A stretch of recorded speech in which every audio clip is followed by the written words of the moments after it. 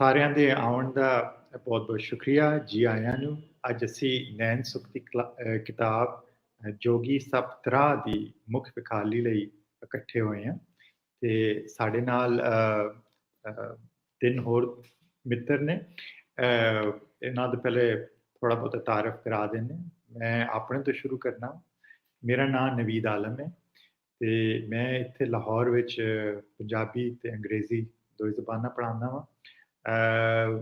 मैं काफ़ी अरसा ज़्यादातर मेरी जी तालीमी बैकग्राउंड है वो अमरीका का है तो मैं तकरीबन 2010 में मुड़िया सा उस वक्त आके मैं शाह हुसैन की तर्जमे से काम किया जिसकी वजह तो मैं फिर पंजाबी नाल और थोड़ा मेरा नाता जुड़िया तो हुण मैं दो ज़बाना पंजाबी अंग्रेज़ी नाल लैके चलना वा। तो मेरी पिछली किताब जी सी पंजाबी ते अंग्रेज़ी नज़मां का मजमूआ सी। पंजाबी विच सी नमाणे मस्ताने ते कुछ परदेसी सवाणियां ते अंग्रेज़ी विच दा टाइटल सी दी अदर्स। ते हुण मैं ज़ुबैर अहमद दा तारीफ कराना। ज़ुबैर अहमद जिहड़े ने ओह साडे लैंदे पंजाब दे नामी गिरामी लिखारी ने। बहुत रिसेंटली उन्हां डाहा अवार्ड बनिया। वो पहले लिखारी ने जिन्होंने डाहा अवार्ड 2 दफ़ा जितया। उन्हां दी किताब पानी दी कंध इस बारी उस विच शामिल सी जिहड़ा कि अवार्ड जितती भी है। उन्हां दियां 4 किताबां ने।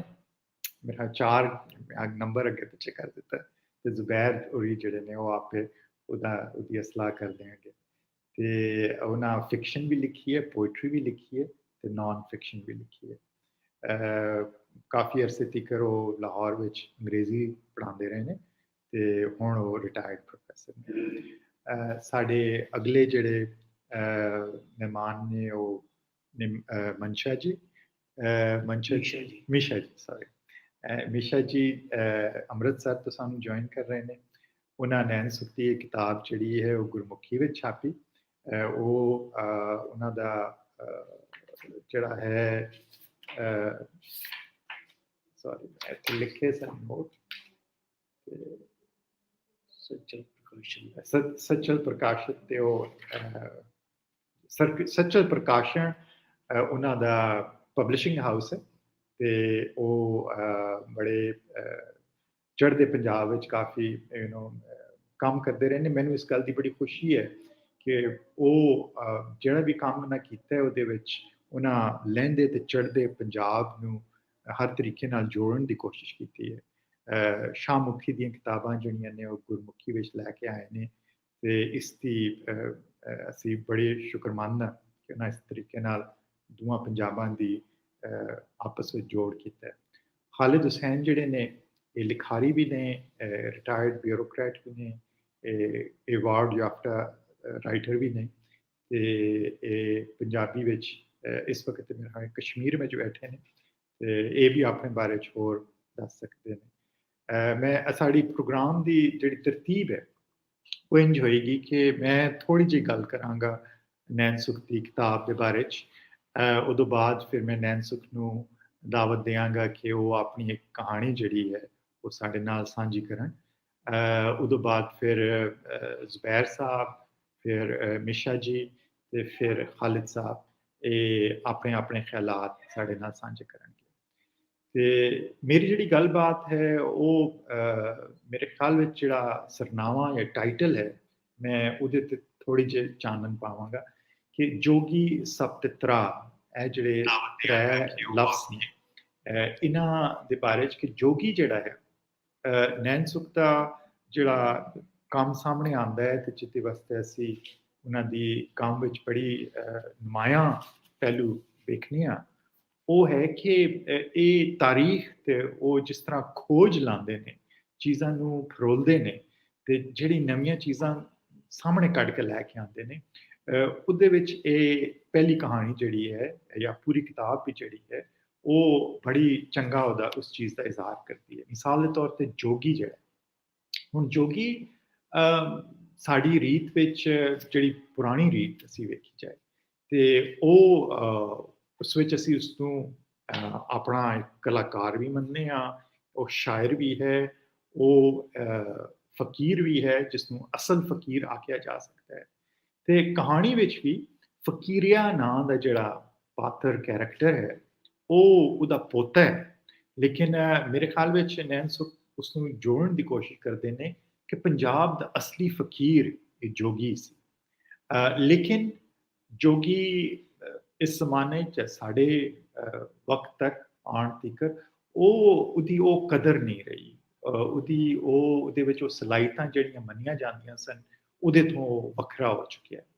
ਦੂਸਰੀ ਜਿਹੜੀ ਗੱਲ ਹੈ ਸੱਪ ਦੀ ਹੈ।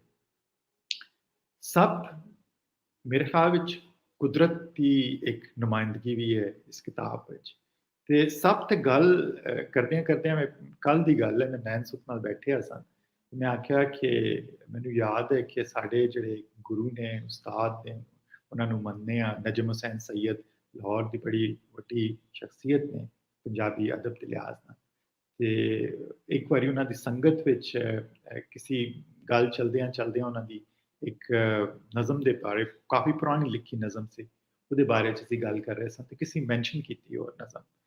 ਤੇ ਉਹ ਨਜ਼ਮ ਦਾ ਟਾਈਟਲ ਤਾਂ ਸੀ ਲੱਭੇ ਲੱਭੇ ਦਾ ਵੈਣ, ਲੱਭੇ ਦਾ ਬੀਨ, ਸੌਰੀ ਲੱਭੇ ਦਾ ਬੀਨ। ਲੱਭਾ ਐਕਚੁਅਲੀ ਇੱਕ ਕੈਰੈਕਟਰ ਦਾ ਨਾਮ ਸੀ ਜਿਹੜਾ ਕਿ ਪੋਇਮ ਵਿੱਚ ਦੱਸਿਆ।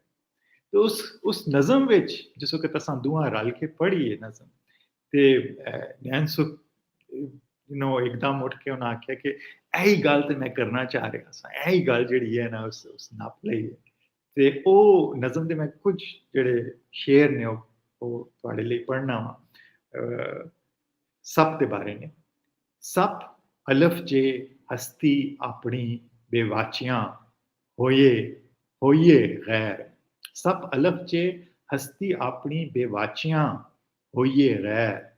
ਸੱਪ ਵਸੇ ਨੇੜੇ ਸ਼ਾਹ ਰੱਗੋਂ ਰੱਥ ਵਿੱਚ ਸਰੜ ਦੀ ਲਹਿਰ। ਸੱਪ ਉਹ ਜ਼ਾਤ ਅਲਾ ਦੀ ਜਿਹਦੇ ਲੱਭਣ ਹੱਥ ਨ ਪੈਰ। ਦਿਨ ਰਾਤ ਸੁਕੰਜਾਂ ਇਹਦੀਆਂ ਠਣ ਸੂਰਜ ਸਿਖਰ ਦੁਪਹਿਰ। ਸੱਪ ਕਮ ਬਇਜ਼ਨੀ ਫਕੀਰ ਦੀ ਜਿਹੜੀ ਵਰਜਿਆਂ ਕਹਿਰ ਕਰੇ। ਸੱਪ ਚਿੱਟੀ ਲਾਟ ਪ੍ਰੀਤ ਦੀ ਧੂਆਂ ਰੰਗਪੁਰ ਸ਼ਹਿਰ ਕਰੇ। ਇਹ ਆਖਰੀ ਤੇ ਮੈਨੂੰ ਬੜੀ ਠਾਹ ਕਰਕੇ ਲੱਗਦੀ ਹੈ ਕਿਉਂਕਿ ਹੀਰ ਦਮੂਦਰ ਜਿਹੜੀ ਹੈ ਉਹ ਮੇਰੇ ਦਿਲ ਦੇ ਬੜੇ ਕਰੀਬ ਹੈ। ਮੈਂ ਉਸਨੂੰ ਬੜਾ ਇੱਕ ਲਿਹਾਜ਼ ਨਾਲ ਵਾਰਿਸ ਸ਼ਾਹ ਦੀ ਹੀਰ ਤੋਂ ਜ਼ਿਆਦਾ ਮੈਨੂੰ ਉਹ ਭਾਂਦੀ ਹੈ। ਸਭ ਚਿੱਟੀ ਲਾਟ ਪ੍ਰੀਤ ਦੀ ਧੂਆਂ ਰੰਗਪੁਰ ਸ਼ਹਿਰ ਕਰੇ। ਤੇ ਇਹ ਸਭ ਵੀ ਸਾਡੇ ਵਾਸਤੇ ਹੁਣ ਖਤਰਾ ਬਣ ਗਿਆ ਹੈ। ਇਹਦੀ ਵੀ ਕਦਰ ਅਸੀਂ ਗਵਾਚ ਚੁੱਕੇ ਹਾਂ। ਤੇ ਉਹੀ ਕਦਰ ਗਵਾਚਣ ਨਾਲ ਸੱਪ ਨਾਲ ਜਿਹੜਾ ਸਾਡਾ ਰਿਸ਼ਤਾ ਸੀ ਉਹ ਗੁੰਮ ਹੋ ਕੇ ਹੁਣ ਤਰਾਹ ਵਿੱਚ ਬਦਲ ਗਿਆ। ਖੌਫ ਹੁਣ ਸਾਨੂੰ ਸੱਪ ਤੋਂ ਆਉਂਦਾ ਹੈ। ਅਸੀਂ ਸੱਪ ਦੀ ਜਾਂ ਕੁਦਰਤ ਦੀ ਅਸੀਂ ਉਹ ਕਦਰ ਨਹੀਂ ਕੀਤੀ ਜਿਹੜੀ ਕਿ ਸਾਡੀ ਰੀਤ ਵਿੱਚ ਸਾਨੂੰ ਦੱਸਦੀ ਸੀ। ਉਹਦਾ ਖਮਿਆਜ਼ਾ ਵੀ ਅਸੀਂ ਭੁਗਤ ਰਹੇ ਹਾਂ ਕਿ ਸਾਡੇ ਨਾਲ ਕੀ ਹੋ ਰਿਹਾ ਹੈ ਉਸ ਲਿਹਾਜ਼ ਨਾਲ, ਖਾਸ ਕਰਕੇ ਪੰਜਾਬ ਨਾਲ। ਤੇ ਇਹ ਤਰੇ ਗੱਲਾਂ ਜੋੜ ਕੇ ਸਾਡੇ ਵਾਸਤੇ ਜਿਹੜੀ ਸਭ ਤੋਂ ਵੱਡਾ ਸਾਡਾ ਉਜਾੜ ਬਣਿਆ ਹੈ ਰੀਤ ਦੇ ਲਿਹਾਜ਼ ਨਾਲ, ਅਦਬ ਦੇ ਲਿਹਾਜ਼ ਨਾਲ, ਤਾਰੀਖ ਦੇ ਲਿਹਾਜ਼ ਨਾਲ, ਉਹ ਵੰਡ ਦਾ ਵੀ ਸੀ ਕਿ ਅਸੀਂ ਵੰਡੇ ਗਏ ਹਾਂ ਦੋ ਦੇਸ਼ਾਂ ਵਿੱਚ। ਸਾਡੀ ਪੰਜਾਬੀ ਵੰਡੀ ਗਈ, ਸਾਡੇ ਲੋਕਾਂ ਦੇ ਬਾਰਡਰ ਜਿਹੜੇ ਵਿੱਚ ਪਏ ਨੇ। ਤੇ ਉਹਦੇ ਬਾਰੇ 'ਚ ਵੀ ਬੜੀ ਖੂਬਸੂਰਤ ਇੱਕ ਕਹਾਣੀ ਜਿਹੜੀ ਹੈ ਨੈਣ ਸੁਖ ਲਿਖਦੇ ਨੇ, ਜਿਹਦੇ ਵਿੱਚ ਜਿਉਣੀ ਦਾ ਇੱਕ ਕੈਰੈਕਟਰ ਹੈ, ਜਿਹਦੇ ਵਿੱਚ ਕੋਈ ਕਿਸੇ ਹੋਰ ਨਾਲ ਗੱਲ ਕੀਤੀ ਤੇ ਮੈਂ ਬਾਅਦ ਵਿੱਚ ਕਰਾਂਗਾ। ਲੇਕਿਨ ਉਸ ਕਿਸਮ ਦੇ ਸਾਡੇ ਦੁੱਖ ਸਾਡੇ ਉੱਤੇ ਜਿਹੜਾ ਕਹਿਰ ਇੱਕ ਲਿਹਾਜ਼ ਨਾਲ ਹੋਇਆ ਹੈ, ਜੋਗੀ ਦੀ ਕਦਰ ਨਾ ਕਰਨ ਦਾ, ਸੱਪ ਦੀ ਕਦਰ ਨਾ ਕਰਨ ਦਾ, ਉਹ ਤਰ੍ਹਾਂ ਜਿਹੜਾ ਸਾਡੇ ਅੰਦਰ ਆਇਆ ਹੈ, ਮੇਰੇ ਖਿਆਲ ਵਿੱਚ ਇਹਨਾਂ ਕਹਾਣੀਆਂ ਵਿੱਚ ਇਹਨਾਂ ਕੈਰੈਕਟਰਸ ਦੇ ਥਰੂ ਬੜੀ ਖੂਬਸੂਰਤੀ ਨਾਲ ਵਿਖਾਇਆ ਗਿਆ। ਤੇ ਹੁਣ ਮੈਂ ਰਿਕੁਐਸਟ ਕਰਾਂਗਾ ਨੈਣ ਸੁਖ ਨੂੰ ਕਿ ਉਹ ਆਪਣੀ ਕਹਾਣੀ, ਆਪਣੀ ਇੱਕ ਆਪੇ ਚੂਜ਼ ਕੀਤੀ ਕਹਾਣੀ ਪੜ੍ਹ ਕੇ ਸਾਡੇ ਨਾਲ ਸਾਂਝੀ ਕਰੇ। ਨੈਣ ਸੁਖ ਸਰ।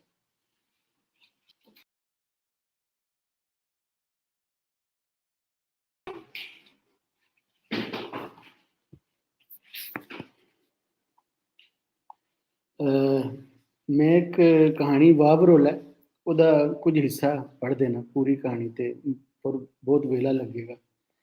ਤੇ ਦੂਜੇ ਜਿਹੜੇ ਆਏ ਨੇ ਸੂਝਵਾਨ ਲਿਖਾਰੀ ਉਹ ਗੱਲ ਕਰਨ ਤੇ ਜ਼ਿਆਦਾ ਚੰਗਾ ਲੱਗੇਗਾ। ਮੈਂ ਇੱਕ ਕਹਾਣੀ ਵਾਵਰੋਲਾ ਦਾ ਕੁਝ ਹਿੱਸਾ ਪੜ੍ਹ ਦੇਣਾ। ਵਾਵਰੋਲਾ? ਖਬਰੇ ਡਾਕਟਰ ਇਸ ਲਫ਼ਜ਼ ਦਾ ਜਾਣੂ ਨਾ। ਇਹ ਕੋਈ ਬਿਮਾਰੀ? ਉਹਨੇ ਇਹ ਵੀ ਪਹਿਲੀ ਵਾਰੀ ਸੁਣਿਆ।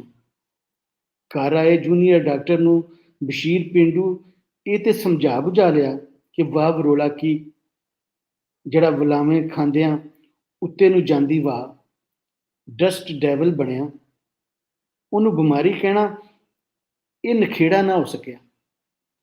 ਡਾਕਟਰ ਸੁਖੀ ਨੀਂਦਰ ਵੇਲੇ ਸਿਰ ਭੁੱਖ ਤੇ ਜਿਸਮਾਨੀ ਕਮਜ਼ੋਰੀ ਲਈ ਗੋਲੀਆਂ ਦੇ ਨਾਂ ਲਿਖਦਿਆਂ ਘਰ ਵਾਲਿਆਂ ਨੂੰ ਸਲਾਹ ਦਿੱਤੀ ਕਿ ਜੇ ਇਹ ਦਵਾਈ ਖਾਂਦਿਆਂ ਵੀ ਬਿਮਾਰ ਦੀ ਹਾਲਤ ਵਿੱਚ ਬਿਹਤਰੀ ਨਾ ਆਵੇ, ਉਹਨੂੰ ਕਿਸੇ ਸਾਈਕਾਇਟਰਿਸਟ ਨੂੰ ਵਿਖਾਉਣ ਦੀ ਲੋੜ, ਜਿਹਨੂੰ ਇੰਝ ਜਾਪਣ ਲੱਗ ਪਿਆ ਜਿਉਂ ਉਹ ਸੁੱਕ ਕੇ ਜੜੋਂ ਪੁੱਟਿਆ ਗਿਆ ਰੁੱਖ, ਜਿਹੜਾ ਚਰੋਕਣਾ ਭੁਰਦਾ ਰਿਹਾ, ਹੁਣ ਉਹ ਬੇਲੋੜਾ ਬੇਵਾਰਸ ਕੱਖ। ਕੁਛ ਦਿਨ ਅਗਦੋਂ ਵਾਵਰੋਲਾ ਝੁੱਲ ਗਿਆ, ਜਿਹਦੇ ਵਿੱਚ ਉਹ ਧਰਤੀ ਤੋਂ ਟੁੱਟੇ ਲੱਖਾਂ ਲਾਪਤਾ ਲੋਕਾਂ ਵਿੱਚ ਰੁਲਦਾ ਫਿਰੇ। ਪਹਿਲੇ ਦਿਨ ਜਦੋਂ ਬਸ਼ੀਰ ਪੇਂਡੂ ਦੀ ਇਹ ਬਿਮਾਰੀ ਜ਼ਾਹਿਰ ਹੋਈ, ਉਹਨੇ ਸੁਪਨਾ ਵੇਖਿਆ। ਪਰੀ, ਸ਼ਹਿਜ਼ਾਦਾ, ਚੰਨ ਤੇ ਤੋਤਾ। ਹੱਸਦੀ ਰਸਦੀ ਕਹਾਣੀ ਉਜੜੀ ਪਈ। ਢੱਠੇ ਮਹਿਲ ਦੇ ਖੋਲਿਆਂ ਵਿੱਚ ਸ਼ਹਿਜ਼ਾਦਾ ਬਿਮਾਰੀ ਨਾਲ ਕੁਰਲਾ ਰਿਹਾ।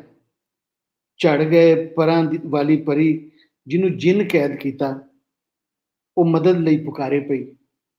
ਤੋਤਾ, ਜਿਹਦੇ ਵਿੱਚ ਜਿੰਨ ਦੀ ਜਾਨ, ਉਹਦੇ ਪਿੰਜਰੇ ਦੀ ਥਾਂ ਰਿਮੋਟ ਕੰਟਰੋਲ ਪਿਆ ਹੋਇਆ।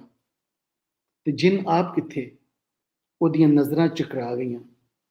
ਲੱਭਦਿਆਂ ਅਸਮਾਨੇ ਲੱਗੀਆਂ ਉੱਚੀਆਂ ਇਮਾਰਤਾਂ ਵੱਲ ਗਈਆਂ, ਜਿੱਧਰੋਂ ਸੁਪਰਮੈਨ ਉੱਡਦਿਆਂ ਆ ਰਿਹਾ, ਜਿਹੜਾ ਖੁਦਕੁਸ਼ੀ ਲਈ 12ਵੀਂ ਮੰਜ਼ਿਲ ਤੋਂ ਛਾਲ ਮਾਰ ਗਈ ਪਰੀ ਲਈ ਮਸੀਹਾ ਬਣਿਆ। ਬਸ਼ੀਰ ਪੇਂਡੂ ਨੂੰ ਕੋਈ ਸਮਝ ਨਹੀਂ ਆ ਰਹੀ, ਜੇ ਸੁਪਰਮੈਨ ਜਿੰਨ ਨੇ, ਇਹ ਆਦਮ ਬੋ ਕਿਉਂ ਨਹੀਂ ਕਰ ਰਿਹਾ? ਉਹਨੇ ਜਿੰਨ ਦੀ ਬਹਾਦਰੀ ਤੇ ਕਜਾਕੀ ਲਈ ਤਾੜੀਆਂ ਮਾਰਦੇ ਲੋਕਾਂ ਪਾਸੇ ਧਿਆਨ ਕੀਤਾ। ਆਦਮੀ ਕੋਈ ਵੀ ਨਾ, ਸਾਰੇ ਰਿਬੋਟ। ਸੁੱਤਾ ਪਿਆ ਬਸ਼ੀਰ ਪੇਂਡੂ ਗਾਲਾਂ ਕੱਢਦਿਆਂ ਦਿਨ ਦਿਹਾੜੇ ਡਰੇ ਪਿਆ, ਵੇਖ ਕੇ ਘਰ ਵਾਲੇ ਪਰੇਸ਼ਾਨ ਹੋ ਗਏ। ਕੁਝ ਦਿਨ ਲੰਘੇ ਕਿ ਬਸ਼ੀਰ ਪੇਂਡੂ ਦੇ ਚਿੱਤ ਵਿੱਚ ਮਲਾਪਾਂ ਦੇ ਸਾਂਝ ਸੁਹਾਗਾਂ ਦੀ ਰੁੱਤ ਖਿੜ ਪਈ। ਠੰਡੀਆਂ ਛਾਵਾਂ, ਲਹਿਰ ਦੀਆਂ ਪੈਲੀਆਂ, ਵਗਦੇ ਖੂਹ, ਵਸਦੇ ਬੇਲੇ ਤੇ ਰੌਣਕੀ ਪੱਤਨ, ਪੂਰਨ ਭਗਤ, ਰਾਜਾ ਰਸਾਲੂ, ਹੀਰ ਰਾਂਝਾ, ਦੁੱਲਾ ਭੱਟੀ, ਮਿਰਜ਼ਾ ਸਾਹਿਬਾਂ ਤੇ ਸੋਹਣੀ ਮਹੀਵਾਲ, ਇਹ ਸਾਰੇ ਉਹਦੇ ਮੇਲੀ ਬੇਲੀ। ਰੀਝਾਂ ਦੇ ਪੀਂਘ ਪੰਘੂੜੇ ਤੇ ਖੁਸ਼ੀਆਂ ਦੇ ਢੋਲ ਢਮੱਕੇ, ਇਹ ਸਾਰੇ ਉਹਦੇ ਮੇਲੀ ਬੇਲੀ। ਰੀਝਾਂ ਦੇ ਪੀਂਘ ਪੰਘੂੜੇ ਤੇ ਖੁਸ਼ੀਆਂ ਦੇ ਢੋਲ ਢਮੱਕੇ, ਵਿੱਚੇ ਹੀ ਸਾਧੂ ਫਕੀਰਾਂ ਦੀ ਮੰਡਲੀ ਤੇ ਵਿੱਚੇ ਹੀ ਆਸ਼ਕਾਂ ਦੇ ਸੰਗ। ਧੂੜਾਂ ਧਮਾਂਦੇ ਦੌੜਦੇ ਘੋੜੇ, ਸ਼ਹਿਜ਼ਵਾਰਾਂ ਦੇ ਮੋਢਿਆਂ ਉੱਤੇ ਤੀਰ ਕਮਾਨ, ਤਰਿੰਜਣਾਂ, ਪੰਚਾਇਤਾਂ, ਅਖਾੜੇ, ਦੇਸੀ ਸੱਧਰਾਂ ਨੱਚ ਰਹੀਆਂ ਕਿ ਵਲੈਤੀ ਫੌਜ ਦਾ ਛਾਪਾ ਪੈ ਗਿਆ ਤੇ ਸਰਕਾਰੂ ਇਹ ਪੰਜਾਬੀ ਜਸ਼ਨੇ ਬਹਾਰਾਂ ਗੈਰ ਕਾਨੂੰਨੀ ਹੋਇਆ। ਉਰਦੂ ਰਾਹੀਂ ਇਸਲਾਮੀ ਹਿੰਦੁਸਤਾਨੀ ਜੰਜ ਚੜੀ, ਜਿਹਦੇ ਜਾਂਜੀ ਕਿਹੜੇ? ਹਾਤਮ ਤਾਈ, ਅਲੀ ਬਾਬਾ, ਚਾਲੀਸ ਚੋਰ, ਸ਼ੇਖ ਚਿੱਲੀ, ਤੀਸ ਮਾਰ ਖਾਂ, ਲੈਲਾ ਮਜਨੂ, ਬੀਰਬਲ, ਮੁੱਲਾ ਦੋ ਪਿਆਜ਼ਾ, ਸਿੰਧਬਾਦ ਹਿਜਾਜ਼ੀ, ਇਲਾਦੀਨ, ਰੁਸਤਮ ਸੈਰਾਬ, ਬੀਜ ਮਾਲੋ। ਜਿੱਥੇ ਕਦੀ ਪੰਜ ਦਰਿਆਈ ਧਰਤੀ ਦਾ ਲੋਕ ਮੇਲਾ ਭਖਿਆ ਰਿਹਾ, ਉੱਥੇ ਇੰਜ ਅੰਜਮਨੇ ਉਰਦੂ ਦੇ ਪੁਦੀਨੇ ਕੇ ਬਾਗ ਸਰਕਾਰੂ ਵੇਖਣੇ ਲਾਜ਼ਮੀ ਹੋਏ। ਇਹ ਸੋਚਦਿਆਂ ਬਸ਼ੀਰ ਪੇਂਡੂ ਲੰਮਾ ਠੰਡਾ ਸਾਹ ਲਿਆ। ਵਗਦੇ ਵਾਵਰੋਲੇ ਵਿੱਚ ਬਸ਼ੀਰ ਪੇਂਡੂ ਨੂੰ ਇੱਕੋ ਰਾਹ ਹੀ ਸੁੱਝੇ ਕਿ ਉਹ ਇਸ ਬੁੱਢੀ ਉਮਰੇ ਡਾਕੂ ਬਣਨ ਲਈ ਰਿਝੇ, ਜਿਹੜਾ ਬੇਵਾਰਸਾਂ ਦਾ ਵਾਰਸ ਬਣੇ। ਧੂੜ ਵਾਂਗ ਬਦਲਾਂ ਦੇ ਉੱਡਦੀ, ਜਦੋਂ ਜੱਟ ਡਾਂਗ ਮਾਰਦਾ। ਜਿਉਣਾ ਮੋੜ, ਜਿਹੜਾ ਮਸ਼ਹੂਰ ਡਾਕੂ ਹੋਇਆ ਦੇ ਗਾਵਣ ਗਾਏ। ਜਿਉਣੇ ਮੋੜ, ਦੌਲਤਾਂ ਲੁੱਟੀਆਂ, ਪਿੰਡਾਂ ਚੋਂ ਗਰੀਬੀ ਨੱਸ ਗਈ। ਤੇ ਜਿਉਣੇ ਦਿੱਤੇ ਮੋਹਰਾਂ ਦੇ ਛੱਟੇ ਤੇ ਚੁਮਾਰੀਆਂ ਦੇ ਹਾਰ ਬਣ ਗਏ।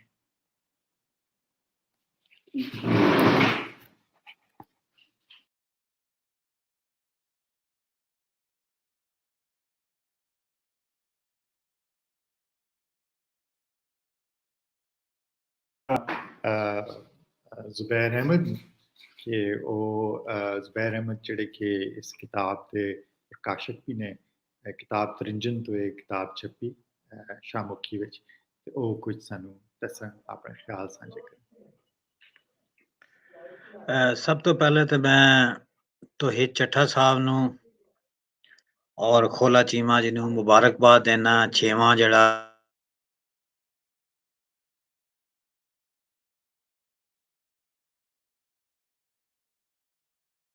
ਇਸ ਮੇਲੇ ਦੇ ਨਾਲ ਜਿਹੜਾ ਜੁੜੇ ਹੋਏ ਆ ਔਰ ਅਸੀਂ ਉੱਥੇ ਜਾਣੇ ਹੁੰਨੇ ਸਾਂ ਲਾਇਲਪੁਰ ਸਾਰੇ ਦੋਸਤ ਰਲ ਕੇ ਐਤਕੀ ਇਹ ਨਹੀਂ ਹੋ ਸਕਿਆ ਤੇ ਲੈਦਾ ਮਿਸਿੰਗ ਵੀ ਫੀਲਿੰਗ ਹੋ ਰਹੀਆਂ ਨੇ ਕੁਝ ਚੀਜ਼ਾਂ ਜਿਹੜੀਆਂ ਅਸੀਂ ਉੱਥੇ ਕਰਦੇ ਸਾਂ ਸ਼ੁਗਲ ਮੇਲਾ ਜਿਹੜਾ ਲੱਗਦਾ ਸੀ ਦੂਸਰੇ ਮੈਂ ਪਰਮਜੀਤ ਮੀਸ਼ਾ ਉਹਨਾਂ ਨੂੰ ਵੀ ਜਿਹੜਾ ਵਧਾਈ ਦੇਣਾ ਵਾ ਕਿ ਉਹਨਾਂ ਨੇ ਕਮਾਲ ਕਰ ਦਿੱਤਾ ਹੈ ਕਿ ਸਾਡੀ ਕਿਤਾਬ ਜਿਹੜੀ ਸ਼ਾਹਮੁਖੀ ਵਿੱਚ ਛਪੀ ਸੀ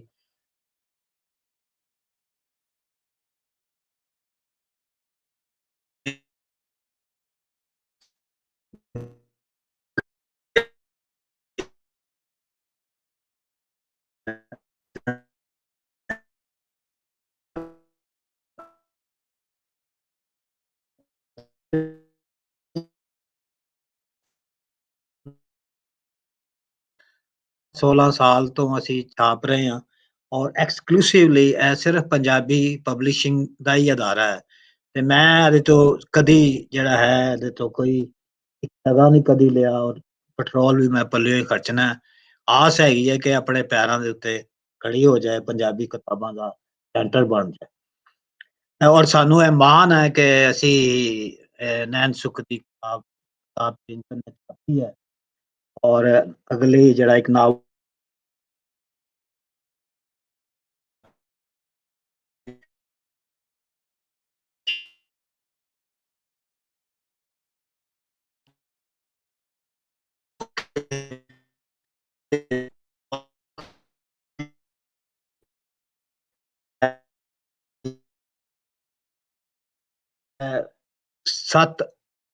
ਤਕਰੀਬਨ 7 ਕਿਤਾਬਾਂ ਚ 6 ਫਿਕਸ਼ਨ ਦੀਆਂ ਔਰ ਇੱਕ ਹਿਸਟਰੀ ਦੀ ਸ਼ਾਨਦਾਰ ਕਿਤਾਬਾਂ ਦਿੱਤੀਆਂ ਨੇ ਇੱਕ ਤੋਂ ਇੱਕ ਜਿਹੜੀ ਵੱਧ ਕੇ ਹੈ ਪਹਿਲੀ ਕਿਤਾਬ ਉਹਨਾਂ ਦੀ ਕਿੱਕਰ ਤੇ ਅੰਗੂਰ ਸੀ ਜਿਹੜੀ ਜੂਨ 1994 ਚ ਠੀਕਰੀਆਂ ਕਹਾਣੀਆਂ ਦੀ ਸੀ 2002 ਉਥਲ ਪੱਥਲ ਜਿਹੜੀ ਬੜੀ ਸ਼ਾਨਦਾਰ ਕਿਤਾਬ ਹੈ ਔਰ ਮੈਂ ਈਸ਼ਾ ਜੀ ਨੂੰ ਕਹਾਂਗਾ ਕਿ ਇਹਦਾ ਵੀ ਉਲੱਥਾ ਹੋਣਾ ਚਾਹੀਦਾ ਹੈ ਉਧਰ 2011 ਵਿੱਚ ਛਪੀ ਮਾਧੋ ਲਾਲ ਹੁਸੈਨ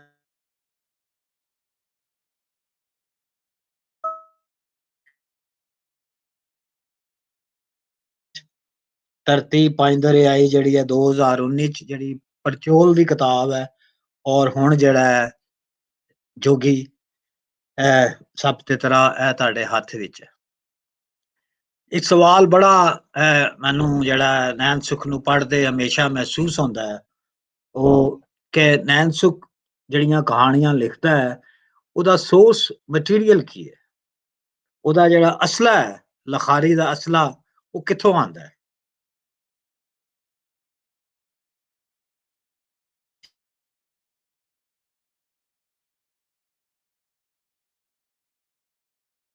पर्सनल हेलिकॉन और नज़म है शीमस हीनी दी आयरिश पोएट है वो और माइकल लॉन्गले ने नाम लिखी है as a child they could not keep me from wells I love the dark drop the trap sky the smells of waterweed fungus and dank moss ਉਹ ਕਹਿ ਰਿਹਾ ਕਿ ਜਿਹੜਾ ਮੇਰੇ ਪਿੰਡ ਦਾ ਖੂਹ ਹੈ ਉਹ ਮੇਰਾ ਜਿਹੜਾ ਹੈ ਸੋਰਸ ਮਟੀਰੀਅਲ ਹੈ ਔਰ ਖੂਹ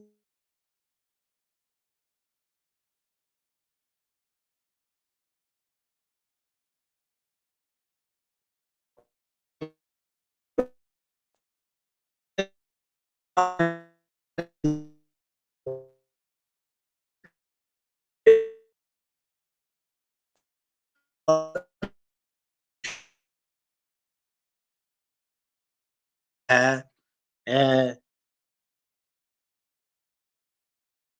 ਲੋਕ ਗੀਤ ਜਿਹੜੇ ਨੇ ਇਹਨਾਂ ਨੇ ਪੜ੍ਹੇ ਨੇ ਸੋਗ ਸੁਹਾਈ ਹੈ ਇਹਨਾਂ ਦੀ ਕਹਾਣੀ ਸ਼ੁਰੂ ਦੇ ਵਿੱਚ ਹੀ ਉਹ ਇੱਥੇ ਖਤਮ ਹੁੰਦੀ ਹੈ ਆਕਾ ਬਾਕਾ ਮਿੱਟੀ ਚੋਂ ਮਿੱਟੀ ਲੱਲਿਆਂ ਕਾਰ ਹੋਇਆ ਕਾਕਾ ਕਾਕੇ ਮਾਰੀ ਚੀ ਕਾਕਾ ਟੱਪ ਗਿਆ ਮਸੀਹ ਤੇ ਜਿਹੜੀ ਇਹ ਲੋਕ ਗੀਤ ਨੇ ਇਹਨਾਂ ਨੂੰ ਉਹ ਲੈ ਕੇ ਆਉਂਦੇ ਨੇ ਬਾਰ-ਬਾਰ ਆਪਣੀਆਂ ਕਹਾਣੀਆਂ ਦੇ ਵਿੱਚ।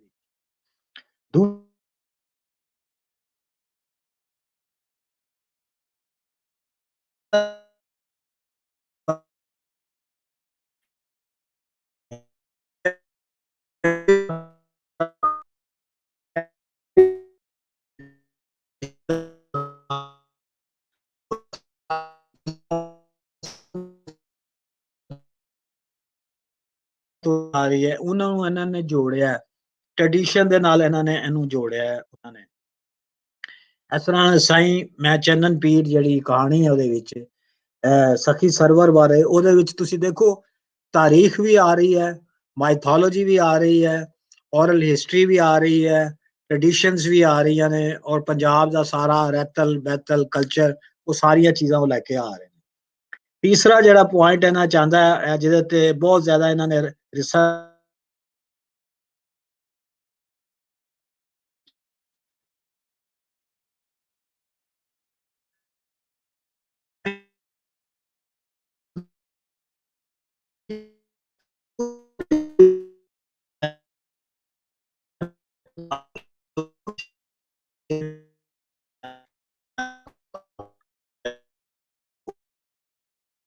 ਔਰ ਆਖਰੀ ਜਿਹੜਾ ਪੁਆਇੰਟ ਹੈ ਉਹ ਹੈਗਾ ਕਿ ਇਹਨਾਂ ਦੀ ਜਿਹੜੀ ਰਿਸਰਚ ਹੈ, ਜਿਹੜੀ ਖੋਜ ਹੈ ਉਹ ਕਰਦੇ ਨੇ। ਲਿਹਾਜ਼ਾ ਇਹ ਜਿਹੜੀਆਂ ਕਹਾਣੀਆਂ ਜਿਹੜੀਆਂ ਨੇ ਇਹ ਸਿਰਫ ਲਿਟਰੇਰੀ ਕਹਾਣੀਆਂ ਨਹੀਂ ਰਹਿੰਦੀਆਂ, ਇਹ ਇੱਕ ਤਰ੍ਹਾਂ ਜਿਹੜਾ ਤੁਸੀਂ ਸਮਝ ਲਓ ਇੱਕ ਪੰਜਾਬ ਦੀ ਕਲਚਰਲ ਹਿਸਟਰੀ ਜਿਹੜੀ ਹੈ ਉਹਦਾ ਹਿੱਸਾ ਬਣ ਜਾਂਦੀਆਂ ਨੇ। ਔਰ ਉਹਦੇ ਵਿੱਚ ਪੋਲਿਟਿਕਸ ਜਿਹੜੀ ਹੈ ਉਹ ਵੀ ਆ ਰਹੀ ਹੈ, ਉਹਦੇ ਵਿੱਚ ਫਿਲਾਸਫੀ ਵੀ ਆ ਰਹੀ ਹੈ, ਉਹਦੇ ਵਿੱਚ ਹੋਰ ਬੇਸ਼ੁਮਾਰ ਚੀਜ਼ਾਂ ਆਉਂਦੀਆਂ ਨੇ। ਮੈਂ ਜ਼ਿਆਦਾ ਜਿਹੜੀ ਹੈ ਗੱਲ ਨਹੀਂ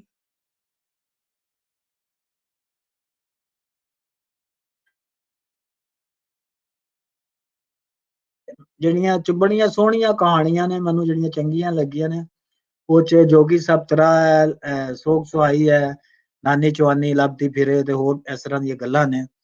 ਇੱਕ ਕਹਾਣੀ ਹੈ ਲਾਇਲਾ, ਉਹਦੇ ਬਾਰੇ ਮੈਂ ਥੋੜਾ ਜਿਹਾ ਕਰਾਂਗਾ ਗੱਲ। ਮੈਨੂੰ ਬਹੁਤ ਕਹਾਣੀ ਪਸੰਦ ਹੈ ਔਰ ਉਹ ਕਹਾਣੀ ਜਿਹੜੀ ਹੈ ਉਹ ਹੈ ਜਿਹੜਾ ਹੈ ਰਸੂਲਾ ਮਾਛਨ, ਉਹਨੂੰ ਉਹਦਾ ਪੁੱਤਰ ਯਾਸੀਨ ਹੱਜ ਕਰਾਉਂਦਾ ਤੇ ਉਹ ਹੱਜ ਕਰਨ ਜਾਂਦੀ।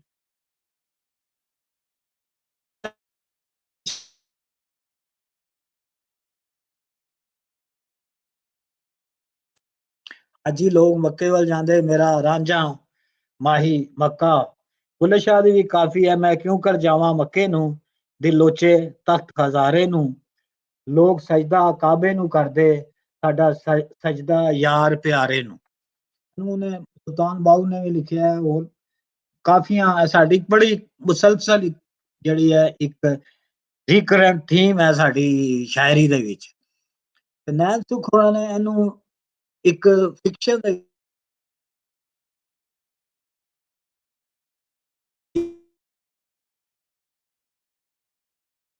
ਸਾਰਾ ਉਹਦੇ ਵਿੱਚੋਂ ਉਹ ਬੇਸ਼ੁਮਾਰ ਚੀਜ਼ਾਂ ਉਹਦੇ ਵਿੱਚ ਹਿਸਟਰੀ ਨੂੰ ਇਨਵੋਕ ਕੀਤਾ। ਮਸਲਨ ਛੋਟਾ ਜਿਹਾ ਪੈਰਾ ਮੈਂ ਪੜ੍ਹਨਾ, ਲੱਖਾਂ ਹਾਜੀ ਵਰਦ ਵਜ਼ੀਫੇ ਕਰਦੇ, ਭੀੜ ਵਿੱਚ ਅੜਫਸ ਕਰਕੇ ਚੱਲ ਰਹੇ, ਰਸੂਲਾ ਮਾਛਨ ਲਈ ਆਪਣਾ ਥੱਕਿਆ ਸਰੀਰ ਚੁੱਕਣਾ ਮਹਾਲ, ਬੇਸੁੱਧ ਨੂੰ ਯਾਸੀਨ ਤਰੀਕ ਰਿਹਾ, ਰਸੂਲਾ ਮਾਛਨ ਦੀਆਂ ਅੱਖੀਆਂ ਬੰਦ, ਜਿਹਨੂੰ ਝੋਲਾ ਜਿਹਾ ਪਿਆ, ਬੀਬੀ ਹਾਜਰਾ ਜਿਹਦਾ ਤ੍ਰੈ ਨਾਲ ਤੜਫਦਾ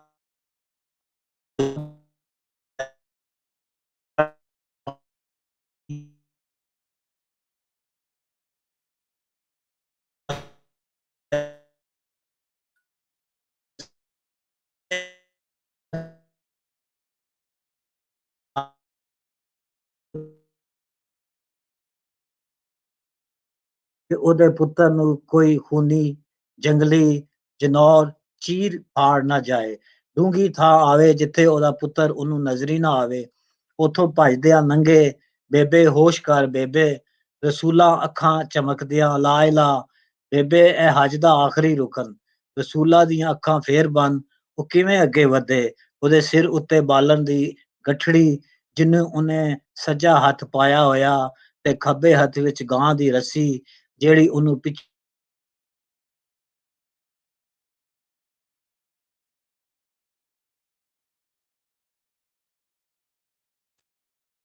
ਇਹ ਜਿਹੜਾ ਪੈਰਾ ਹੈ ਇਹਦੇ ਵਿੱਚ ਜਿਹੜਾ ਉਹਨਾਂ ਨੇ ਬੀਬੀ ਹਾਜਰਾ ਨੂੰ ਦੀ ਪੂਰੀ ਕਹਾਣੀ ਨੂੰ ਉਹ ਰਸੂਲਾ ਬਾਦਸ਼ਾਹ ਦੇ ਨਾਲ ਜਿਵੇਂ ਇਨਵੋਕ ਕੀਤਾ, ਕਮਾਲ ਹੈ। ਇੱਕ ਪੂਰੀ ਜਿਹੜੀ ਪੁਰਾਣੀ ਬਿਬਲੀਕਲ ਜਿਹੜੀ ਹਿਸਟਰੀ ਹੈ ਉਹਨੂੰ ਇਹਦੇ ਵਿੱਚ ਲੈ ਕੇ ਆਏ ਨੇ। ਔਰ ਰਸੂਲਾ ਮਾਛਨ ਇੱਕ ਜਿਹੜੀ ਹੈ ਔਰਤ ਹੈ, ਇੱਕ ਸੁਹਾਣੀ ਹੈ, ਉਹਦੀਆਂ ਜਿਹੜੀਆਂ ਉਹਨਾਂ ਨੇ ਲਿਖੀਆਂ ਨੇ ਸਾਰਾ ਉਹਦੇ ਫੀਲਿੰਗਸ ਕਮਾਲ ਹੈ। ਜਿਹੜਾ ਇਹਦੀ ਜਿਹੜੀ ਟੋਟਲ ਇਸ ਕਿਤਾਬ ਬਾਰੇ ਜੇ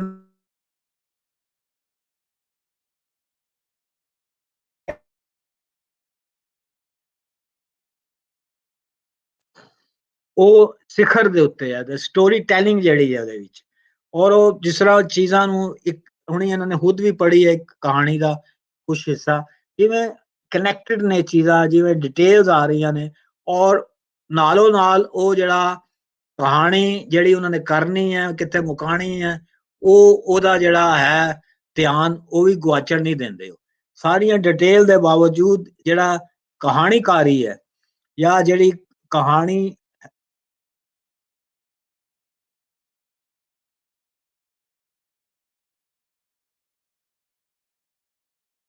ਰੇਡੀਓ ਦਾ ਜਿਹੜਾ ਇੱਕ ਪਿੱਛੇ ਇੱਕ ਪ੍ਰੋਗਰਾਮ ਕੀਤਾ ਸੀ ਆਮਰ ਰਿਆਜ਼ ਉਹਨਾਂ ਨੇ, ਉਹਦੇ ਵਿੱਚ ਆਸਮ ਭੱਟ ਸਾਹਿਬ ਆਏ ਸੀ ਜਿਹੜੇ ਅਕੈਡਮੀ ਆਫ ਲੈਟਰਸ ਦੇ ਲਾਹੌਰ ਦੇ ਰੈਜ਼ੀਡੈਂਟ ਡਾਇਰੈਕਟਰ ਹੈ। ਉਹਨਾਂ ਨੇ ਕਿਹਾ ਸੀ ਕਿ ਇਹਦੇ ਵਿੱਚ ਜਿਹੜੀ ਪੰਜਾਬੀ ਦੀ ਕਹਾਣੀ ਹੈ, ਨੈਣ ਸੁਖ ਦੀ ਕਹਾਣੀ ਸੁਣਦੇ ਆ, ਉਹਨਾਂ ਨੇ ਕਿਹਾ ਉਹ ਲੱਗਦਾ ਹੈ ਕਿ ਉਰਦੂ ਦੀ ਕਹਾਣੀ ਤੋਂ ਅੱਗੇ ਚਲੀ ਗਈ ਹੈ। ਔਰ ਮੈਨੂੰ ਵੀ ਇਹੀ ਲੱਗਦਾ ਹੈ ਕਿ ਨੈਣ ਸੁਖ ਦੀ ਇਹ ਜਿਹੜੀ ਕਿਤਾਬ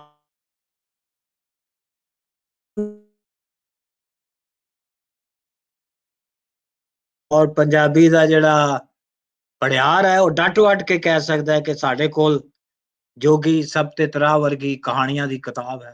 ਹੋਰ ਇਹਨਾਂ ਦੀ ਕਹਾਣੀਆਂ ਵੀ ਹੈ ਦੂਸਰੀਆਂ ਵੀ। ਇੱਕ ਕਹਿੰਦੇ ਨੇ ਕਿ ਹੋ ਜਾਣਾ, he has arrived, he has come। ਤੇ ਮੈਂ ਕਨਕਲੂਡ ਕਰਦੇ ਸਿਰਫ ਇੰਨਾ ਹੀ ਕਵਾਂਗਾ ਕਿ ਨੈਣ ਸੁਖ ਜਿਹੜਾ ਉਹ ਹੋ ਗਿਆ, ਆ ਗਿਆ। ਸ਼ਾਇਦ ਕੱਲ ਨੂੰ ਲੋਕੀ ਕਹਿਣ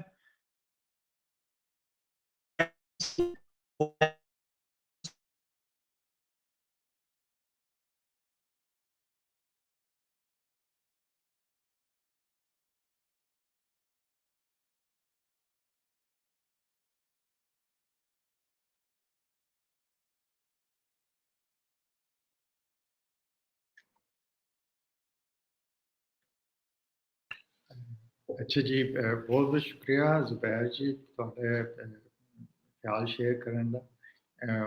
ਵਾਕਈ ਆਈ ਕੇਮ, ਆਈ ਸੌ, ਆਈ ਕੌਂਕਰਡ।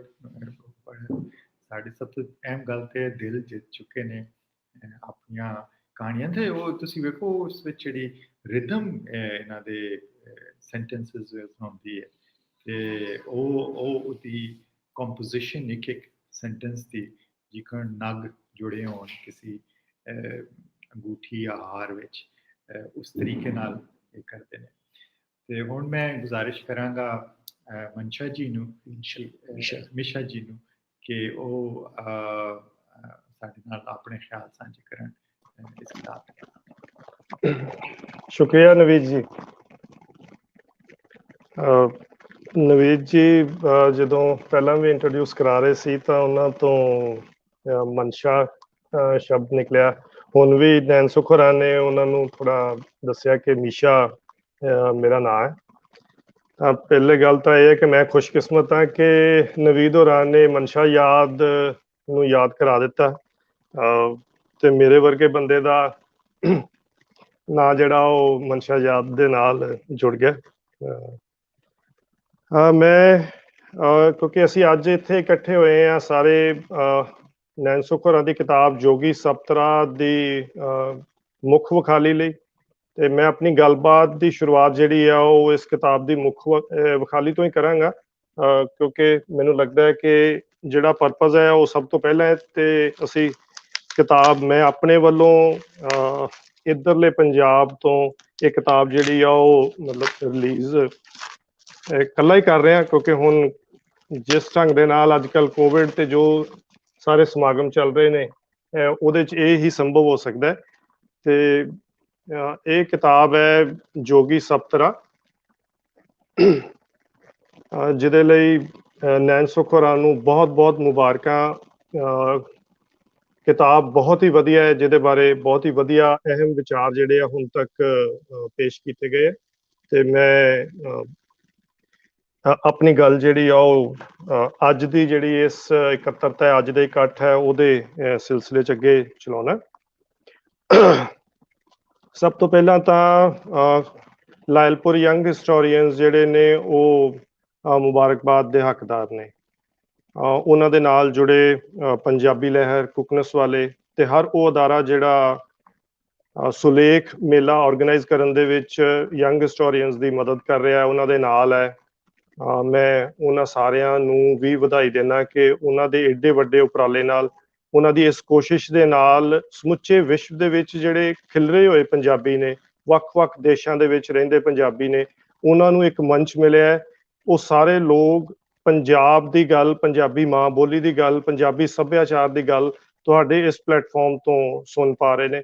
ਮੈਂ ਤੋਹੀਦ ਚੱਠਾ ਜੀ ਤੇ ਖੋਲਾ ਚੀਮਾ ਜੀ ਦਾ ਇਸ ਲਈ ਵਿਸ਼ੇਸ਼ ਧੰਨਵਾਦ ਕਰਦਾ, ਤੇ ਉਹਨਾਂ ਇਸ ਕਰਕੇ ਵੀ ਕਿ ਉਹਨਾਂ ਨੇ ਮੈਨੂੰ ਇਸ ਪੈਨਲ 'ਚ ਰੱਖਿਆ ਕਿ ਮੈਂ ਇਸ ਕਿਤਾਬ ਬਾਰੇ ਜ਼ਿਕਰ ਕਰ ਸਕਾਂ, ਜਾਂ ਕੋਈ ਦੋ ਸ਼ਬਦ ਜੋ ਮੈਨੂੰ ਇਹਨਾਂ ਕਹਾਣੀਆਂ ਬਾਰੇ ਠੀਕ ਲੱਗਦੇ ਨੇ, ਜੋ ਵਧੀਆ ਲੱਗਦਾ ਹੈ, ਮੈਂ ਉਹਦੇ ਬਾਰੇ ਜ਼ਰੂਰ ਜ਼ਿਕਰ ਕਰਾਂ। ਵਿਸ਼ੇਸ਼ ਧੰਨਵਾਦ ਨੈਣ ਸੁੱਖ ਹੋਰਾਂ ਦਾ। ਉਹਨਾਂ ਦੀ ਕਿਤਾਬ ਦੇ ਕਾਰਨ ਹੀ ਇਹ ਸਾਰਾ ਕੁਝ ਸੰਭਵ ਹੋਇਆ ਹੈ। ਜੇ ਉਹ ਕਿਤਾਬ ਨਾ ਹੁੰਦੀ ਤਾਂ ਸ਼ਾਇਦ ਅਸੀਂ ਇਹ ਪੈਨਲ ਤੇ ਅੱਜ ਇਹ ਗੱਲਬਾਤ ਜਿਹੜੀ ਆ ਉਹ ਨਾ ਕਰ ਪਾ ਰਹੇ ਹੁੰਦੇ। ਮੈਂ ਧੰਨਵਾਦ ਇਹ ਕਰਦਾ ਨੈਣ ਸੁੱਖ ਹੋਰਾਂ ਦਾ ਕਿ ਉਹਨਾਂ ਨੇ ਇਸ ਕਿਤਾਬ ਨੂੰ ਲਿਪੀ ਅੰਤਰ ਕਰਦਿਆਂ ਹੋਇਆ ਸਾਰੇ ਅਖਤਿਆਰ ਤੇ ਇਹਦੀ ਪ੍ਰਿੰਟਿੰਗ ਦੇ, ਇਹਦੇ ਟਾਈਟਲ ਦੇ, ਹਰ ਚੀਜ਼ ਦੇ ਸਾਰੇ ਅਖਤਿਆਰ ਜਿਹੜੇ ਆ ਉਹ ਸਾਨੂੰ ਦਿੱਤੇ, ਤੇ ਸਾਡੇ ਤੇ ਵਿਸ਼ਵਾਸ ਜਿਹੜਾ ਵਾ ਉਹ ਜ਼ਾਹਰ ਕੀਤਾ ਕਿ ਅਸੀਂ ਕੋਈ ਚੰਗੀ ਪ੍ਰੋਡਕਸ਼ਨ ਜਿਹੜੀ ਆ ਉਹ ਪ੍ਰੋਵਾਈਡ ਕਰਾ ਸਕਾਂਗੇ। ਮੈਂ ਉਹਦੇ ਲਈ ਵੀ ਉਹਨਾਂ ਦਾ ਧੰਨਵਾਦ ਕਰਦਾ। ਨੈਣ ਸੁੱਖ ਹੋਰਾਂ ਬਾਰੇ ਗੱਲ ਕਰਦਿਆਂ ਹੋਇਆ ਇਹ ਬਹੁਤ ਸਾਰੀਆਂ ਚੀਜ਼ਾਂ ਮੇਰੇ ਦਿਮਾਗ ਦੇ ਵਿੱਚ ਆਉਂਦੀਆਂ। 60 ਸਾਲ ਹੋ ਗਏ ਹੈ ਪਾਕਿਸਤਾਨੀ ਪੰਜਾਬ ਦੇ ਵਿੱਚ ਪੰਜਾਬੀ ਕਹਾਣੀ ਲਿਖੀ ਜਾ ਰਹੀ ਹੈ। ਸਲੀਮ ਖਾਂ ਗਿੰਮੀ ਨੂੰ ਮੈਂ ਪੜ੍ਹਿਆ, ਅਫਜ਼ਲ ਹਸਨ ਰੰਧਾਵਾ, ਮਨਸ਼ਾ ਆਜ਼ਾਦ, ਮਕਸੂਦ ਸਾਕਬ ਹੋਰੀ ਨੇ, ਕਰਾਮਤ ਅਲੀ ਮੁਗਲ ਨੇ, ਇਹ ਸਾਰੇ ਕਹਾਣੀਕਾਰਾਂ ਤੇ ਪੰਜਾਬੀ ਤੇ ਜਿਹੜੇ ਪਾਕਿਸਤਾਨ ਦੇ ਪੰਜਾਬ ਦੇ ਜਿਹੜੇ ਸਰੋਕਾਰ ਨੇ, ਉਹਨਾਂ ਦੀਆਂ ਜਿਹੜੀਆਂ ਪ੍ਰੋਬਲਮਸ ਨੇ, ਉਹਨਾਂ ਨੂੰ ਉਹਨਾਂ ਦੀਆਂ ਕਹਾਣੀਆਂ ਚੋਂ ਮੈਂ ਪੜ੍ਹਿਆ। ਜਦੋਂ ਨੈਣ ਸੁੱਖ ਨੂੰ ਮੈਂ ਪੜ੍ਹ ਰਿਹਾ ਹੁੰਦਾ ਤਾਂ ਪਹਿਲਾਂ ਪੜ੍ਹੀ ਹੋਈ ਸਾਰੀ ਕਹਾਣੀ, ਨੈਣ ਸੁੱਖ ਤੋਂ ਪਹਿਲਾਂ ਪੜ੍ਹੀ ਹੋਈ ਸਾਰੀ ਕਹਾਣੀ ਦੇ ਨਾਲ ਨੈਣ ਸੁੱਖ ਦਾ ਕੰਪੈਰੀਜ਼ਨ ਸਭ ਨਹੀਂ ਐਵੇਂ ਮਤਲਬ ਹੋ ਜਾਂਦਾ, ਤੇ ਉਸ ਸਾਰੇ ਕੰਪੈਰੀਜ਼ਨ ਦਾ ਜਿਹੜਾ ਮੁੱਖ ਆਧਾਰ ਹੈ ਉਹ ਇਹਨਾਂ ਦੀ ਬੋਲਡਨੈਸ ਹੈ, ਉਹ ਇਹਨਾਂ ਦੀ ਦਲੇਰੀ ਹੈ ਕਿ ਉਹ ਉਹਨਾਂ ਸਾਰੇ ਇਤਿਹਾਸਕ ਵੇਰਵੇ, ਜਿਨ੍ਹਾਂ ਦੀ ਇਤਿਹਾਸ ਬਾਰੇ ਪਹਿਲਾਂ ਵੀ ਜ਼ਿਕਰ ਆ ਚੁੱਕਾ ਹੈ, ਉਹ ਇਹਨਾਂ ਸਾਰੇ ਇਤਿਹਾਸਕ ਵੇਰਵਿਆਂ ਨੂੰ ਬਹੁਤ ਦਲੇਰੀ ਨਾਲ ਪੇਸ਼ ਕਰਦੇ ਨੇ। ਚਾਹੇ ਉਹ ਜਗੀਰਦਾਰੀ ਸਿਸਟਮ ਨਾਲ ਜੁੜਿਆ ਹੋਏ, ਚਾਹੇ ਉਹ ਧਰਮ ਨਾਲ ਜੁੜਿਆ ਹੋਏ, ਚਾਹੇ ਰਾਜਨੀਤੀ ਨਾਲ ਜੁੜਿਆ ਹੋਏ, ਹਰ ਉਹ ਚੀਜ਼ ਜਿਹੜੀ ਪਾਕਿਸਤਾਨੀ ਪੰਜਾਬੀ ਆਵਾਮ ਵਾਸਤੇ ਪ੍ਰੋਬਲਮ ਕ੍ਰੀਏਟ ਕਰਦੀ ਹੈ, ਉਹਨਾਂ ਨੂੰ ਦੁਖੀ ਕਰਦੀ ਹੈ, ਉਹ ਦੁੱਖ ਹੰਢਾਉਂਦੇ ਪਏ ਨੇ, ਉਹਨਾਂ ਚੀਜ਼ਾਂ ਵੱਲ ਨੈਣ ਸੁੱਖ ਦਾ ਧਿਆਨ ਬਹੁਤ ਬਰੀਕੀ ਨਾਲ ਹੈ ਤੇ ਬਹੁਤ ਦਲੇਰੀ ਨਾਲ ਉਹ ਸਾਰੀ ਚੀਜ਼ ਜਿਹੜੀ ਆ ਉਹਨਾਂ ਨੇ ਆਪਣੀਆਂ ਕਹਾਣੀਆਂ 'ਚ ਪੇਸ਼ ਕੀਤੀ ਹੈ। ਜਿੰਨਾ ਮਰਜ਼ੀ ਆਪਣੇ ਆਪ ਨੂੰ ਰੋਕ ਲਈਏ, ਪਰ ਅਸੀਂ ਧਰਤੀ ਪੰਜ ਦਰਿਆਈ ਤੇ ਆਈਪੁਰੇ ਦੀ ਵਾਰ ਦੀ ਗੱਲ ਕੀਤੇ ਬਿਨਾਂ ਮਤਲਬ ਗੱਲ ਨੈਣ ਸੁੱਖ ਦੀ ਗੱਲ ਜਿਹੜੀ ਆ ਉਹ ਅਧੂਰੀ ਰਹਿ ਜਾਂਦੀ ਹੈ। ਕਿਉਂਕਿ ਮੈਨੂੰ ਇੰਝ ਵੀ ਲੱਗਦਾ ਹੈ ਕਿ ਜਦੋਂ ਇਹ ਕਿਤਾਬ ਮੈਂ ਲਿਪੀ ਅੰਤਰ ਕੀਤੀ ਸੀ ਧਰਤੀ ਪੰਜ ਦਰਿਆਈ, ਤਾਂ ਧਰਤੀ ਪੰਜ ਦਰਿਆਈ ਦੇ ਵਿੱਚ ਜਿੱਥੋਂ ਤੱਕ ਮੈਨੂੰ ਯਾਦ ਹੈ 128 ਮਾਈਆਂ ਤੇ ਬਾਬਿਆਂ ਦਾ ਜ਼ਿਕਰ ਜਿਹੜਾ ਹੈ ਉਹ ਅਸੀਂ ਬਾਅਦ ਵਿੱਚ ਉਹਨਾਂ ਦੇ ਨਾਮ, ਉਹਨਾਂ ਦੇ ਪਿੰਡ ਤੇ ਉਹਨਾਂ ਦੇ ਕਿੱਤੇ ਜਿਹੜੇ ਆ ਉਹ ਸ਼ਾਮਲ ਕੀਤੇ ਸੀ। ਤੇ ਮੈਨੂੰ ਬਿਲਕੁਲ ਇੰਝ ਲੱਗਦਾ ਹੈ ਕਿ ਉਹ ਸਾਰੇ 128 ਤਾਂ ਮੈਨੂੰ ਲੱਗਦਾ ਬਹੁਤ ਥੋੜੇ ਨੇ, ਨੈਣ ਸੁੱਖ ਹੋਰੀ ਸ਼ਾਇਦ ਬਹੁਤ ਜ਼ਿਆਦਾ ਜਾਣਿਆਂ ਨੂੰ ਮਿਲੇ ਹੋਣਗੇ। ਤਾਂ ਉਹ ਸਾਰੇ ਮਾਈਆਂ ਬਾਬੇ ਜਿਹੜੇ ਨੇ ਉਹ ਜੋਗੀ ਸਪਤਰਾ ਕਿਤਾਬ ਦੇ ਵਿੱਚ ਜੀਂਦੇ ਜਾਗਦੇ ਅਸੀਂ ਕਿਸੇ ਨਾ ਕਿਸੇ ਰੂਪ ਦੇ ਵਿੱਚ ਦੇਖ ਸਕਦੇ ਹਾਂ। ਚਾਹੇ ਉਹ ਜੋਗੀ ਸਪਤਰਾ ਕਹਾਣੀ ਵਿਚਲਾ ਵਸੰਤਾ ਹੋਵੇ, ਚਾਹੇ ਮਾਈ ਲਾਖੀ ਹੋਵੇ, ਜਾਂ ਚਾਹੇ ਮਾਛਨ ਦੀ ਗੱਲ ਜਿਹੜੀ ਹੈ, ਬਸ਼ੀਰਾਂ ਦੀ ਗੱਲ ਆਈ ਹੈ, ਇਹੋ ਜਿਹੇ ਬਹੁਤ ਸਾਰੇ ਅਜਿਹੇ ਪਾਤਰ ਨੇ ਜਿਹੜੇ ਕਹਾਣੀਆਂ ਦੇ ਵਿੱਚ ਮੌਜੂਦ ਨੇ, ਜਿਨ੍ਹਾਂ ਨੂੰ ਅਸੀਂ ਜ਼ਿੰਦਾ ਸਿਆਣਪ ਵੰਡਦਿਆਂ ਤੇ ਇਤਿਹਾਸ ਜਿਹੜਾ ਵਾ ਉਹ ਪੇਸ਼ ਕਰਦਿਆਂ ਦੇਖ ਸਕਦੇ ਹਾਂ। ਇਹ ਚੀਜ਼ ਜਿਹੜੀ ਆ ਉਹ ਮੈਨੂੰ ਬਹੁਤ ਵਿਸ਼ੇਸ਼ ਲੱਗਦੀ ਹੈ। ਮੈਂ ਜਿਹੜੀ ਜੋਗੀ ਸਪਤਰਾ ਕਿਤਾਬ ਬਾਰੇ ਆਪਣੀ ਗੱਲਬਾਤ ਸੋਚੀ ਹੈ, ਉਹਦੇ ਵਿੱਚੋਂ ਮੈਂ 2 ਜਾਂ 3 ਕਹਾਣੀਆਂ ਜਿੰਨਾ ਵੀ ਮੈਨੂੰ ਜੇ ਆਰਗੇਨਾਈਜ਼ਰ ਮਤਲਬ ਸਮਝਣ ਤਾਂ ਮੈਨੂੰ ਵਿੱਚੋਂ ਮਤਲਬ ਰੋਕ ਵੀ ਸਕਦੇ ਆ। ਹੋ ਸਕਦਾ ਮੈਂ ਜ਼ਿਆਦਾ ਡਿਟੇਲ 'ਚ ਗੱਲ ਕਰਦੇ ਹੋਇਆ ਜ਼ਿਆਦਾ ਸਮਾਂ ਨਾ ਲੈ ਜਾਵਾਂ। ਜੋਗੀ ਸਪਤਰਾ ਦੇ ਵਿੱਚ 29 ਕਹਾਣੀਆਂ ਨੇ, ਤੇ ਮੈਨੂੰ ਇਹ ਕਹਿਣ ਦਾ ਹੱਕ ਤਾਂ ਨਹੀਂ ਹੈ, ਪਰ ਫਿਰ ਵੀ ਮੈਂ ਮਤਲਬ ਇਹ ਵਾਅਦਾ ਕਰ ਰਿਹਾ ਕਿ ਇਹਦੇ ਵਿਚਲੀਆਂ 22 ਕਹਾਣੀਆਂ ਅਜਿਹੀਆਂ ਨੇ ਜਿਹੜੀਆਂ ਕਿਸੇ ਨਾ ਕਿਸੇ ਪੱਖ ਤੋਂ ਇੱਕ ਦੂਜੇ ਨਾਲ ਅਜੀਬ ਕਿਸਮ ਦੇ ਕੰਪੀਟੀਸ਼ਨ ਵਿੱਚ ਨੇ। ਹਾਲਾਂਕਿ ਕਹਾਣੀ ਦਾ ਇੱਕ ਦੂਜੇ ਨਾਲ ਕੀ ਕੰਪੀਟੀਸ਼ਨ ਹੋਣਾ ਹੈ, ਪਰ ਹਰ ਕਹਾਣੀ ਇੱਕ ਦੂਜੇ ਤੋਂ ਕੋਈ ਅਜਿਹੇ ਗੁਣ ਕਰਕੇ ਵਿਸ਼ੇਸ਼ ਹੈ ਕਿ ਉਹਨੂੰ ਛੱਡਿਆ ਨਹੀਂ ਜਾ ਸਕਦਾ। ਅਸੀਂ ਮਤਲਬ ਮੇਰੀ ਇਹ ਗੱਲ ਕਹਿਣ ਤੋਂ ਭਾਵ ਇਹ ਹੈ ਕਿ ਕੋਈ ਵੀ ਕਹਾਣੀ ਜੇ ਅਸੀਂ ਛੱਡਦੇ ਹਾਂ ਤੇ ਉਹ ਕਹਾਣੀ ਤੁਹਾਨੂੰ ਤੰਗ ਕਰਦੀ ਹੈ ਕਿ ਮੇਰੇ ਬਾਰੇ ਕਿਉਂ ਗੱਲ ਨਹੀਂ ਕੀਤੀ ਜਾ ਰਹੀ, ਤੇ ਤੁਸੀਂ ਜਿਹੜੀ ਕਹਾਣੀ ਚੁਣੀ ਹੈ ਉਹਦੇ ਬਾਰੇ ਕਿਉਂ ਗੱਲ ਕਰ ਰਹੇ ਹੋ। ਇੰਨੀਆਂ ਮਹੱਤਵਪੂਰਨ ਕਹਾਣੀਆਂ ਨੇ, ਇਤਿਹਾਸ ਪੱਖੋਂ, ਪਾਕਿਸਤਾਨੀ ਸਮਾਜਿਕ ਜੀਵਨ ਪੱਖੋਂ, ਸੱਭਿਆਚਾਰਕ ਜੀਵਨ ਪੱਖੋਂ, ਤੇ ਉਸ ਸਾਰੇ ਅਤੀਤ ਤੋਂ ਵਰਤਮਾਨ ਤੱਕ ਦੇ ਸਾਰੇ ਸਫ਼ਰ ਬਾਰੇ ਇਹ ਕਹਾਣੀਆਂ ਬਹੁਤ ਮਹੱਤਵਪੂਰਨ ਨੇ।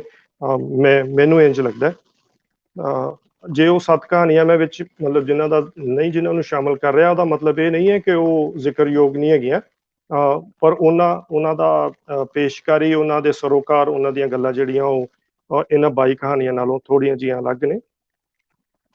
ਮੈਂ ਆਪਣੀ ਗੱਲ ਦਾ ਆਗਾਜ਼ ਜਿਹੜਾ ਉਹ ਇਸ ਪੁਆਇੰਟ ਤੋਂ ਕਰਨਾ ਚਾਹੁੰਦਾ ਕਿ ਇਤਿਹਾਸ ਨੈਣਸੁਖ ਦੀਆਂ ਨੈਣਸੁਖ ਦੀ ਜਿਹੜੀ ਕਹਾਣੀਆਂ ਨੇ ਇਹ ਉਹਨਾਂ ਦਾ ਅਹਿਮ ਅੰਗ ਨਹੀਂ ਹੈ।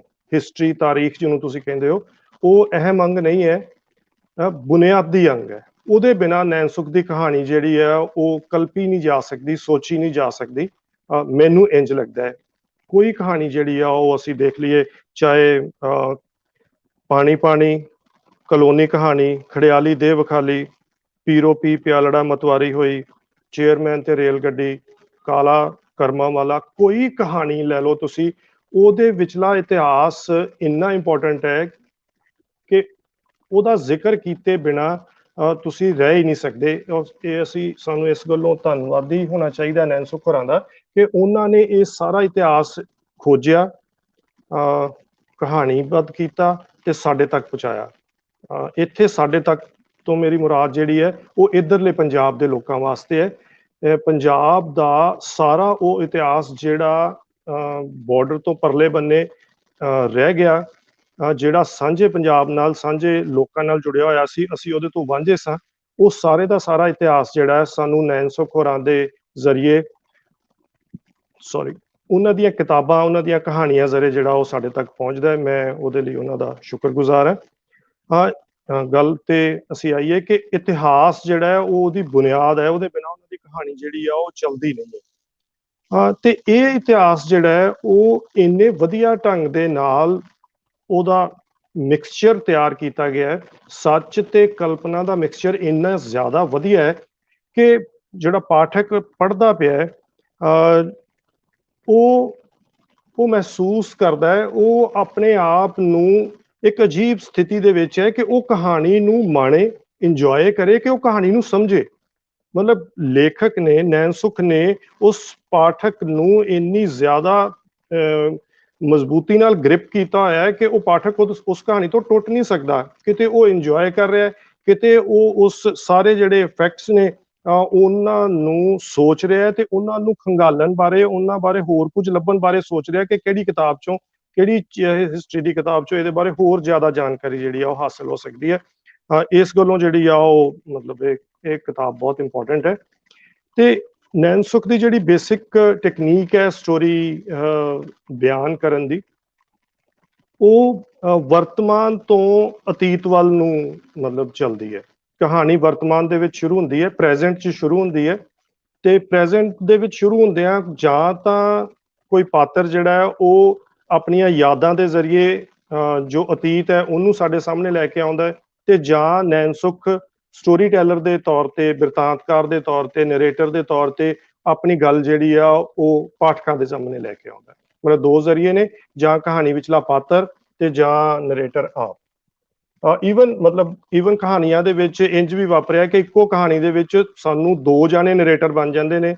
ਜਿਵੇਂ ਚੇਅਰਮੈਨ ਤੇ ਰੇਲ ਗੱਡੀ ਕਹਾਣੀ ਦੇ ਵਿੱਚ ਮਾਈ ਲਾਖੀ ਜਿਹੜੀ ਆ ਉਹ ਸਾਨੂੰ ਅਤੀਤ ਦੀ ਜਾਣਕਾਰੀ ਦਿੰਦੀ ਹੈ, ਤੇ ਜਿਹੜਾ ਨੈਣ ਸੁੱਖ ਹੈ ਉਹ ਸਾਨੂੰ ਵਰਤਮਾਨ ਦੀ ਜਾਣਕਾਰੀ ਦਿੰਦਾ ਪਿਆ। ਜੋ ਕਹਾਣੀ ਸਾਹਮਣੇ ਵਾਪਰ ਰਹੀ ਆ ਉਹ ਨੈਣ ਸੁੱਖ ਦੇ ਜ਼ਰੀਏ ਆਉਂਦੀ ਹੈ, ਤੇ ਜੋ ਵਾਪਰ ਚੁੱਕਾ ਹੈ ਜਿਹੜਾ ਕਿਸੇ ਦੀ ਯਾਦਾਂ ਦੇ ਵਿੱਚ ਹੈ ਉਹ ਮਾਈ ਲਾਖੀ ਜਿਹੜੀ ਆ ਉਹ ਮਤਲਬ ਸ਼ੇਅਰ ਕਰਦੀ ਪਈ ਹੈ।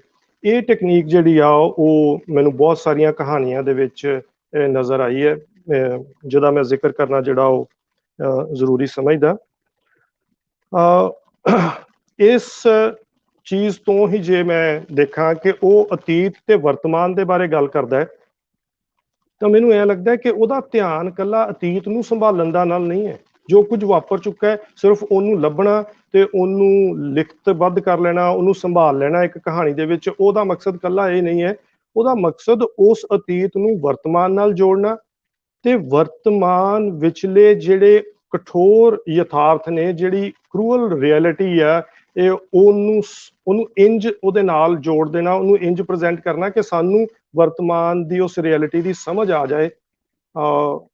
ਮੈਂ ਇੰਜ ਦੇਖਦਾ ਕਿ ਨੈਣ ਸੁੱਖ ਬੇਸਿਕਲੀ ਸਾਨੂੰ ਵਰਤਮਾਨ ਵਿਚਲੇ ਵਰਤਾਰਿਆਂ ਨੂੰ ਸਮਝਣ ਦੇ ਲਈ ਅਤੀਤ ਦੇ ਨਾਲ ਜੋੜਦਾ, ਤੇ ਸਾਨੂੰ ਜਿਹੜਾ ਆਉਣ ਵਾਲਾ ਭਵਿੱਖ ਹੈ ਉਹਦੇ ਪ੍ਰਤੀ ਸੁਚੇਤ ਵੀ ਮਤਲਬ ਕਰਦਾ। ਇਸ ਐਂਗਲ ਤੋਂ ਮੈਨੂੰ ਉਹਨਾਂ ਦੀ ਕਹਾਣੀ ਜਿਹੜੀ ਕਾਲਾ ਕਰਮਾਂ ਵਾਲਾ ਜਿਹੜਾ ਉਹ ਬਹੁਤ ਇੰਪੋਰਟੈਂਟ ਲੱਗਦੀ ਹੈ।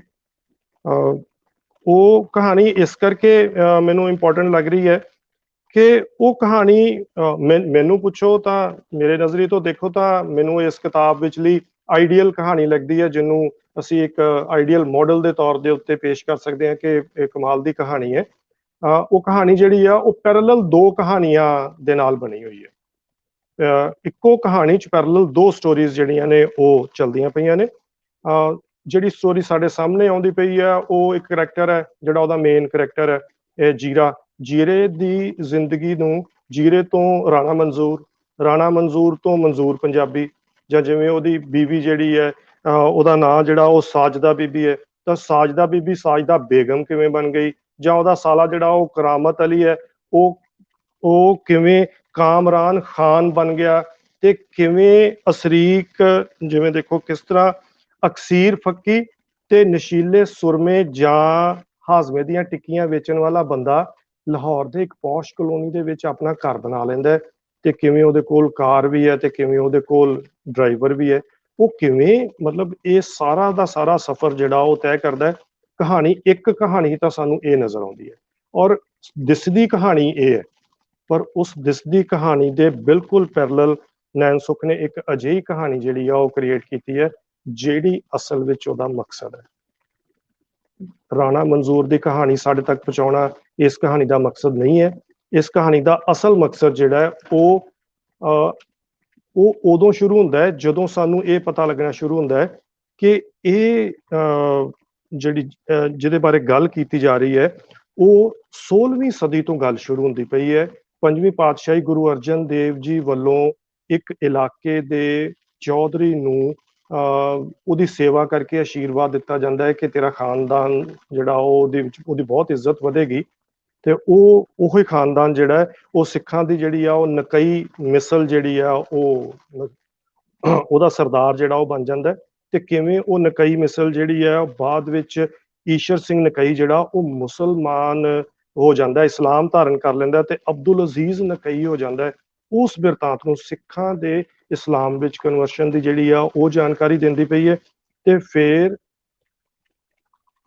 ਕਿਸ ਢੰਗ ਨਾਲ ਉਸ ਨਕਈ ਮਿਸਲ ਦਾ ਬਾਬਾ ਸ਼ੇਖ ਫਰੀਦ ਦੇ ਲਸ਼ਕਰ, ਜਿਹੜਾ ਬਾਬਾ ਸ਼ੇਖ ਫਰੀਦ ਦਾ ਜਿਹੜਾ ਗੱਦੀ ਨਸ਼ੀਨ ਹੈ, ਉਹਨਾਂ ਦੇ ਲਸ਼ਕਰ ਦੀਵਾਨ ਸੁਜਾਨ ਚਿਸ਼ਤੀ ਦਾ ਨਕਈਆਂ ਨਾਲ ਲੜਾਈ ਹੁੰਦੀ ਹੈ, ਤੇ ਉਸ ਲੜਾਈ ਦੇ ਵਿੱਚ ਹਾਂਸ, ਢੁੱਡੀ, ਪੱਟੀ ਤੇ ਖੋਖਰ ਜਿਹੜੇ ਹੈ ਉਹ ਨਕਈਆਂ ਨੂੰ ਹਰਾਉਂਦੇ ਪਏ ਨੇ। ਹੁਣ ਇਹ ਜਾਣਕਾਰੀ ਆਉਂਦੀ ਪਈ ਹੈ ਤੇ ਪਾਠਕ ਜਿਹੜਾ ਉਹ ਮਤਲਬ ਉਹ ਅਜੀਬ ਕਿਸਮ ਦੀ ਸਥਿਤੀ ਦੇ ਵਿੱਚ ਹੈ ਕਿ ਇੱਕ ਬੰਨੇ ਤਾਂ ਉਹ ਕਹਾਣੀ ਹੈ ਤੇ ਲੇਖਕ ਜਿਹੜਾ ਉਹ ਸਾਨੂੰ ਇਹ ਕਹਾਣੀ ਜਿਹੜੀ ਆ ਇਹਦੇ ਵਿੱਚੋਂ ਇਸ ਇਤਿਹਾਸ ਦੇ ਬਾਰੇ ਸਾਨੂੰ ਕਿਉਂ ਮਤਲਬ ਜ਼ਿਕਰ ਕਰਦਾ ਪਿਆ, ਇਹਦੀ ਗੱਲ ਜਿਹੜੀ ਆ ਉਹ ਕਿਉਂ ਛੇੜਦਾ ਪਿਆ। ਤੇ ਉਹ ਕਲੈਰਿਟੀ ਜਿਉਂ-ਜਿਉਂ ਕਹਾਣੀ ਅਗਾਂਹ ਚੱਲਦੀ ਹੈ ਉਦੋਂ ਹੁੰਦੀ ਹੈ ਜਦੋਂ ਜਿਹੜਾ ਰਾਣਾ ਮਨਜ਼ੂਰ ਹੈ ਉਹ ਸਾਰੇ ਦਾ ਸਾਰਾ ਇਹ ਇਤਿਹਾਸ ਜਿਹੜਾ ਹੈ ਉਹਨੂੰ ਤਸਵੀਰਾਂ ਦੇ ਜ਼ਰੀਏ ਇਕੱਠਿਆਂ ਕਰਕੇ ਜਿਨਨੇ ਉਹਨੂੰ ਉਹ ਜ਼ਿੰਮੇਵਾਰੀ ਦਿੱਤੀ ਹੈ ਉਸ ਮੇਜਰ ਦੇ ਕੋਲ ਜਾਂਦਾ ਹੈ ਤੇ ਉਹਨੂੰ ਦੱਸਦਾ ਹੈ ਕਿ ਦੇਖੋ ਮੈਂ ਉਹ ਲੁਕਿਆ ਹੋਇਆ ਇਤਿਹਾਸ, ਉਹ ਗਵਾਚਿਆ ਹੋਇਆ ਇਤਿਹਾਸ ਕਿਵੇਂ ਲੈ ਕੇ ਆਇਆ। ਤਾਂ ਉਹ ਉਹਦੇ ਕੈਮਰੇ ਨੂੰ ਚੁੱਕ ਕੇ ਜ਼ਮੀਨ ਤੇ ਮਾਰਦਾ ਹੈ, ਭੰਨ ਦਿੰਦਾ ਹੈ ਔਰ ਉਹਦੇ ਨਾਲ ਗੁੱਸੇ ਨਾਲ ਪੇਸ਼ ਆਉਂਦਾ ਹੈ। ਇਹ ਹੈ ਨੈਣ ਸੁੱਖ ਦੀ ਕਲਾ। ਕਿਵੇਂ ਇਹ ਕਲਾ ਸਿਖਰ ਤੇ ਜਾਂਦੀ ਹੈ ਕਿ ਉਹ ਮੇਜਰ ਆਪਣੇ ਕਮਰੇ 'ਚ ਜਾਂਦਾ ਹੈ ਤੇ ਇੱਕ ਨਵਾਂ ਕੈਮਰਾ ਲੈ ਕੇ ਆਉਂਦਾ ਹੈ ਔਰ ਰਾਣਾ ਮਨਜ਼ੂਰ ਨੂੰ ਫੜਾਉਂਦਾ ਹੈ ਕਿ ਸਾਨੂੰ ਉਹ ਕੁਝ ਕਲਿੱਕ ਕਰਕੇ ਦੇ, ਉਹ ਤਸਵੀਰਾਂ ਜਿਹੜੀਆਂ ਵਾ ਉਹ ਕਲਿੱਕ ਕਰਕੇ ਦੇ ਜਿਹੜੀਆਂ ਬਾਬਾ ਸ਼ੇਖ ਫਰੀਦ ਤੇ ਗੁਰੂ ਨਾਨਕ ਨੂੰ ਮਿਲਾਉਂਦਿਆਂ ਹੋਏ ਦੀਆਂ ਹੋਣ, ਨਾ ਕਿ ਉਹਨਾਂ ਨੂੰ ਅਲੱਗ ਕਰਦਿਆਂ ਦੀਆਂ ਹੋਣ। ਸਾਨੂੰ ਸਾਂਝ ਦੀ ਜਿਹੜੀ ਆ ਉਹ ਚੀਜ਼ ਚਾਹੀਦੀ ਹੈ, ਕਿਉਂਕਿ ਇਸ ਵੇਲੇ ਰਾਜਨੀਤਿਕ ਏਜੰਡਾ ਜਿਹੜਾ ਹੈ ਉਹ ਸਿੱਖ ਹੈਰੀਟੇਜ ਨੂੰ ਪ੍ਰਮੋਟ ਕਰਨ ਦੇ ਨਾਲ ਜੁੜਿਆ ਹੋਇਆ ਹੈ। ਸਿੱਖਾਂ ਦੇ ਇਤਿਹਾਸਿਕ ਸਥਾਨਾਂ ਦੀ ਗੱਲ ਕਰਦਿਆਂ ਹੋਇਆਂ ਸਿੱਖਾਂ ਨੂੰ ਪ੍ਰਮੋਟ ਕਰਨ ਨਾਲ ਜੁੜਿਆ ਹੋਇਆ ਹੈ ਤੇ ਇਹ ਸਾਰੀ ਪ੍ਰਮੋਸ਼ਨ ਪਿੱਛੇ ਕਿਹੜੇ ਰਾਜਨੀਤਿਕ ਮਫਾਦ ਜਿਹੜੇ ਆ ਉਹ ਪਏ ਹੋਏ ਆ, ਉਹਨਾਂ ਦੇ ਬਾਰੇ ਸਾਨੂੰ ਥੋੜਾ ਪਤਾ ਲੱਗਣਾ ਸ਼ੁਰੂ ਹੁੰਦਾ ਹੈ। ਤਾਂ ਪਹਿਲੀ ਵਾਰ ਮਤਲਬ ਕਹਾਣੀ ਜਿਹੜੀ ਆ ਉਹ ਬਹੁਤ ਵੱਡੇ ਸੱਚ ਨੂੰ ਜਿਹੜੀ ਆ ਉਹ ਸਾਹਮਣੇ ਲੈ ਕੇ ਆਉਂਦੀ ਹੈ ਕਿ ਕਿਵੇਂ ਜਨਰਲ ਜ਼ਿਆਉਲ ਹੱਕ ਦੇ ਸਮੇਂ ਦੇ ਵਿੱਚ ਕਿਸ ਢੰਗ ਦੇ ਨਾਲ ਜਿਹੜੇ ਇਧਰਲੇ ਪੰਜਾਬ ਵਿਚਲੀ ਖਾਲਿਸਤਾਨੀ ਮੂਵਮੈਂਟ ਹੈ ਉਹਨੂੰ ਸਪੋਰਟ ਕਰਨ ਦੇ ਵਾਸਤੇ ਰੇਡੀਓ ਦੇ ਉੱਤੇ ਜਿਹੜਾ ਵਾ ਉਹ ਰਾਜ ਕਰੇਗਾ ਖਾਲਸਾ ਮਤਲਬ ਨਾਟਕ ਜਿਹੜਾ ਉਹ ਚੱਲਦਾ ਪਿਆ, ਜਿਹਨੂੰ ਸ਼ਾਇਦ ਜਮੀਲ ਜਲੰਧਰੀ ਜਿਹੜਾ ਉਹ ਚਲਾਉਂਦਾ। ਇਹ ਰੈਫਰੈਂਸ ਜਦੋਂ ਆਉਂਦੇ ਨੇ ਤਾਂ ਸਾਨੂੰ ਸਮਝ ਆਉਣਾ ਸ਼ੁਰੂ ਹੁੰਦਾ ਹੈ ਕਿ ਜਿਹੜਾ ਸੱਚ ਸਾਹਮਣੇ ਦਿਖਾਇਆ ਜਾ ਰਿਹਾ ਹੈ ਉਹ ਐਕਚੁਅਲੀ ਕੀ ਹੈ। ਗੱਲ ਸਿੱਖ ਹੈਰੀਟੇਜ ਦੀ ਕੀਤੀ ਜਾ ਰਹੀ ਹੈ ਤੇ ਇੱਥੋਂ ਗੱਲ ਚੱਲਦੀ ਹੋਈ ਸਿੱਖ ਹੈਰੀਟੇਜ ਦੀ ਉਸ ਜਨਰਲ ਜ਼ਿਆਉਲ ਹੱਕ ਦੇ ਸਮੇਂ ਤੋਂ ਕਹਾਣੀ ਜਿਹੜੀ ਆ ਉਹ 2020 ਦੇ ਵਿੱਚ ਚਲੇ ਜਾਂਦੀ ਹੈ, ਜਦੋਂ ਅਸੀਂ ਕਰਤਾਰਪੁਰ ਲਾਂਘੇ ਦਾ ਜ਼ਿਕਰ ਆ ਜਾਂਦਾ ਹੈ ਤੇ ਕਰਤਾਰਪੁਰ ਲਾਂਘੇ ਦੀ ਜਿਹੜੀ ਸਿਆਸਤ ਹੈ ਉਹ ਹੋਣੀ ਸ਼ੁਰੂ ਹੋ ਜਾਂਦੀ ਹੈ ਤੇ ਕਿਸ ਢੰਗ ਦੇ ਨਾਲ 18 ਅਪ੍ਰੈਲ 2020 ਨੂੰ ਹਨੇਰੀ ਦੇ ਵਿੱਚ ਜਿਹੜੇ ਆ ਉਸ ਕਰਤਾਰਪੁਰ ਲਾਂਘੇ ਦੀ ਉਸ ਗੁਰਦੁਆਰੇ ਦੇ ਗੁੰਬਦ ਡਿੱਗਦੇ ਹੈ ਤੇ ਫਿਰ ਕੁਝ ਘੰਟਿਆਂ ਵਿੱਚ ਹੀ ਜਿਹੜੇ ਆ ਉਹ ਦੁਬਾਰਾ ਉਸੇ ਜਗ੍ਹਾ ਕਾਇਮ ਹੋ ਜਾਂਦੇ ਆ ਪਲਾਸਟਰ ਆਫ ਪੈਰਿਸ ਦੇ ਨਾਲ ਤੇ ਸਾਰਾ ਕੁਝ ਜਿਹੜਾ ਉਹ ਬਿਲਕੁਲ ਠੀਕ ਹੋ ਜਾਂਦਾ ਹੈ। ਹੁਣ ਜਦੋਂ ਸਾਨੂੰ ਇਹ ਸਾਰੇ ਦਾ ਸਾਰਾ ਬਿਰਤਾਂਤ ਜਿਹੜਾ ਵਾ ਉਹ ਸਾਹਮਣੇ ਆਉਂਦਾ ਹੈ ਤੇ ਸਾਨੂੰ ਇੰਝ ਲੱਗਦਾ ਹੈ ਕਿ ਇਹ ਕਹਾਣੀ ਇੰਪੋਰਟੈਂਟ ਨਹੀਂ ਹੈ, ਕਹਾਣੀ ਦਾ ਮਕਸਦ ਇੰਪੋਰਟੈਂਟ ਹੈ ਕਿ ਲੇਖਕ ਨੇ ਇਹ ਕਹਾਣੀ ਸਿਰਜੀ ਕਿਉਂ ਹੈ। ਉਹ ਕਹਾਣੀ ਨਾਲੋਂ ਕਿਤੇ ਜ਼ਿਆਦਾ ਮਹੱਤਵਪੂਰਨ ਜਿਹੜੀ ਆ ਉਹ ਗੱਲ ਹੋ ਗਈ ਕਿ ਲੇਖਕ ਜਿਹੜਾ ਉਹ ਅਤੀਤ ਤੇ ਵਰਤਮਾਨ ਨੂੰ ਸਿਰਫ ਫਰੋਲਦਾ ਹੀ ਨਹੀਂ ਪਿਆ, ਉਹ ਉਹਨੂੰ ਸੰਭਾਲਦਾ ਪਿਆ, ਉਹ ਉਹਨੂੰ ਸਮਝਾਉਣ ਦੀ ਜਿਹੜੀ ਆ ਉਹ ਕੋਸ਼ਿਸ਼ ਕਰਦਾ ਪਿਆ। ਇਸ ਪੱਖ ਤੋਂ ਮੈਨੂੰ ਇਹ ਕਹਾਣੀ ਜਿਹੜੀ ਆ ਉਹ ਬਹੁਤ ਇੰਪੋਰਟੈਂਟ ਲੱਗਦੀ ਹੈ। ਬਹੁਤ ਸਾਰੀਆਂ ਕਹਾਣੀਆਂ ਜਿਹੜੀਆਂ ਇਸ ਕਿਤਾਬ ਵਿਚਲੀਆਂ ਨੇ ਉਹਨਾਂ ਦੇ ਵਿੱਚੋਂ ਮੈਨੂੰ ਜਿਹੜੀ ਇੱਕ ਸੁਰ ਜਿਹੜੀ ਆ ਉਹ ਸਾਂਝੀ ਸੁਰ ਜਿਹੜੀ ਆ ਉਹ ਇਸ ਗੱਲ ਦੀ ਨਜ਼ਰ ਆਉਂਦੀ ਹੈ ਕਿ ਨੈਣ ਸੁੱਖ ਦਾ ਧਿਆਨ ਇਹ ਉਹਨਾਂ ਲੋਕਾਂ ਵੱਲ ਹੈ, ਖਾਸ ਤੌਰ ਤੇ ਉਹਨਾਂ ਲੋਕਾਂ ਵੱਲ ਹੈ ਜਿਹੜੇ ਨਿਮਾਣੇ ਨੇ, ਨਿਤਾਣੇ ਨੇ, ਹੀਣੇ ਨੇ, ਦੁਰਕਾਰੇ ਹੋਏ ਨੇ, ਜਿਹੜੇ ਇਹ ਸਾਰੇ ਦਾ ਸਾਰਾ ਕਸ਼ਟ, ਇਹ ਸਾਰਾ ਦੁੱਖ ਜਿਹੜਾ ਉਹ ਉਹਨਾਂ ਉੱਚੀਆਂ ਜ਼ਾਤਾਂ ਵਾਲੇ ਜੱਟਾਂ ਤੋਂ, ਜ਼ਮੀਂਦਾਰਾਂ ਤੋਂ ਜਾਂ ਉੱਚੇ ਸ਼ਮਲੇ ਵਾਲਿਆਂ ਤੋਂ ਮਤਲਬ ਚੱਲਦੇ ਪਏ ਨੇ। ਤਾਂ ਇਹ ਕਹਾਣੀਆਂ ਜਿਹੜੀਆਂ ਉਹ ਉੱਚੇ ਸ਼ਮਲੇ ਵਾਲੇ ਜਿਹੜੇ ਨੇ ਉਹਨਾਂ ਦੇ ਅਸਲ ਕਾਲੇ ਕਿਰਦਾਰ ਦੀ ਜਾਣਕਾਰੀ ਵੀ ਦਿੰਦੀਆਂ ਨੇ ਤੇ ਸਾਨੂੰ ਇਹ ਵੀ ਪਤਾ ਲੱਗਦਾ ਹੈ ਕਿ ਕਿਵੇਂ ਪਾਕਿਸਤਾਨੀ ਸਮਾਜ ਦੇ ਵਿੱਚ, ਕਿਵੇਂ ਉੱਥੇ ਰਹਿੰਦੇ ਸਿਸਟਮ ਦੇ ਵਿੱਚ ਜਗੀਰਦਾਰੀ ਸਿਸਟਮ, ਉੱਥੋਂ ਦੇ ਚੌਧਰੀ ਅਜੇ ਵੀ ਜਿਹੜੇ ਆ ਉਹ ਕਿਸ ਢੰਗ ਦੇ ਨਾਲ ਪਿੰਡਾਂ ਦੇ ਵਿਚਲੇ ਕਮੀਆਂ ਨੂੰ, ਸੇਪੀਆਂ ਨੂੰ ਜਾਂ ਉਹਨਾਂ ਨੂੰ ਜਿਹੜੇ ਉਹਨਾਂ ਨਾਲ ਜੁੜੇ ਪਰਿਵਾਰ ਦੀਆਂ ਔਰਤਾਂ ਨੇ ਉਹਨਾਂ ਪ੍ਰਤੀ ਉਹਨਾਂ ਦੀ ਐਕਸਪਲੋਇਟੇਸ਼ਨ ਜਿਹੜੀ ਆ ਉਹ ਕਿਸ ਕਿਸਮ ਦੀ ਹੈ। ਚਾਹੇ ਤੁਸੀਂ ਕੁਰਲਾਟ ਕਹਾਣੀ ਵਿਚਲਾ ਉਹ ਰੈਫਰੈਂਸ ਦੇਖ ਲਓ ਜਿਹਦੇ ਵਿੱਚ ਬੁੱਢੇ ਹੱਥਾਂ ਦਾ ਜ਼ਿਕਰ ਆਉਂਦਾ ਹੈ ਕਿ ਹੁਣ ਉਸ ਚੌਧਰੀ ਨੂੰ ਬੁੱਢੇ ਹੱਥਾਂ ਦੀ ਜਿਹੜੀ ਆ ਉਹ ਲੋੜ ਨਹੀਂ ਹੈ ਤੇ ਉਹ ਜਵਾਨ ਹੱਥਾਂ ਦੀ ਡਿਮਾਂਡ ਕਰ ਰਿਹਾ ਤੇ ਉਸੇ ਘਰ ਦੀ ਜਿਹੜੀ ਮਤਲਬ ਲੜਕੀ ਹੈ ਮਾਂ ਦੀ ਜਗ੍ਹਾ ਦੇ ਉੱਤੇ ਉਹਦੀ ਜਿਹੜੀ ਭੈਣ ਹੈ ਕਰੈਕਟਰ ਦੀ, ਉਹਨੂੰ ਜਿਹੜਾ ਉਹ ਚੌਧਰੀ ਦੇ ਕੋਲ ਭੇਜਣ ਦੀ ਮਜਬੂਰੀ ਜਿਹੜੀ ਆ ਉਹ ਸਾਹਮਣੇ ਆਉਂਦੀ ਹੈ। ਜਾਂ ਤੁਸੀਂ ਕੋਇਟਾ ਕਰਾਚੀ ਕਹਾਣੀ ਜਿਹੜੀ ਆ ਉਹ ਦੇਖ ਲਓ ਤਾਂ ਉਸ ਕਹਾਣੀ ਦੇ ਵਿੱਚ ਗੀਟੀ ਤੇ ਸੀਟੀ ਦੋ ਮਤਲਬ ਪਾਤਰ ਨੇ, ਮਾਰਗਰੇਟ ਤੇ ਕੀਜੋ ਮਤਲਬ ਕਰੈਕਟਰ ਉਹਨਾਂ ਦੇ ਦੂਜੇ ਨਾਂ ਨੇ। ਤੇ ਸੀਟੀ ਨਾਲ ਜੋ ਵਰਤਾਰਾ ਵਾਪਰਦਾ ਹੈ, ਪਿੰਡ ਦੇ ਚੌਧਰੀਆਂ ਦਾ ਮੁੰਡਾ ਜਿਹੜਾ ਸਕੂਲ ਦੇ ਵਿੱਚ ਹੈ ਕਿਸ ਢੰਗ ਦੇ ਨਾਲ ਉਹਨੂੰ ਐਕਸਪਲੋਇਟ ਕਰਦਾ ਹੈ ਤੇ ਉਹ ਮਤਲਬ ਮੂੰਹ ਵਿਖਾਉਣ ਜੋਗੀ ਨਹੀਂ ਰਹਿੰਦੀ। ਇਹ ਸਾਰੇ ਦਾ ਸਾਰਾ ਦੁਖਾਂਤ ਜਿਹੜਾ ਹੈ ਉਹ ਮੈਨੂੰ ਮਤਲਬ ਨੈਣ ਸੁੱਖ ਦੀਆਂ ਕਹਾਣੀਆਂ ਦੇ ਵਿੱਚ ਬਾਰ-ਬਾਰ ਵੱਖ-ਵੱਖ ਕਹਾਣੀਆਂ ਦੇ ਵਿੱਚ ਇਹੋ ਜਿਹੇ ਰੈਫਰੈਂਸ ਜਿਹੜੇ ਆ ਉਹ ਬਹੁਤ ਨਜ਼ਰ ਆਉਂਦੇ ਆ। ਇਹੋ ਜਿਹੇ ਰੈਫਰੈਂਸਿਸ ਵਿੱਚੋਂ ਮੈਂ ਜਿਹੜੀ ਕਹਾਣੀ ਚੁਣੀ ਹੈ ਤੁਹਾਡੇ ਨਾਲ ਗੱਲ ਕਰਨ ਵਾਸਤੇ, ਉਹ ਚੇਅਰਮੈਨ ਤੇ ਰੇਲ ਗੱਡੀ ਹੈ। ਚੇਅਰਮੈਨ ਤੇ ਰੇਲ ਗੱਡੀ 'ਚ ਭਾਵੇਂ ਇਹੋ ਜਿਹਾ ਸਿੱਧੇ ਤੌਰ ਤੇ ਕੋਈ ਵਰਤਾਰਾ ਨਹੀਂ ਹੈ, ਪਰ ਚੇਅਰਮੈਨ ਤੇ ਰੇਲ ਗੱਡੀ ਜਿਹੜੀ ਆ ਉਹ ਨਿਮਾਣੇ ਨਿਤਾਣਿਆਂ ਦੇ ਨਾਲ ਹੋਏ ਧੱਕੇ ਤੇ ਕਿਵੇਂ ਉਹਨਾਂ ਨੂੰ ਉਹਨਾਂ ਦੀ ਉਸ ਧਰਤੀ ਤੋਂ ਜਿੱਥੋਂ ਦੇ ਉਹ ਮਾਲਕ ਸਨ ਉੱਥੋਂ ਬੇਦਖਲ ਕਰਨ ਤੇ ਉੱਥੋਂ ਕੱਢ ਦੇਣ ਦੀ ਜਿਹੜੀ ਆ ਉਹ ਕਹਾਣੀ ਹੈ। ਇਸ ਕਰਕੇ ਮੈਂ ਉਸ ਕਹਾਣੀ ਨੂੰ ਜਿਹੜਾ ਉਹ ਤੁਹਾਡੇ ਨਾਲ ਸਾਂਝਾ ਕਰਨ ਦੇ ਲਈ ਚੁਣਿਆ। ਰੇਲ ਚੇਅਰਮੈਨ ਤੇ ਰੇਲ ਗੱਡੀ ਜਿਹੜੀ ਆ ਉਹਦੀ ਬਿਆਨ ਦੀ ਜੁਗਤ ਜਿਹੜੀ ਆ ਬਿਲਕੁਲ ਡਿਫਰੈਂਟ ਹੈ। ਇਹ ਕਹਾਣੀ ਜਿਹੜੀ ਆ ਉਹ ਸਸਪੈਂਸ ਦੀ ਜੁਗਤ ਦੇ ਨਾਲ ਜਿਹੜੀ ਆ ਉਹ ਕ੍ਰੀਏਟ ਕੀਤੀ ਗਈ ਹੈ। ਅਸੀਂ ਇਹਨੂੰ ਇੱਧਰ ਉਤਸੁਕਤਾ ਦੀ ਜੁਗਤ ਜਿਹੜੀ ਆ ਉਹ ਕਹਿੰਦੇ ਆ ਕਿ ਕਿਉਰਿਓਸਿਟੀ ਕ੍ਰੀਏਟ ਕੀਤੀ ਜਾਂਦੀ ਹੈ ਪਾਠਕ ਦੇ ਮਨ ਦੇ ਵਿੱਚ ਕਿ ਉਹ ਸੋਚੇ ਕਿ ਲੇਖਕ ਕੀ ਕਹਿੰਦਾ ਪਿਆ, ਲੇਖਕ ਕੀ ਕਹਿਣਾ ਚਾਹੁੰਦਾ ਪਿਆ। ਇਹ ਮਤਲਬ ਇਹ ਉਹਨੂੰ ਰਿਐਲਿਟੀ ਨਾ ਨਜ਼ਰ ਆ ਰਹੀ ਹੋਏ, ਉਹਨੂੰ ਉਹ ਚੀਜ਼ ਉਲਝਾ ਰਹੀ ਹੋਏ, ਇਸ ਕਿਸਮ ਦੀ ਜੁਗਤ ਦੇ ਨਾਲ ਇਹ ਕਹਾਣੀ ਜਿਹੜੀ ਆ ਉਹ ਕ੍ਰੀਏਟ ਕੀਤੀ ਗਈ ਹੈ। ਤੇ ਉਤਸੁਕਤਾ ਜਾਂ ਮਤਲਬ ਸਸਪੈਂਸ ਜਾਂ ਕਿਉਰਿਓਸਿਟੀ ਕਿਸ ਗੱਲ ਦੀ ਹੈ ਕਿ ਕਹਾਣੀ ਦਾ ਜਿਹੜਾ ਮੇਨ ਕਰੈਕਟਰ ਹੈ, ਕਹਾਣੀ ਦਾ ਜਿਹੜਾ ਮੁੱਖ ਪਾਤਰ ਹੈ ਉਹ ਚੇਅਰਮੈਨ ਹੈ। ਉਹਦੀ ਮਾਂ ਜਿਹੜੀ ਆ ਉਹ ਚੌਧਰਾਣੀ ਹੈ, ਉਹਦਾ ਪਿਓ ਜਿਹੜਾ ਉਹ ਰਾਣਾ ਹੈ ਤੇ ਉਹਦੀ ਇੱਕ ਖਾਸ ਕਿਸਮ ਦੀ ਖਾਰ ਹੈ, ਉਹ ਇੱਕ ਖਾਸ ਕਿਸਮ ਦਾ ਉਹਨੂੰ ਗੁੱਸਾ ਹੈ ਜਿਹਦਾ ਉਹ ਇਜ਼ਹਾਰ ਜਿਹੜਾ ਉਹ ਕਰਦਾ ਰਹਿੰਦਾ ਹੈ। ਤੇ ਉਹ ਇਜ਼ਹਾਰ ਜਿਹੜਾ ਹੈ ਉਹ ਜਿਹੜੀ ਉੱਥੇ ਰੇਲ ਗੱਡੀ ਜਿਹੜੀ ਆ ਉਹ ਚੱਲ ਰਹੀ ਹੈ ਉਹ ਉਹਦੇ ਨਾਲ ਹੈ। ਮਤਲਬ ਇੱਕ ਬੰਨੇ ਤਾਂ ਰੇਲ ਗੱਡੀ ਜਿਹੜੀ ਆ ਉਹ ਤਰੱਕੀ ਦਾ ਸਿੰਬਲ ਹੈ, ਇਲਾਕੇ ਦੀ ਖੁਸ਼ਹਾਲੀ ਦਾ ਸਿੰਬਲ ਹੈ, ਲੋਕਾਂ ਦੇ ਸੌਖ ਦਾ ਸਿੰਬਲ ਹੈ ਕਿ ਲੋਕ ਹੁਣ ਸੌਖ ਹੋ ਜਾਏਗੀ ਉਹਨਾਂ ਨੂੰ ਸ਼ਹਿਰਾਂ ਨੂੰ ਮੂਵ ਕਰਨ ਲਈ। ਇੱਕ ਬੰਨੇ ਤਾਂ ਚੰਗਿਆਈ ਹੈ ਤੇ ਦੂਜੇ ਬੰਨੇ ਇਹ ਚੇਅਰਮੈਨ ਜਿਹੜਾ ਉਹ ਮਤਲਬ ਇਸ ਚੀਜ਼ ਨੂੰ ਕਿਉਂ ਮਤਲਬ ਇਹਦੇ ਪ੍ਰਤੀ ਕਿਉਂ ਖਾਰ ਰੱਖਦਾ ਪਿਆ। ਇਹ ਸਸਪੈਂਸ ਤਾਂ ਕਹਾਣੀ ਦੇ ਵਿੱਚ ਬਹੁਤਾ ਦੇਰ ਤੱਕ ਨਹੀਂ ਚੱਲਦਾ ਤੇ ਸਾਨੂੰ ਇਹ ਚੀਜ਼ ਦਾ ਮਤਲਬ ਸਸਪੈਂਸ ਲੇਖਕ ਤੋੜ ਦਿੰਦਾ ਹੈ ਕਿ ਜਿਹੜੇ ਚੇਅਰਮੈਨ ਦੀ ਉਹ ਗੱਲ ਕਰਦਾ ਪਿਆ ਅਸਲ 'ਚ ਉਹ ਚੇਅਰਮੈਨ ਜਿਹੜਾ ਉਹ ਕੁੱਤੇ ਦਾ ਨਾਂ ਹੈ। ਇਹ ਸਾਂਸੀਆਂ ਦਾ ਉਹ ਕੁੱਤਾ ਹੈ ਜਿਹਨੂੰ ਚੇਅਰਮੈਨ ਨਾਂ ਹੈ, ਕਿਉਂਕਿ ਸਾਂਸੀ ਜਿਹੜੇ ਨੇ ਉਹ ਆਪਣੇ ਮਤਲਬ ਜਿਹੜੇ ਕੁੱਤਿਆਂ ਦੇ ਨਾਂ ਜਿਹੜੇ ਨੇ ਉਹ ਵੱਡੇ ਮਤਲਬ ਕਰੈਕਟਰਸ ਜਿਹੜੇ ਵੱਡੇ ਲੋਕ ਨੇ ਉਹਨਾਂ ਦੇ ਨਾਵਾਂ ਦੇ ਉੱਤੇ ਜਿਹੜਾ ਵਾ ਉਹ ਰੱਖਦੇ ਪਏ ਆ। ਤਾਂ ਗੱਲ ਇੱਥੇ ਮੁੱਕਦੀ ਨਹੀਂ ਹੈ, ਪਾਠਕ ਫੇਰ ਇਹ ਗੱਲ ਸੋਚਣ ਲਈ ਮਜਬੂਰ ਹੈ ਕਿ ਲੇਖਕ ਜਿਹੜਾ ਉਹ ਮਤਲਬ ਕੁੱਤੇ ਦੀ ਕਹਾਣੀ ਸਾਨੂੰ ਸੁਣਾਉਂਦਾ ਪਿਆ। ਉਹ ਮਤਲਬ ਉਹ ਚੇਅਰਮੈਨ ਚੌਧਰਾਣੀ ਤੇ ਰਾਣੇ ਦੀ ਗੱਲ, ਕੁੱਤਿਆਂ ਦੀ ਗੱਲ ਕਰਕੇ ਸਾਨੂੰ ਕੀ ਦੱਸਣਾ ਕੀ ਚਾਹੁੰਦਾ। ਇਹ ਕਹਾਣੀ ਹੁਣ ਇੱਥੇ ਤੱਕ ਪਹੁੰਚ ਕੇ ਫਿਰ ਅਗਾਂਹ ਦੋ ਪੈਰਲਲ ਸਟੋਰੀਜ਼ ਦੇ ਵਿੱਚ ਜਿਹੜੀ ਆ ਉਹ ਮਤਲਬ ਬਣ ਜਾਂਦੀ ਹੈ। ਦੋ ਪੈਰਲਲ ਸਟੋਰੀਜ਼ ਚੱਲਦੀਆਂ ਨੇ, ਇੱਕ ਬੰਨੇ ਉਹ ਕੁੱਤਾ ਹੈ ਉਹਦੀ ਖਾਰ ਹੈ ਤੇ ਦੂਜੇ ਬੰਨੇ ਲੇਖਕ ਹੁਣ ਇਹ ਸਮਝਾਉਣ ਦੇ ਸਫ਼ਰ ਦੇ ਉੱਤੇ ਤੁਰਦਾ ਹੈ ਕਿ ਕਿਉਂ ਇਹ ਸਾਰਾ ਵਰਤਾਰਾ ਵਾਪਰ ਰਿਹਾ। ਉਹ ਜਿਹੜਾ ਕੁੱਤਾ ਹੈ ਉਹ ਕਿਉਂ ਉਸ ਰੇਲ ਗੱਡੀ ਪ੍ਰਤੀ ਇੱਕ ਖਾਸ ਕਿਸਮ ਦੀ ਜਿਹੜੀ ਆ ਉਹ ਖਾਰ ਰੱਖਦਾ ਹੈ, ਗੁੱਸਾ ਰੱਖਦਾ ਹੈ, ਉਹਦੀ ਪੇਸ਼ਕਾਰੀ ਲਈ। ਹੁਣ ਫਿਰ ਮੈਂ ਦੁਬਾਰਾ ਯਾਦ ਕਰਾ ਦਿਆਂ ਕਿ ਇੱਥੇ ਫਿਰ ਕਹਾਣੀ ਜਿਹੜੀ ਹੈ ਉਹ ਸੈਕੰਡਰੀ ਹੋ ਜਾਂਦੀ ਹੈ ਤੇ ਕਹਾਣੀ ਨੂੰ ਸਿਰਜਣ ਦਾ ਮਕਸਦ ਜਿਹੜਾ ਉਹ ਪ੍ਰਾਇਮਰੀ ਬਣ ਜਾਂਦਾ ਹੈ। ਕਿਉਂ ਕਹਾਣੀ ਲਿਖੀ ਗਈ, ਨੈਣ ਸੁੱਖ ਦਾ ਧਿਆਨ ਜਿਹੜਾ ਉਹ ਇਸ ਚੀਜ਼ ਵੱਲ, ਨੈਣ ਸੁੱਖ ਇਸ ਚੀਜ਼ ਨੂੰ ਕਦੀ ਵੀ ਹੱਥੋਂ ਨਹੀਂ ਜਾਣ ਦਿੰਦਾ।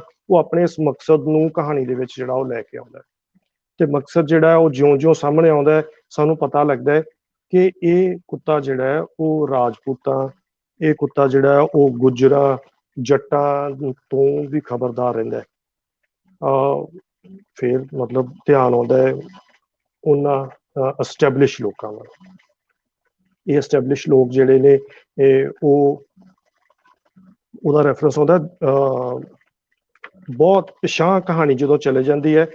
ਦੌਲਤ ਖਾਂ ਲੋਧੀ ਦੇ ਹਿਸਟਰੀ ਜਿਹੜੀ ਆ ਉਹ ਮਤਲਬ ਆਪਣੇ ਆਪ ਨੂੰ ਪਿਛਾਂਹ ਲੈ ਜਾਂਦੀ ਹੈ। ਦੌਲਤ ਖਾਂ ਲੋਧੀ ਦੇ ਵੇਲੇ ਦੀ ਜਦੋਂ ਧਾੜਵੀ ਜਿਹੜੇ ਆ ਉਹ ਬਾਹਰੋਂ ਆ ਰਹੇ ਨੇ ਉਹਨਾਂ ਸਮਿਆਂ ਦੇ ਵਿੱਚ ਕਹਾਣੀ ਜਿਹੜੀ ਆ ਉਹ ਚਲੇ ਜਾਂਦੀ ਹੈ ਜਦੋਂ ਇਸ ਥਾਂ, ਇਸ ਪਿੰਡ ਦਾ ਨਾਂ ਜਿਹੜਾ ਹੈ ਉਹ ਫਤਿਹਪੁਰ ਨਹੀਂ ਸੀ, ਕਾਲੀਬਾਰ ਦੇ ਨਾਂ ਨਾਲ ਥਾਂ ਜਾਣੀ ਜਾਂਦੀ ਸੀ। ਹੁਣ ਕਹਾਣੀ ਜਿਹੜੀ ਆ ਉਹ ਨਵੇਂ ਸਿਰਿਓਂ ਸ਼ੁਰੂ ਹੁੰਦੀ ਹੈ ਕਿ ਕਾਲੀਬਾਰ ਦੇ ਲੋਕ ਜਿਹੜੇ ਉਸ ਵੇਲੇ ਦੇ ਮਾਲਕ ਸਨ ਉਹ ਸਾਂਸੀ ਸਨ ਤੇ ਉਹ ਲੋਕ ਜਿੰਨੇ ਉਹ ਜੀ ਸਨ ਉਨੇ ਹੀ ਉਹਨਾਂ ਨੇ ਅਗਾਂਹ ਜਿਹੜੇ ਆ ਉਹ ਕੁੱਤੇ ਰੱਖੇ ਹੁੰਦੇ ਸੀ ਤੇ ਕਿਵੇਂ ਉੱਥੋਂ ਲੰਘਣ ਵਾਲੇ ਲਸ਼ਕਰ ਜਿਹੜੇ ਨੇ, ਅਹਿਲਕਾਰ ਨੇ ਜਾਂ ਜਿਹੜੇ ਸੌਦਾਗਰ ਨੇ ਜਿਹੜੇ ਆ ਉਹ ਉਹਨਾਂ ਤੋਂ ਤਰਿੰਦੇ ਸੀ, ਡਰਦੇ ਸੀ ਤੇ ਕਿਵੇਂ ਉਹ ਲੋਕ ਜਿਹੜੇ ਆ ਉਹਨਾਂ ਲੋਕਾਂ ਨੂੰ ਠੱਗਦੇ ਉਹਨਾਂ ਨੂੰ ਮਾਰ ਦਿੰਦੇ ਤੇ ਉਹਨਾਂ ਦੀਆਂ ਸਿਰੀਆਂ ਜਿਹੜੀਆਂ ਉਹ ਦਰਖਤਾਂ ਨਾਲ ਟੰਗ ਦਿੰਦੇ ਸੀ। ਇੰਨਾ ਖੌਫ ਜਿਹੜਾ ਬਾਹਰ ਦੇ ਲੋਕਾਂ ਦੇ ਉੱਤੇ ਸੀ ਇਹਨਾਂ ਲੋਕਾਂ ਦਾ। ਕਿਵੇਂ ਫਿਰ ਉਸ ਸਾਰੇ ਵਰਤਾਰੇ ਦੇ ਵਿੱਚ ਅਗਾਂਹ ਰਾਜਪੂਤਾਂ ਨੇ ਇੱਕ ਵਾਰ ਨਹੀਂ 2 ਵਾਰ, ਪਹਿਲਾਂ ਦਾ ਵੀ ਜ਼ਿਕਰ ਆਉਂਦਾ ਹੈ ਤੇ ਫਿਰ ਅਕਬਰ ਦੇ ਸਮੇਂ ਵਿੱਚ ਜਦੋਂ ਟੋਡਰਮਲ ਜਿਹੜਾ ਉਹ ਜ਼ਮੀਨ ਦੀ ਜਿਹੜੀ ਆ ਉਹ ਕਮਾਇਸ਼ ਕਰਦਾ ਪਿਆ, ਉਦੋਂ ਦਾ ਵੀ ਰੈਫਰੈਂਸ ਆਉਂਦਾ ਹੈ ਕਿ ਕਿਵੇਂ ਉਦੋਂ ਉਹਨੇ ਇਸ ਥਾਂ ਨੂੰ ਜਿਹੜਾ ਉਜਾੜਿਆ ਤੇ ਰਾਏ ਫਤਿਹ ਚੰਦ ਰਾਜਪੂਤ ਜਿਹੜਾ ਉਹ ਇਸ ਥਾਂ ਤੋਂ ਸਾਂਸੀਆਂ ਨੂੰ ਭਜਾਉਂਦਾ ਹੈ, ਖਦੇੜਦਾ ਹੈ, ਕਤਲ ਕਰਦਾ ਹੈ, ਮਾਰਦਾ ਹੈ। ਇਹ ਥਾਂ ਉਜੜ ਜਾਂਦੀ ਹੈ ਤੇ ਫਤਿਹ ਜਿਹੜਾ ਅੱਜ ਦਾ ਫਤਿਹਪੁਰ ਹੈ, ਜਿਹੜੀ ਸਟੋਰੀ ਅਸੀਂ ਸੁਣਦੇ ਪਏ ਹਾਂ, ਉੱਥੇ ਉਹ ਕਾਬਜ਼ ਹੋ ਜਾਂਦਾ ਹੈ ਤੇ ਉਸ ਜਗ੍ਹਾ ਦਾ ਨਾਂ ਜਿਹੜਾ ਉਹ ਕਾਲੀਬਾਰ ਦੀ ਜਗ੍ਹਾ ਤੇ ਫਤਿਹਪੁਰ ਜਿਹੜਾ ਉਹ ਬਣ ਜਾਂਦਾ ਹੈ। ਤੇ ਨਾਲ ਹੀ ਜਿਹੜਾ ਕਹਾਣੀਕਾਰ ਇਹ ਵੀ ਦੱਸ ਦਿੰਦਾ ਹੈ ਕਿ ਜਦੋਂ ਇਹ ਫਤਿਹ ਚੰਦ ਮਰ ਰਿਹਾ ਸੀ, ਅਖੀਰਲਾ ਦੌਰ ਸੀ, ਤੇ ਉਹ ਕੁੱਤੇ ਤੋਂ ਤਰਿੰਦਾ ਮਰਿਆ ਸੀ। ਉਹਨੂੰ ਹਰ ਵੇਲੇ ਇਹ ਖੌਫ ਰਹਿੰਦਾ ਸੀ ਕਿ ਕੁੱਤਾ ਕਿਸੇ ਨਾ ਕਿਸੇ ਵੇਲੇ ਉਹਨੂੰ ਮਾਰ ਦੇਗਾ, ਚਾਹੇ ਉਹਦੀ ਮੰਜੀ ਹੇਠੋਂ ਜਾਂ ਚਾਹੇ ਕਿਸੇ ਵੇਲੇ ਵੀ।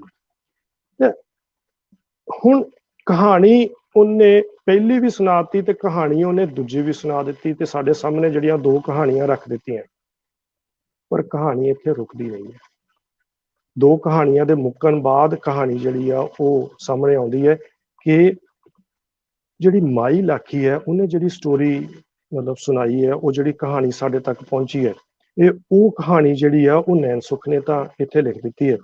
ਪਰ ਨੈਣ ਸੁੱਖ ਨੇ ਇੱਥੋਂ ਇੱਕ ਨਵੀਂ ਕਹਾਣੀ ਜਿਹੜੀ ਆ ਉਹ ਲਿਖਣੀ ਸ਼ੁਰੂ ਕੀਤੀ ਹੈ। ਇੱਕੋ ਕਹਾਣੀ ਦੇ ਵਿੱਚ ਮਤਲਬ ਸਾਨੂੰ ਤੀਜੀ ਡਾਇਮੈਂਸ਼ਨ ਜਿਹੜੀ ਆ ਉਹ ਨਜ਼ਰ ਆਣੀ ਸ਼ੁਰੂ ਹੁੰਦੀ ਹੈ, ਜਦੋਂ ਸਾਨੂੰ ਇਹ ਕਲੈਰਿਟੀ ਹੁੰਦੀ ਹੈ ਕਿ ਅਸਲ ਵਿੱਚ ਇਹ ਕੁੱਤਾ ਉਸ ਰੇਲ ਗੱਡੀ ਦੇ ਪ੍ਰਤੀ ਇੱਕ ਖਾਸ ਕਿਸਮ ਦੀ ਖਾਰ ਰੱਖਦਾ ਹੈ, ਜਿਹੜੀ ਰੇਲ ਗੱਡੀ ਇੱਥੋਂ ਸਾਂਸੀਆਂ ਦੇ ਉਜਾੜੇ ਦਾ ਕਾਰਨ ਬਣੀ ਹੈ।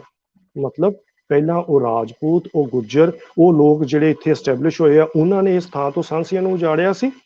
ਹੁਣ ਇਹ ਥਾਂ ਜਿਹੜੀ ਆ ਉਹ ਫਿਰ ਦੁਬਾਰਾ ਸਾਂਸੀ ਜਿਹੜੇ ਆ ਇੱਥੋਂ ਰਹਿੰਦੇ ਖੁੰਦੇ ਸਾਂਸੀ ਜਿਹੜੇ ਆ ਉਹਨਾਂ ਨੂੰ ਉਜਾੜਿਆ ਜਾ ਰਿਹਾ। ਤੇ ਉਸ ਉਜਾੜੇ ਦਾ ਕਾਰਨ ਕੀ ਬਣਦਾ ਹੈ ਕਿ ਮਾਈ ਲਾਖੀ ਜਦੋਂ ਮਰ ਜਾਂਦੀ ਹੈ ਤਾਂ ਉਹਦਾ ਪੋਤਰਾ ਜਿਹੜਾ ਹੈ ਉਹ ਕਿਸੇ ਚੋਰੀ 'ਚ ਫੜਿਆ ਜਾਂਦਾ ਹੈ ਤੇ ਇਸ ਇਲਾਕੇ ਦੇ ਸਮੁੱਚੇ ਜਿਹੜੇ ਚੌਧਰੀ ਨੇ, ਜਿਹੜੇ ਰਾਜਪੂਤ ਨੇ, ਉਹ ਸਾਰੇ ਸਾਂਸੀਆਂ ਨੂੰ ਇੱਥੋਂ ਦੇਸ਼ ਨਿਕਾਲਾ ਦੇ ਦਿੰਦੇ ਨੇ। ਉਹਨਾਂ ਲਈ ਮਜਬੂਰੀ ਹੈ ਕਿ ਉਹਨਾਂ ਨੂੰ ਇੱਥੋਂ ਜਾਣਾ ਹੈ, ਪਰ ਮਜਬੂਰੀ ਦਾ ਮਸਲਾ ਹੈ ਕਿ ਉਹਨਾਂ ਕੋਲ ਪੈਸੇ ਨਹੀਂ ਹੈ, ਉਹ ਇੱਥੋਂ ਕਿਵੇਂ ਜਾਣ। ਤਾਂ ਮਤਲਬ ਸਬੱਬ ਬਣਦਾ ਹੈ ਕਿ ਰੇਲ ਜਿਹੜੀ ਆ ਉਹ ਚੱਲਦੀ ਹੈ, ਇਹ ਰੇਲ ਗੱਡੀ ਜਿਹੜੀ ਆ ਉਹ ਉੱਥੋਂ ਚੱਲਦੀ ਹੈ ਤੇ ਰੇਲ ਗੱਡੀ ਜਿੱਦਣ ਚੱਲਣੀ ਹੈ ਪਹਿਲੇ ਦਿਨ ਸਾਰਿਆਂ ਦਾ ਸਫ਼ਰ ਮਾਫ ਹੈ ਤੇ ਸਾਰੇ ਦੇ ਸਾਰੇ ਸਾਂਸੀ ਜਿਹੜੇ ਆ ਉਸ ਰੇਲ ਗੱਡੀ ਦੇ ਵਿੱਚ ਸਵਾਰ ਨੇ। ਹੁਣ ਇੱਥੋਂ ਦੇ ਲੋਕ, ਉਸ ਗੱਡੀ 'ਚ ਬੈਠੇ ਲੋਕ, ਇੱਥੋਂ ਦੀ ਜਿਹੜੀ ਬਾਕੀ ਰਿਆਇਆ ਹੈ, ਉਹ ਤਾਂ ਇਹਨਾਂ ਸਾਂਸੀਆਂ ਨੂੰ ਪਲੀਤ ਸਮਝਦੀ ਪਈ ਹੈ। ਜਿਹੜੇ ਇੱਥੋਂ ਦੇ ਅਸਲ ਮਾਲਕ ਸੀ ਉਹ ਇਹਨਾਂ ਨੂੰ ਹੀਣੇ ਸਮਝਦੀ ਪਈ ਹੈ, ਉਹ ਇਹਨਾਂ ਤੋਂ ਦੂਰ ਹੁੰਦੀ ਪਈ ਹੈ।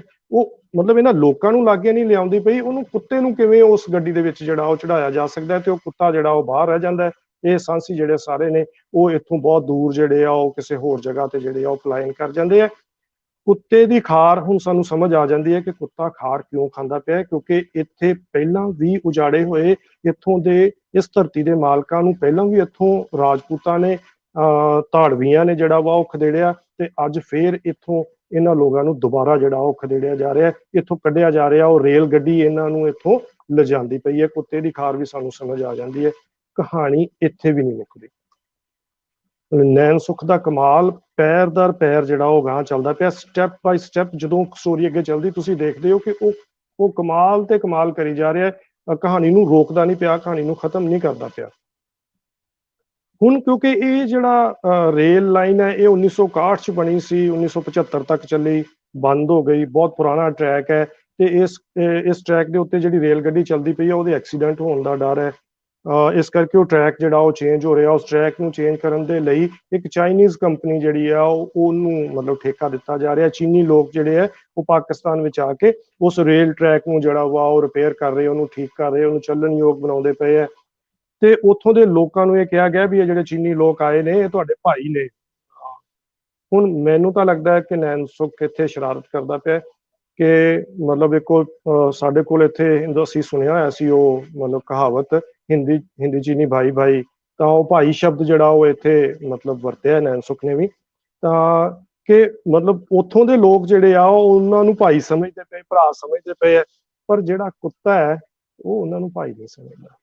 ਕੁੱਤਾ ਉਹਨਾਂ ਚੀਨੀਆਂ ਨੂੰ ਵੀ ਅੱਗੋਂ ਭੌਂਕਦਾ ਪਿਆ ਤੇ ਉਹਦਾ ਕਾਰਨ ਜਿਹੜਾ ਉਹ ਬੜਾ ਸਪਸ਼ਟ ਹੈ। ਅਸਲ ਵਿੱਚ ਉਹ ਕੁੱਤਾ ਭੌਂਕਦਾ ਨਹੀਂ ਪਿਆ, ਅਸਲ ਵਿੱਚ ਉਹ ਆਪਣੇ ਇੱਥੋਂ ਦੇ ਲੋਕਾਂ ਨੂੰ, ਜਿਹੜੇ ਰਹਿ ਗਏ ਲੋਕ ਨੇ, ਜਿਹੜੇ ਰਾਜਪੂਤ ਨੇ, ਜਿਹੜੇ ਗੁੱਜਰ ਨੇ, ਜਿਹੜੇ ਜੱਟ ਨੇ, ਜਿਹੜੇ ਉੱਥੋਂ ਦੇ ਐਸਟੈਬਲਿਸ਼ ਲੋਕ ਨੇ, ਉਹਨਾਂ ਨੂੰ ਸੁਚੇਤ ਕਰਦਾ ਪਿਆ ਕਿ ਪਹਿਲਾਂ ਜਿਹੜੇ ਧਾੜਵੀ ਆਏ ਸੀ ਉਹ ਤਾਂ ਇਨਸਾਨਾਂ ਨੂੰ ਮਾਰਦੇ ਸੀ, ਇਹ ਜਿਹੜੇ ਧਾੜਵੀ ਆਏ ਨੇ, ਚੀਨੀਆਂ ਵਾਸਤੇ ਗੱਲ ਹੈ, ਇਹ ਜਿਹੜੇ ਧਾੜਵੀ ਆਏ ਨੇ ਇਹ ਤਾਂ ਕੁੱਤਿਆਂ ਨੂੰ ਵੀ ਖਾ ਜਾਂਦੇ ਨੇ, ਇਹਨਾਂ ਤੋਂ ਬਚਣ ਦੀ ਲੋੜ ਹੈ। ਇਹ ਹੈ ਕਹਾਣੀ। ਜਦੋਂ ਮੈਨੂੰ ਇੱਥੋਂ ਤੱਕ ਪਹੁੰਚਦੇ ਆ ਤੇ ਸਾਨੂੰ ਨੈਣ ਸੁੱਖ ਦੀ ਕਰਾਮਾਤ ਜਿਹੜੀ ਆ ਉਹ ਸਾਹਮਣੇ ਆਉਂਦੀ ਹੈ ਕਿ ਇਸ ਮਕਸਦ ਖਾਤਰ ਨੈਣ ਸੁੱਖ ਨੇ ਕਹਾਣੀ ਜਿਹੜੀ ਆ ਉਹ ਸਿਰਜੀ ਸੀ। ਇਹਨਾਂ ਗੱਲਾਂ ਕਰਕੇ ਮੈਂ ਬਹੁਤ ਸਾਰੇ ਅਜਿਹੇ ਅਲਫਾਜ਼ ਜਿਹੜੇ ਸੁਣਨ ਵਾਲੇ ਸੋਚਦੇ ਹੋਣਗੇ ਕਿ ਮੈਂ ਨੈਣ ਸੁੱਖ ਦੀ ਵਡਿਆਈ ਦੇ ਵਿੱਚ ਬਹੁਤ ਸਾਰੇ ਅਲਫਾਜ਼ ਜਿਹੜੇ ਉਹ ਵਰਦਾ, ਉਹ ਐਵੇਂ ਨਹੀਂ ਹੈ। ਨੈਣ ਸੁੱਖ ਡਿਜ਼ਰਵ ਕਰਦਾ ਹੈ ਇੰਨੀ ਸਾਰੀ ਇੱਜ਼ਤ ਲਈ ਕਿ ਉਹ ਸਾਰੇ ਇਤਿਹਾਸਕ ਵਰਤਾਰਿਆਂ ਨੂੰ ਇੰਨੇ ਵਧੀਆ ਢੰਗ ਦੇ ਨਾਲ ਗੁੰਦਦਾ ਪਿਆ ਕਹਾਣੀਆਂ ਦੇ ਵਿੱਚ ਕਿ ਤੁਸੀਂ ਇੱਕ ਬੰਨੇ ਉਸ ਸਾਰੇ ਇਤਿਹਾਸ ਤੋਂ ਜਾਣੂ ਹੋ ਰਹੇ ਹੋ ਤੇ ਦੂਜੇ ਬੰਨੇ ਜਿਹੜਾ ਉਹ ਤੁਹਾਨੂੰ ਮਜ਼ਾ ਆਉਂਦਾ ਪਿਆ, ਸਾਹਿਤ ਦਾ ਮਨੋਰਥ ਜਿਹੜਾ ਐਂਟਰਟੇਨਮੈਂਟ ਵਾਲਾ ਉਹ ਵੀ ਜਿਹੜਾ ਉਹ ਪੂਰਾ ਹੋ ਰਿਹਾ। ਇਹਦੇ ਤੋਂ ਇਲਾਵਾ ਇਸ ਕਿਤਾਬ ਦੇ ਵਿੱਚ ਜਿਹੜੀਆਂ ਉਹ ਬਹੁਤ ਸਾਰੀਆਂ ਅਜਿਹੀਆਂ ਕਹਾਣੀਆਂ ਨੇ ਜਿਨ੍ਹਾਂ ਦੇ ਵਿੱਚ ਇਸਲਾਮ, ਜਿਨ੍ਹਾਂ ਵਿੱਚ ਧਰਮ ਦਾ ਜ਼ਿਕਰ ਜਿਹੜਾ ਉਹ ਬਹੁਤ ਜ਼ਿਆਦਾ ਹੈ। ਮੈਂ ਕਹਾਂਗਾ ਕਿ ਉਹ ਕਹਾਣੀਆਂ ਦਾ ਆਧਾਰ ਹੀ ਜਿਹੜਾ ਉਹ ਧਰਮ ਹੈ, ਜੇ ਇੰਜ ਕਿਹਾ ਜਾਵੇ ਤਾਂ ਉਹ ਬਿਹਤਰ ਹੋਏਗਾ। ਇਹੋ ਜਿਹੀਆਂ ਕਹਾਣੀਆਂ ਨੇ ਲਾ ਇਲਾਹਾ, ਲਾ ਇਲਾ, ਸੋਗ ਸਹਾਈ, ਕੁਰਲਾਟ, ਝੂਲੇ ਲਾਲ, ਸੁਰਖ ਸੁਹਾਗ ਸਮੇਂ। ਮੈਂ ਇਹਨਾਂ ਕਹਾਣੀਆਂ ਬਾਰੇ ਜ਼ਿਆਦਾ ਬਿਲਕੁਲ ਗੱਲ ਨਹੀਂ ਕਰ ਰਿਹਾ ਕਿਉਂਕਿ ਇਹਨਾਂ ਦੇ ਵਿਚਲੀ ਇਸਲਾਮਿਕ ਸ਼ਬਦਾਵਲੀ ਤੇ ਇਹ ਸਾਰੀਆਂ ਚੀਜ਼ਾਂ ਜਿਹੜੀਆਂ ਉਹ ਬੜੀਆਂ ਸੈਂਸਿਟਿਵ ਇਸ਼ੂਜ਼ ਦੇ ਨਾਲ ਜੁੜੀਆਂ ਹੋਈਆਂ ਨੇ, ਬਹੁਤ ਪਿਆਰੀਆਂ ਕਹਾਣੀਆਂ ਨੇ। ਪਰ ਮੈਨੂੰ ਲੱਗਦਾ ਹੈ ਕਿ ਨੈਣ ਸੁੱਖ ਦਾ ਇਹਨਾਂ ਕਹਾਣੀਆਂ ਨੂੰ ਸਿਰਜਣ ਪਿੱਛੇ ਜਿਹੜਾ ਮਕਸਦ ਕੰਮ ਕਰਦਾ ਪਿਆ ਉਹ ਸਾਨੂੰ ਇਹ ਕਨਵੇ ਕਰਨਾ ਚਾਹੁੰਦਾ ਹੈ ਕਿ ਧਰਮ ਦਾ ਜਿਹੜਾ ਅਸਲ ਮਕਸਦ ਹੈ ਉਹ ਧਾਰਮਿਕ ਰੀਤਾਂ ਨਹੀਂ ਹੈ, ਧਾਰਮਿਕ ਰਿਵਾਜ ਨਹੀਂ ਹੈ, ਉਹ ਰਸਮਾਂ ਨਹੀਂ ਹੈ, ਉਹ ਢੰਗ ਤਰੀਕੇ ਨਹੀਂ ਹੈ ਕਿ ਅਸੀਂ ਕਿਵੇਂ ਉਸ ਰੱਬ ਨੂੰ ਯਾਦ ਕਰਨਾ ਹੈ। ਅਸਲ ਵਿੱਚ ਧਰਮ ਦਾ ਜਿਹੜਾ ਮਕਸਦ ਹੈ ਉਹ ਇਨਸਾਨ ਵਿਚਲੀ ਇਨਸਾਨੀਅਤ ਜਿਹੜੀ ਹੈ ਉਹਨੂੰ ਕਾਇਮ ਕਰਨਾ ਹੈ, ਇਨਸਾਨ ਨੂੰ ਉਸ ਇਨਸਾਨੀਅਤ ਉੱਤੇ ਕਾਇਮ ਰਹਿਣ ਲਈ ਤਿਆਰ ਕਰਨਾ ਹੈ ਤੇ ਇਨਸਾਨ ਵਿਚਲੇ ਉਸ ਹੈਵਾਨ ਦੇ ਉੱਤੇ ਕਿਵੇਂ ਜ਼ਬਤ ਲਾਉਣਾ ਹੈ ਕਿ ਉਹ ਇਨਸਾਨ ਨੂੰ ਹੈਵਾਨ ਨਾ ਬਣਨ ਦੇਵੇ। ਅਸਲ 'ਚ ਧਰਮ ਦਾ ਮਕਸਦ ਜਿਹੜਾ ਉਹ ਇਹ ਹੈ। ਇਹ ਕਹਾਣੀਆਂ ਸੋਗ ਸਹਾਈ ਕਹਾਣੀ ਜਿਹੜੀ ਹੈ ਉਹ ਤੁਹਾਨੂੰ ਰਵਾ ਦਿੰਦੀ ਹੈ ਕਿ ਇੱਕ ਛੋਟਾ ਜਿਹਾ ਬੱਚਾ ਜਿਹੜਾ ਸਵੇਰੇ ਜੰਮਿਆ ਦੁਪਹਿਰੇ ਮਰ ਗਿਆ ਤੇ ਉਹਨੂੰ ਮੁੱਲਾ ਜਿਹੜਾ ਉਹ ਇਸ ਕਰਕੇ ਜਿਹੜਾ ਵਾ ਉਹ ਉਹਨੂੰ ਕਫਨ ਤੇ ਦਫਨ ਦਾ ਜਿਹੜਾ ਵਾ ਜੋ ਉੱਥੋਂ ਦਾ ਪ੍ਰੋਸੀਜਰ ਹੈ ਉਹਦੇ ਲਈ ਉਹਨੂੰ ਨਹੀਂ ਪ੍ਰਵਾਨ ਕਰ ਰਿਹਾ, ਇਹ ਕਿਉਂਕਿ ਉਹਦੇ ਕੰਨ 'ਚ ਅਜ਼ਾਨ ਨਹੀਂ ਪਈ। ਤਾਂ ਸਾਨੂੰ ਲੱਗਦਾ ਹੈ ਕਿ ਇਹ ਜਿਹੜਾ ਮੁੱਲਾ ਹੈ ਇਹ ਕੌਣ ਹੁੰਦਾ ਹੈ, ਇਹ ਸਾਰਾ ਕੁਝ ਕਰਨ ਵਾਲਾ, ਤੇ ਫਿਰ ਕਿਵੇਂ ਉਹਦਾ ਪਿਓ ਤੇ ਦਾਦਾ ਜਿਹੜਾ ਉਹ ਕਿਸ ਢੰਗ ਦੇ ਨਾਲ ਆਪਣੀ ਪੁਰਾਣੀ ਰਵਾਇਤ ਜਿਹੜੀ ਆ ਉਹਨੂੰ ਪੂਰੀਆਂ ਕਰਦਿਆਂ ਹੋਇਆ ਉਸ ਬੱਚੇ ਦਾ ਕਫਨ ਦਫਨ ਕਰਦੇ ਹੈ। ਤੇ ਫਿਰ ਹਾਲਾਂਕਿ ਨੈਣ ਸੁੱਖ ਤਾਂ ਇਹ ਕੁਐਸਚਨ ਨਹੀਂ ਖੜਾ ਕਰਦਾ, ਤੇ ਫਿਰ ਮੇਰੇ ਮਨ ਦੇ ਵਿੱਚ ਇਹ ਕੁਐਸਚਨ ਆਉਂਦਾ ਹੈ ਕਿ ਫਿਰ ਇਨਸਾਨ ਨੂੰ ਇਹੋ ਜਿਹੇ ਧਰਮ ਦੀ ਕੀ ਜ਼ਰੂਰਤ ਹੈ ਜਿਹੜਾ ਇਸ ਛੋਟੇ ਜਿਹੇ ਬੱਚੇ ਪ੍ਰਤੀ ਜਿਹਦਾ ਕੋਈ ਜ਼ੁਲਮ ਨਹੀਂ, ਜਿਹਦਾ ਕੋਈ ਕਸੂਰ ਨਹੀਂ ਹੈ, ਉਹਦੇ ਪ੍ਰਤੀ ਇਸ ਤਰ੍ਹਾਂ ਦਾ ਨਜ਼ਰੀਆ ਜਾਂ ਇਹੋ ਜਿਹੀਆਂ ਚੀਜ਼ਾਂ ਰੱਖਦਾ ਹੈ। ਮੈਂ ਇਹਨਾਂ ਚੀਜ਼ਾਂ ਬਾਰੇ ਜ਼ਿਆਦਾ ਗੱਲ ਨਹੀਂ ਕਰਾਂਗਾ। ਜੇ ਇਹਦੇ ਤੋਂ ਅਗਾਂਹ ਦੇਖੀਏ ਤਾਂ ਇਸ ਕਿਤਾਬ ਵਿੱਚ ਇੱਕ ਹੋਰ ਬਹੁਤ ਇੰਪੋਰਟੈਂਟ ਆਸਪੈਕਟ ਹੈ। ਪਾਕਿਸਤਾਨ ਕਿਉਂਕਿ ਦੋ ਕੌਮੀ ਨਜ਼ਰੀਏ ਦੇ ਆਧਾਰ ਤੇ ਬਣਿਆ ਤੇ ਦੋ ਕੌਮੀ ਨਜ਼ਰੀਏ ਦੇ ਆਧਾਰ ਤੇ ਆਪਣੀ ਕੌਮ ਨੂੰ ਵਡਿਆਉਣਾ ਤਾਂ ਨੈਚੁਰਲ ਹੈ, ਕੋਈ ਸ਼ੱਕ ਨਹੀਂ ਹੈ। ਪਰ ਉਹਦੇ ਪੈਰਲਲ ਜਿਨ੍ਹਾਂ ਨੂੰ ਅਸੀਂ ਛੱਡ ਕੇ ਆਏ ਆ ਜਾਂ ਜਿਨ੍ਹਾਂ ਦਾ ਅਸੀਂ ਵਿਰੋਧ ਕਰਦੇ ਪਏ ਆ, ਮੈਂ ਹਿੰਦੂਆਂ ਦੀ ਗੱਲ ਕਰਦਾ ਪਿਆ ਕਿ ਹਿੰਦੂਆਂ ਪ੍ਰਤੀ ਪਾਕਿਸਤਾਨੀ ਪੰਜਾਬੀ ਸਾਹਿਤ 'ਚ ਮੈਂ ਜਦੋਂ ਤੋਂ ਜੁੜਿਆ ਤੇ ਜਿਸ ਤਰ੍ਹਾਂ ਦੇ ਢੰਗ ਨਾਲ ਮੈਂ ਹਿੰਦੂਆਂ ਦੇ ਬਾਰੇ ਨਾਵਲਾਂ ਦੇ ਵਿੱਚ ਜਾਂ ਕਹਾਣੀਆਂ 'ਚ ਜਿਹੜੇ ਰੈਫਰੈਂਸ ਪੜ੍ਹੇ ਨੇ ਇਹ ਉਹ ਨਕਾਰਾਤਮਕ ਤੇ ਮੈਨੂੰ ਉਹ ਨੈਗੇਟਿਵ ਅਪਰੋਚ ਵਾਲੇ ਨਕਾਰਾਤਮਕ ਲੱਗਦੇ ਨੇ, ਉਹ ਸੰਕੀਰਨ ਨੇ, ਉਹ ਬਾਇਸਡ ਨੇ। ਮੈਂ ਇਸ ਢੰਗ ਦੇ ਨਾਲ ਮੈਂ ਕਹਿਣ ਦੀ ਗੁਸਤਾਖੀ ਕਰਦਾ ਪਿਆ। ਪਰ ਨੈਣ ਸੁਖ ਜਿਹੜਾ ਉਹ ਇਸ ਨਜ਼ਰੀਏ ਤੋਂ ਬਿਲਕੁਲ ਹਟ ਕੇ ਬਿਲਕੁਲ ਉਲਟ ਢੰਗ ਦੇ ਨਾਲ ਕਹਾਣੀ ਕ੍ਰੀਏਟ ਕਰਦਾ ਹੈ ਤੇ ਸਾਨੂੰ ਬਹੁਤ ਸਾਰੀਆਂ ਕਹਾਣੀਆਂ ਲਾਲਾ ਲਾਟੂ, ਖੜਿਆਲੀ, ਦੇਵਖਾਲੀ, ਜਿਉਣੀ ਜਿਉਣ, ਜੋ ਕਿ ਇਹਨਾਂ ਕਹਾਣੀਆਂ ਦੇ ਵਿੱਚੋਂ ਸਾਨੂੰ ਹਿੰਦੂ ਇਤਿਹਾਸ ਮਿਥਿਹਾਸ ਨਾਲ ਜੁੜੇ ਇੰਨੇ ਵਰਤਾਰੇ ਮਿਲਦੇ ਨੇ ਜਿੱਥੋਂ ਸਾਨੂੰ ਪਤਾ ਲੱਗਦਾ ਹੈ ਕਿ ਹਿੰਦੂ ਵੀ ਇੱਜ਼ਤਯੋਗ ਨੇ, ਹਿੰਦੂ ਉਹ ਹੀ ਇਨਸਾਨ ਨੇ, ਉਹੋ ਜਿਹੇ ਇਨਸਾਨ ਨੇ ਜਿਵੇਂ ਅਸੀਂ ਲੋਕ ਆ। ਇਹ ਉਹਨਾਂ ਪ੍ਰਤੀ ਸਾਨੂੰ ਆਪਣੀ ਅਪਰੋਚ ਜਿਹੜੀ ਆ ਉਹ ਬਦਲਣ ਦੀ ਜ਼ਰੂਰਤ ਹੈ। ਮੈਂ ਇਹਨਾਂ ਕਹਾਣੀਆਂ ਬਾਰੇ ਵੀ ਡਿਟੇਲ ਦੇ ਵਿੱਚ ਗੱਲ ਨਹੀਂ ਕਰ ਰਿਹਾ। ਹਾਂ, ਧਰਤੀ ਪੰਜ ਦਰਿਆਈ, ਆਈਪੁਰੇ ਦੀ ਵਾਰ ਤੇ ਹੁਣ ਜੋਗੀ ਸਪਤਰਾ। ਜਦੋਂ ਮੈਂ ਇਹਨਾਂ ਕਿਤਾਬਾਂ ਦੇ ਸਫ਼ਰ ਵਿੱਚੋਂ ਲੰਘ ਰਿਹਾ ਸਾਂ, ਇਹਨਾਂ ਨੂੰ ਲਿਪੀ ਅੰਤਰ ਕਰ ਰਿਹਾ ਸਾਂ, ਤਾਂ ਜੋ ਮੈਂ ਮਹਿਸੂਸ ਕੀਤਾ, ਤੇ ਹਾਲਾਂਕਿ ਕੁਛ ਉਹ ਜੋ ਮੈਂ ਮਹਿਸੂਸ ਕੀਤਾ ਤੇ ਜੋ ਮੇਰੀ ਆਊਟਪੁੱਟ ਸੀ ਉਹਦਾ ਇੱਥੇ ਕੁਝ ਜਣਿਆਂ ਨੇ ਵਿਰੋਧ ਵੀ ਕੀਤਾ, ਕਿਉਂਕਿ ਅਸੀਂ ਜਿਹੜੇ ਸਪੈਲਿੰਗਸ ਤੇ ਜਿਹੜੇ ਸ਼ਬਦ ਨੇ ਜਿਹੜੇ ਨੈਣ ਸੁਖ ਯੂਜ਼ ਕਰਦਾ, ਅਸੀਂ ਉਹਨਾਂ ਨੂੰ ਐਜ਼ ਇਟ ਇਜ਼ ਰੱਖਣ ਦਾ ਫੈਸਲਾ ਲਿਆ ਸੀ। ਇਸ ਇੱਧਰਲੇ ਬੰਨੇ ਮੈਨੂੰ ਕੁਝ ਬਹੁਤ ਮਾਈਨਰ ਜਾਂ ਬਹੁਤ ਥੋੜ੍ਹੀਆਂ ਥਾਵਾਂ ਤੋਂ ਇਸ ਕਿਸਮ ਦਾ ਵਿਰੋਧ ਵੀ ਝੱਲਣਾ ਪਿਆ ਕਿ ਤੁਸੀਂ ਕੇਂਦਰੀ ਪੰਜਾਬੀ ਨੂੰ, ਤੁਸੀਂ ਟਕਸਾਲੀ ਪੰਜਾਬੀ ਨੂੰ ਵਿਗਾੜਦੇ ਪਏ ਹੋ। ਬੱਚਿਆਂ ਦੇ ਮਨਾਂ ਦੇ ਵਿੱਚ ਜਿਹੜੇ ਸ਼ਬਦ ਜੋੜ ਬਣੇ ਹੋਏ ਨੇ ਉਹਨਾਂ ਸ਼ਬਦ ਜੋੜਾਂ ਨਾਲ ਖਿਲਵਾੜ ਕਰਦੇ ਪਏ ਹੋ। ਉਹ ਸ਼ਬਦ ਜੋੜ ਜਿਹੜੇ ਆ ਉਹ ਤਬਦੀਲ ਹੋ ਜਾਣਗੇ, ਫਿਰ ਨਵੇਂ ਮਸਲੇ ਜਿਹੜੇ ਆ ਉਹ ਖੜੇ ਹੋਣਗੇ ਕਿ ਸ਼ਬਦ ਜੋੜ ਕੀ ਹੋਣੇ ਚਾਹੀਦੇ ਆ।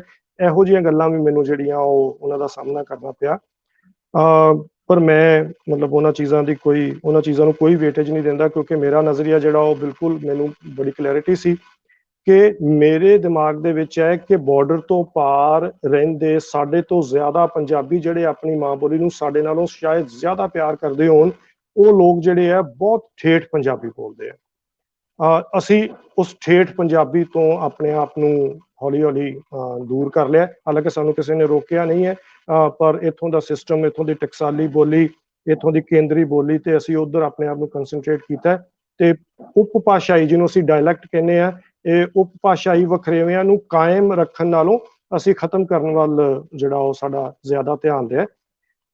ਇਸ ਕਰਕੇ ਮੈਂ ਸੁਚੇਤ ਤੌਰ ਉੱਤੇ ਨੈਣ ਸੁਖ ਦੀਆਂ ਕਿਤਾਬਾਂ ਨੂੰ ਚੁਣਦਾ ਰਿਹਾ। ਇਹਦਾ ਬਹੁਤ ਵੱਡਾ ਕਾਰਨ ਇੱਕ ਇਹ ਵੀ ਹੈ ਕਿ ਉਹ ਕਿਤਾਬਾਂ ਜਿਹੜੀਆਂ ਨੇ ਉਹ ਉਪ ਭਾਸ਼ਾਈ ਡਾਇਲੈਕਟ ਦਾ ਇੱਕ ਖਜ਼ਾਨਾ ਹੈ ਜਿਹੜਾ ਸਾਡੇ ਕੋਲੋਂ ਖੁੱਸ ਗਿਆ, ਜਿਹੜਾ ਦੁਬਾਰਾ ਹੁਣ ਸਾਡੇ ਵਿੱਚ ਸ਼ਾਮਲ ਹੋਣਾ ਚਾਹੀਦਾ ਹੈ। ਔਰ ਉਹ ਇੱਕ ਨਹੀਂ ਆ, ਉਹ 13 ਸ਼ਬਦ ਨੇ। ਮਤਲਬ ਔਰ ਉਹ ਸ਼ਬਦ ਮਤਲਬ ਇੰਨੇ ਪਿਆਰੇ ਨੇ ਕਿ ਉਹਨਾਂ ਵਿੱਚੋਂ ਕੁਝ ਸ਼ਬਦ ਤਾਂ ਮੇਰੇ ਲਿਖਣ ਤੇ ਮੇਰੇ ਬੋਲਣ ਦੇ ਵਿੱਚ ਵੀ ਜਿਹੜੇ ਆ ਉਹ ਮਤਲਬ ਸ਼ਾਮਲ ਹੋ ਚੁੱਕੇ। ਮੈਂ ਵੀ ਉਹਨਾਂ ਨੂੰ ਅਪਣਾ ਲਿਆ ਹੈ। ਨੈਣ ਸੁਖ ਦੀਆਂ ਕਿਤਾਬਾਂ, ਵਿਸ਼ੇਸ਼ ਤੌਰ ਤੇ ਇਹ ਵਾਲੀ ਕਿਤਾਬ ਜਿਹੜੀ ਹੈ, ਉਹ ਇਸ ਐਂਗਲ ਤੋਂ ਵੀ ਬਹੁਤ ਇੰਪੋਰਟੈਂਟ ਹੈ ਕਿ ਉਹਦੇ ਵਿਚਲੀ ਸ਼ਬਦਾਵਲੀ ਜਿਹੜੀ ਹੈ ਉਹ ਪੰਜਾਬੀ ਭਾਸ਼ਾ, ਪੰਜਾਬੀ ਮਾਂ ਬੋਲੀ ਦੇ ਖਜ਼ਾਨੇ ਨੂੰ, ਜਿਹੜੀ ਸ਼ਬਦਾਂ ਦਾ ਖਜ਼ਾਨਾ ਹੈ, ਉਹਨੂੰ ਹੋਰ ਅਮੀਰੀ ਜਿਹੜੀ ਆ ਉਹ ਬਖਸ਼ਦੀ ਹੈ। ਤੁਸੀਂ ਮੈਨੂੰ ਲੱਗਦਾ ਉਹ ਸ਼ਬਦ ਬਿਲਕੁਲ ਇਹ ਚੋਂ ਵੇਖੇ ਹੋਣਗੇ। ਮੈਂ ਉਹਨਾਂ ਚੋਂ ਕੁਝ ਦੀ ਮਿਸਾਲ ਜਿਹੜੀ ਆ ਉਹ ਤੁਹਾਨੂੰ ਦੇਣਾ ਚਾਹਾਂਗਾ। ਪਰੋਖੀ ਸ਼ਬਦ ਇੰਨਾ ਪਿਆਰਾ ਹੈ। ਮਤਲਬ ਮੈਂ ਜਦੋਂ ਸਮਝ ਰਿਹਾ ਸਾਂ ਨੈਣ ਸੁਖ ਹੋਰਾਂ ਤੋਂ, ਬੇਲਾਨੀ, ਮਜਲੇ, ਉਤਲੇ, ਜੁਬੇ, ਕੁਚਰਾ, ਧਿਰ ਭੰਨੀ, ਥੀ ਗਿਉਂ, ਬੀਆਂ, ਹਾਂਗਰੇ, ਸੁਖਾ, ਵਖਰਿਪ, ਬਜਾਵਤ। ਜਦੋਂ ਮੈਂ ਵਖਰਿਪ ਤੇ ਬਜਾਵਤ ਬਾਰੇ ਨੈਣ ਸੁਖ ਹੋਰਾਂ ਤੋਂ ਮਤਲਬ ਸਮਝਣ ਦੀ ਕੋਸ਼ਿਸ਼ ਕਰ ਰਿਹਾ ਸਾਂ, ਤੇ ਮੈਨੂੰ ਲੱਗਾ ਕਿ ਅਸੀਂ ਦੇਖੋ ਇਹ ਗੁਣ ਜਿਹੜਾ ਉਹਨੂੰ ਕਿਵੇਂ ਮਤਲਬ ਛੱਡ ਦਿੱਤਾ ਹੈ ਕਿ ਕਿਵੇਂ ਬਾਹਰ ਦੇ ਲੋਕ ਜਿਹੜੇ ਹੈ ਉਹ ਲੰਬੇ ਸੈਂਟੈਂਸਿਸ, ਵੱਡੇ ਸ਼ਬਦਾਂ ਨੂੰ ਮਤਲਬ ਤੋੜ ਕੇ ਇੱਕ ਸ਼ਬਦ ਦੇ ਵਿੱਚ ਜਿਹੜਾ ਵਾ ਉਹ ਕਿਵੇਂ ਸਮੇਟਣ ਦੀ ਪ੍ਰਵਿਰਤੀ ਜਿਹੜੀ ਆ ਉਹ ਰੱਖਦੇ ਆ। ਜਦੋਂ ਮੈਂ ਬਜਾਵਤ ਸ਼ਬਦ ਬਾਰੇ ਗੱਲ ਕਰ ਰਿਹਾ ਸਾਂ ਤਾਂ ਨੈਣ ਸੁਖ ਹੋਰਾਂ ਦੱਸਿਆ ਕਿ ਬਾਜਵਿਆਂ ਦੇ ਇਲਾਕੇ ਨੂੰ ਬਜਾਵਤ ਕਿਹਾ ਜਾਂਦਾ, ਤੇ ਮਤਲਬ ਅਸੀਂ ਇਮੇਜਿਨ ਵੀ ਨਹੀਂ ਕਰ ਸਕਦੇ ਕਿ ਉੱਥੇ ਮਤਲਬ ਇਸ ਕਿਸਮ ਦਾ ਸ਼ਬਦ ਬਾਜਵਿਆਂ ਦੇ ਇੱਕ ਇਲਾਕੇ ਦੇ ਨਾਂ ਦੇ ਤੌਰ ਦੇ ਉੱਤੇ ਜਿਹੜਾ ਵਾ ਉਹ ਯੂਜ਼ ਕੀਤਾ ਜਾ ਰਿਹਾ। ਮੈਨੂੰ ਲੱਗਦਾ ਹੈ ਕਿ ਸਾਨੂੰ ਨੈਣ ਸੁਖ ਦੀਆਂ ਕਿਤਾਬਾਂ ਵਿਚਲੇ ਇਹਨਾਂ ਸ਼ਬਦਾਂ, ਉਹਨਾਂ ਥਾਵਾਂ ਦੇ ਉਹਨਾਂ ਨਾਵਾਂ, ਉਹਨਾਂ ਸਾਰੀਆਂ ਚੀਜ਼ਾਂ ਨੂੰ ਸੰਭਾਲਣਾ ਚਾਹੀਦਾ ਹੈ, ਉਹਨਾਂ ਨੂੰ ਸਟੱਡੀ ਕਰਨਾ ਚਾਹੀਦਾ ਹੈ, ਉਹਨਾਂ ਦੀ ਹਿਸਟਰੀ ਜਿਹੜੀ ਆ ਉਹ ਲੱਭਣੀ, ਸੰਭਾਲਣੀ ਤੇ ਅਗਲੀਆਂ ਪੀੜ੍ਹੀਆਂ ਤੱਕ ਜਿਹੜੀ ਆ ਉਹ ਪਹੁੰਚਾਉਣੀ ਚਾਹੀਦੀ ਹੈ। ਮੈਂ ਆਪਣੀ ਗੱਲ ਜਿਹੜੀ ਆ ਉਹ ਇੰਨੀਆਂ ਗੱਲਾਂ ਦੇ ਨਾਲ ਸਮੇਟਣਾ ਚਾਹਾਂਗਾ। ਨੈਣ ਸੁਖ ਹੋਰਾਂ ਨੂੰ ਮੈਂ ਦੁਬਾਰਾ ਮੁਬਾਰਕਬਾਦ ਦੇਣਾ ਕਿ ਉਹਨਾਂ ਨੇ ਜੋਗੀ ਸਪਤਰਾ ਇਹ ਕਿਤਾਬ ਜਿਹੜੀ ਆ ਉਹ ਪੰਜਾਬੀ ਪਾਠਕਾਂ ਨੂੰ ਦੇ ਕੇ ਪੰਜਾਬੀ ਮਾਂ ਬੋਲੀ ਦੀ ਜਿਹੜੀ ਸੇਵਾ ਕੀਤੀ ਹੈ ਉਹਨੂੰ ਸ਼ਬਦਾਂ 'ਚ ਬਿਆਨ ਨਹੀਂ ਕੀਤਾ ਜਾ ਸਕਦਾ। ਬਹੁਤ ਬਹੁਤ ਧੰਨਵਾਦ।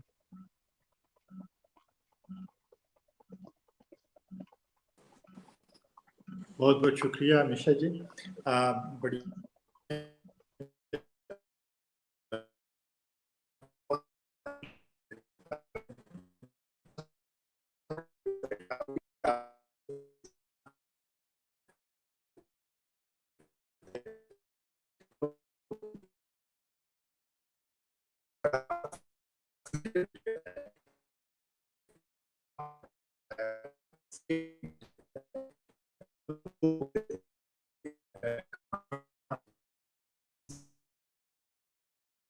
ਜ਼ਿਕਰ ਵੀ ਲਾਉਂਦੀਆਂ ਨੇ ਤੇ ਉਹ ਸਵਾਲ ਵੀ ਉਠਾਉਂਦੀਆਂ ਨੇ ਤੇ ਉਹ ਗੱਲ ਤੁਸੀਂ ਬੜੀ ਖੂਬਸੂਰਤੀ ਨਾਲ ਤੇ ਬੜੇ ਇੱਕ ਸਟਲ ਤਰੀਕੇ ਨਾਲ ਉਹ ਕੀਤੀ ਸਾਡੇ ਨਾਲ।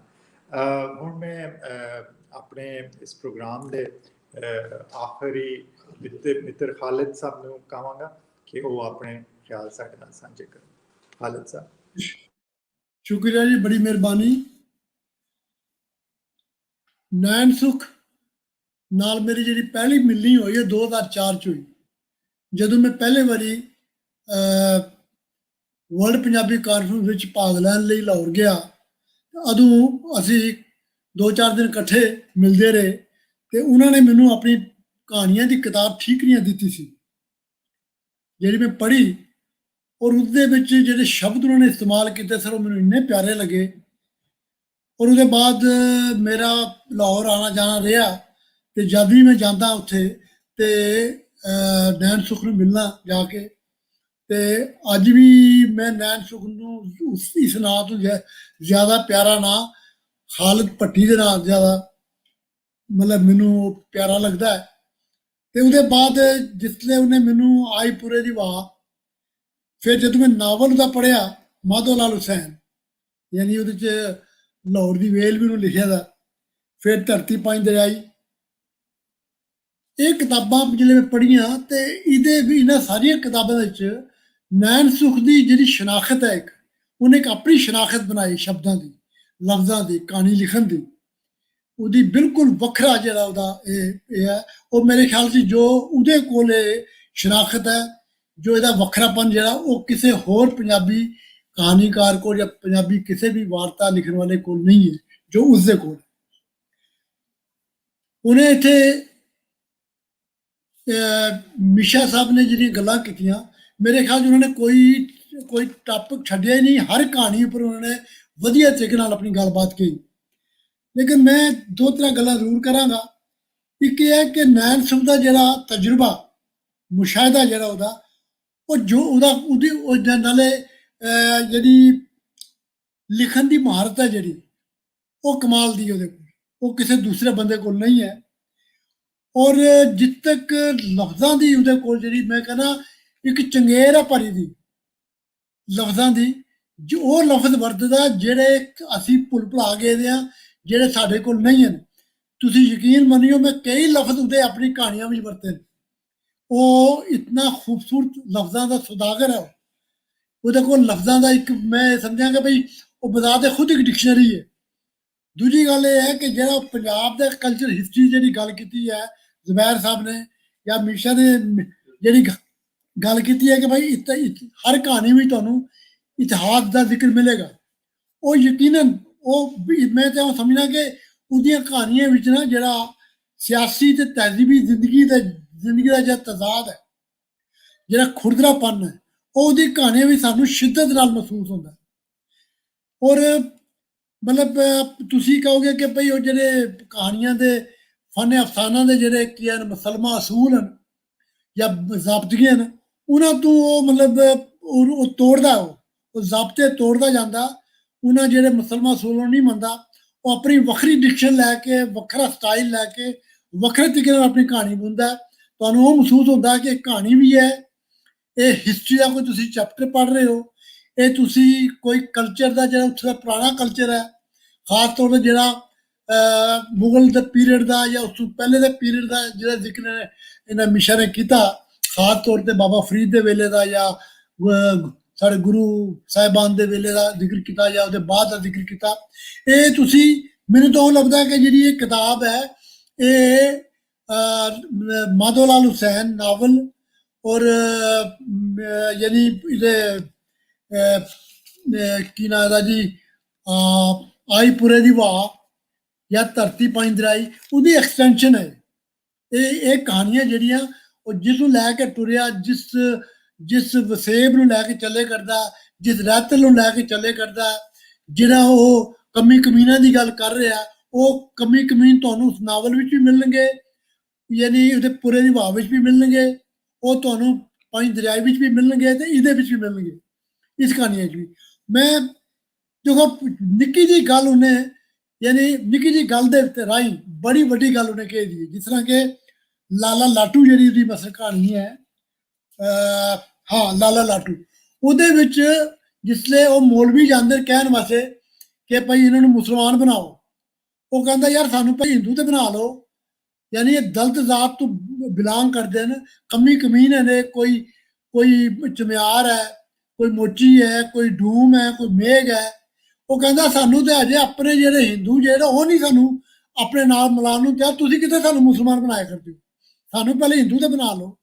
ਯਾਨੀ ਉਹ ਜਿਹੜਾ ਉਸ ਵੇਲੇ ਜਿਹੜਾ ਮੁਲਕ ਦੀ ਤਕਸੀਮ ਦੇ ਬਾਅਦ ਜਿਹੜਾ ਇੱਕ ਅਸੀਂ ਵੀ ਦੋ ਕੌਮੀ ਨਜ਼ਰੀਏ ਤਹਿਤ ਜਿਹੜਾ ਵੀ ਪਾਕਿਸਤਾਨ 'ਚ ਰਹੇਗਾ ਉਹ ਮੁਸਲਮਾਨ ਹੋਣਾ ਚਾਹੀਦਾ, ਉਹ ਇਸਲਾਮੀ ਅਸੂਲ ਦੇ ਪੂਰਾ ਚੱਲਣਾ ਚਾਹੀਦਾ, ਜਦ ਕਿ ਇਸ ਕਿਸਮ ਦੀ ਕੋਈ ਗੱਲ ਉੱਥੇ ਅਸੀਂ ਵੀ ਗਿਆ ਨਹੀਂ ਦੇਖਿਆ। ਉੱਥੇ ਵੀ ਉਹੀ ਇਨਸਾਨ ਰਹਿੰਦੇ ਨੇ, ਉਹੀ ਪੰਜਾਬੀ ਉੱਥੇ ਵੀ ਰਹਿੰਦੇ ਨੇ ਜਿਹੜੇ ਸਾਡੇ ਵਾਲੇ ਪਾਸੇ ਰਹਿੰਦੇ ਨੇ, ਉਹੀ ਕਮੀਆਂ, ਉਹੀ ਕਮਜ਼ੋਰੀਆਂ, ਉਹੀ ਖੂਬੀਆਂ ਉਹ ਇੱਧਰ ਵੀ ਹਨ ਤੇ ਉੱਧਰ ਵੀ ਹਨ।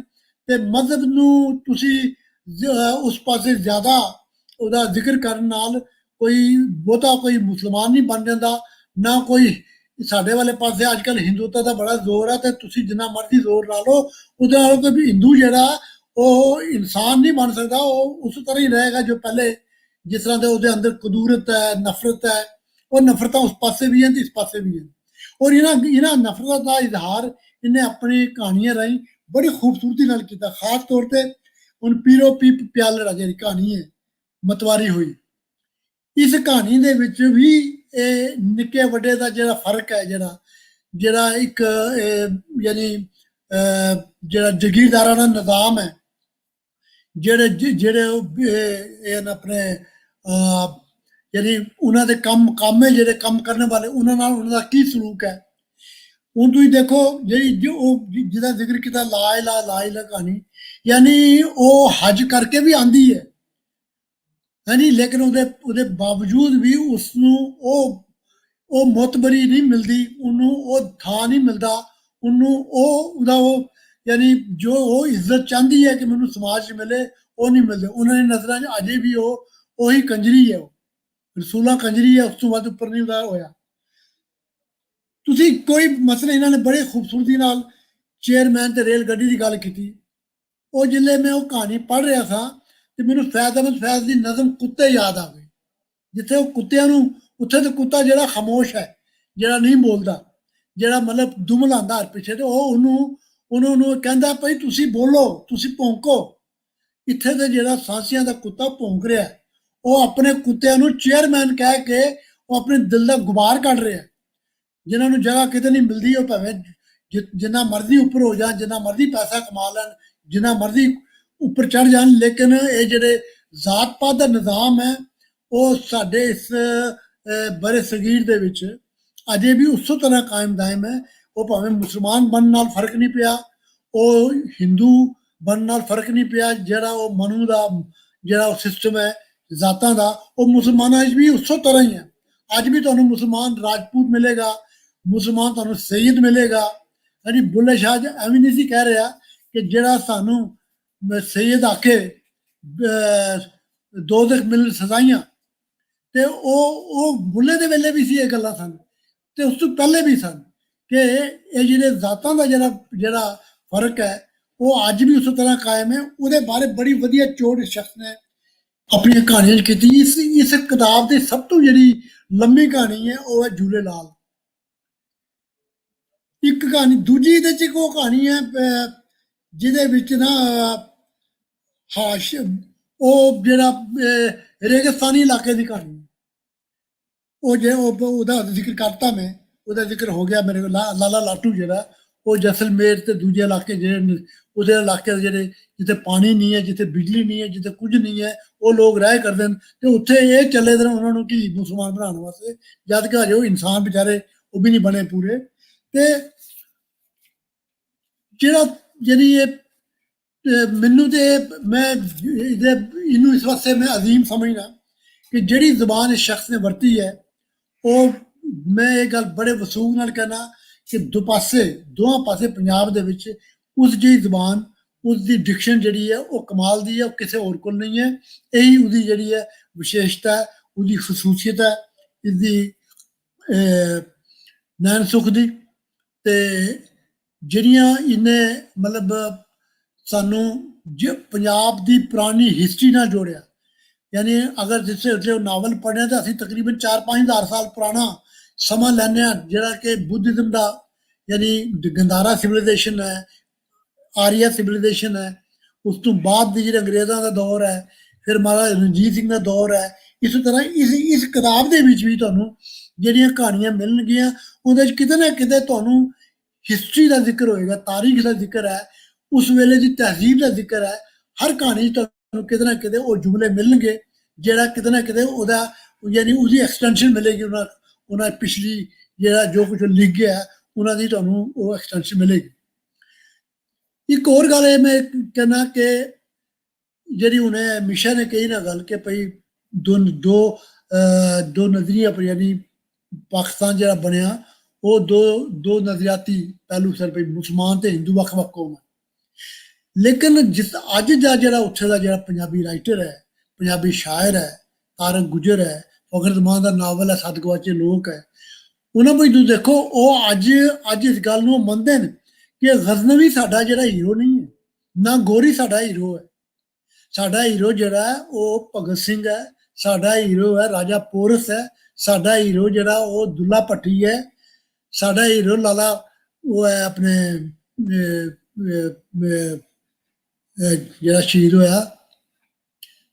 ਇਹ ਸਾਡੇ ਹੀਰੋ ਨੇ। ਉਹ ਬਿਲਕੁਲ ਨਿਖੇਧਦੇ ਨੇ ਉਹਨਾਂ ਲੋਕਾਂ ਨੂੰ, ਉਹਨਾਂ ਨੂੰ ਉਹ ਰਿਜੈਕਟ ਕਰਦੇ ਨੇ ਜਿਨ੍ਹਾਂ ਨੂੰ ਉਹ ਅਸੀਂ ਲੋਕ ਇਸਲਾਮੀ ਤੌਰ ਤੇ ਬੜਾ ਉੱਪਰ ਚਾੜਨੇ ਆ ਭਈ ਮੁਹੰਮਦ ਬਿਨ ਕਾਸਮ ਤੇ ਜਾਂ ਇਹ ਜਿਹੜੇ ਗੋਰੀ ਤੇ ਇਹ ਉਹ ਕਹਿੰਦੇ ਨਹੀਂ, ਇਹ ਤਾਂ ਹਮਲਾਵਰ ਸਨ। ਇਸ ਜਿਹੜਾ ਅੱਜ ਦਾ ਲਿਟਰੇਚਰ ਹੈ ਜਿਹੜਾ ਪੰਜਾਬੀ 'ਚ ਉੱਥੇ ਲਿਖਿਆ ਜਾ ਰਿਹਾ, ਉਹਦੇ ਵਿੱਚ ਇਹ ਬਾਕਾਇਦਾ ਬੜੇ ਯਾਨੀ ਖੁੱਲ੍ਹ ਕੇ ਲਿਖ ਰਹੇ ਨੇ। ਅੱਜ ਦਾ ਨਵਾਂ ਜਿਹੜਾ ਲਿਖਣ ਵਾਲਾ, ਈਵਨ ਜਿਹੜੇ ਪੁਰਾਣੇ ਲੋਕ ਵੀ ਹਨ, ਉਹ ਖੁੱਲ੍ਹ ਕੇ ਲਿਖਿਆ ਕਰਦੇ ਨੇ ਕਿ ਭਈ ਨਹੀਂ, ਇਹ ਸਾਡੀ ਹਿਸਟਰੀ ਨਹੀਂ ਹੈ, ਸਾਡੇ ਉੱਪਰ ਤੇ ਇਹਨਾਂ ਨੇ ਹਮਲੇ ਕੀਤੇ। ਔਰ ਜਿਹੜਾ ਵੀ ਦਰਾ ਖੈਬਰ ਤੋਂ ਆਇਆ ਉਹ ਸਭ ਤੋਂ ਪਹਿਲੇ ਪੰਜਾਬ ਤੇ ਆਇਆ, ਪੰਜਾਬ ਤੇ ਹਮਲਾ ਕੀਤਾ। ਅਸਾਂ ਲੋਕਾਂ ਨੇ ਉਹਨਾਂ ਦੇ ਹਮਲਿਆਂ ਨੂੰ ਬਰਦਾਸ਼ਤ ਕੀਤਾ, ਅਸਾਂ ਨੇ ਸਭ ਤੋਂ ਪਹਿਲੇ ਡੱਕ ਲਾਇਆ ਉਸਨੂੰ, ਫਿਰ ਉਹਦੇ ਬਾਅਦ ਅੱਗੇ ਗਏ ਨੂੰ। ਤੇ ਮਤਲਬ ਉਸ ਵੇਲੇ ਤੇ ਉਹ ਮੁਸਲਮਾਨ ਨਹੀਂ ਸਨ, ਉਸਦੇ ਨਾ ਉਹ ਸਿੱਖ ਸਨ, ਨਾ ਉਸਦੇ ਕੋਈ ਈਸਾਈ ਸੀ, ਉਸਦੇ ਸਾਰੇ ਪੰਜਾਬੀ ਸਨ। ਉਹ ਭਾਵੇਂ ਕਿਸੇ ਵੀ ਯਾਨੀ ਅਕੀਦੇ ਤੋਂ ਬਿਲੋਂਗ ਕਰਦੇ ਸਨ ਜਾਂ ਹਿੰਦੂ ਸਨ ਜਾਂ ਜੋ ਕੁਛ ਸਨ, ਹੈ ਤੇ ਸਾਰੀ ਕਨਵਰਸ਼ਨ ਹੀ ਹੋਈ ਦੀ ਹੈ ਨਾ, ਹੈ ਤੇ ਅਸੀਂ ਸਾਰੇ। ਤੇ ਉਹਨਾਂ ਗੱਲਾਂ ਦੀ ਇਹ ਸਾਰੀਆਂ ਗੱਲਾਂ ਜਿਹੜੀਆਂ ਨਾ ਇਹ ਸਾਨੂੰ ਨੈਣ ਸੁਖ ਦੀਆਂ ਕਹਾਣੀਆਂ ਵਿੱਚ ਮਿਲੇਗੀ।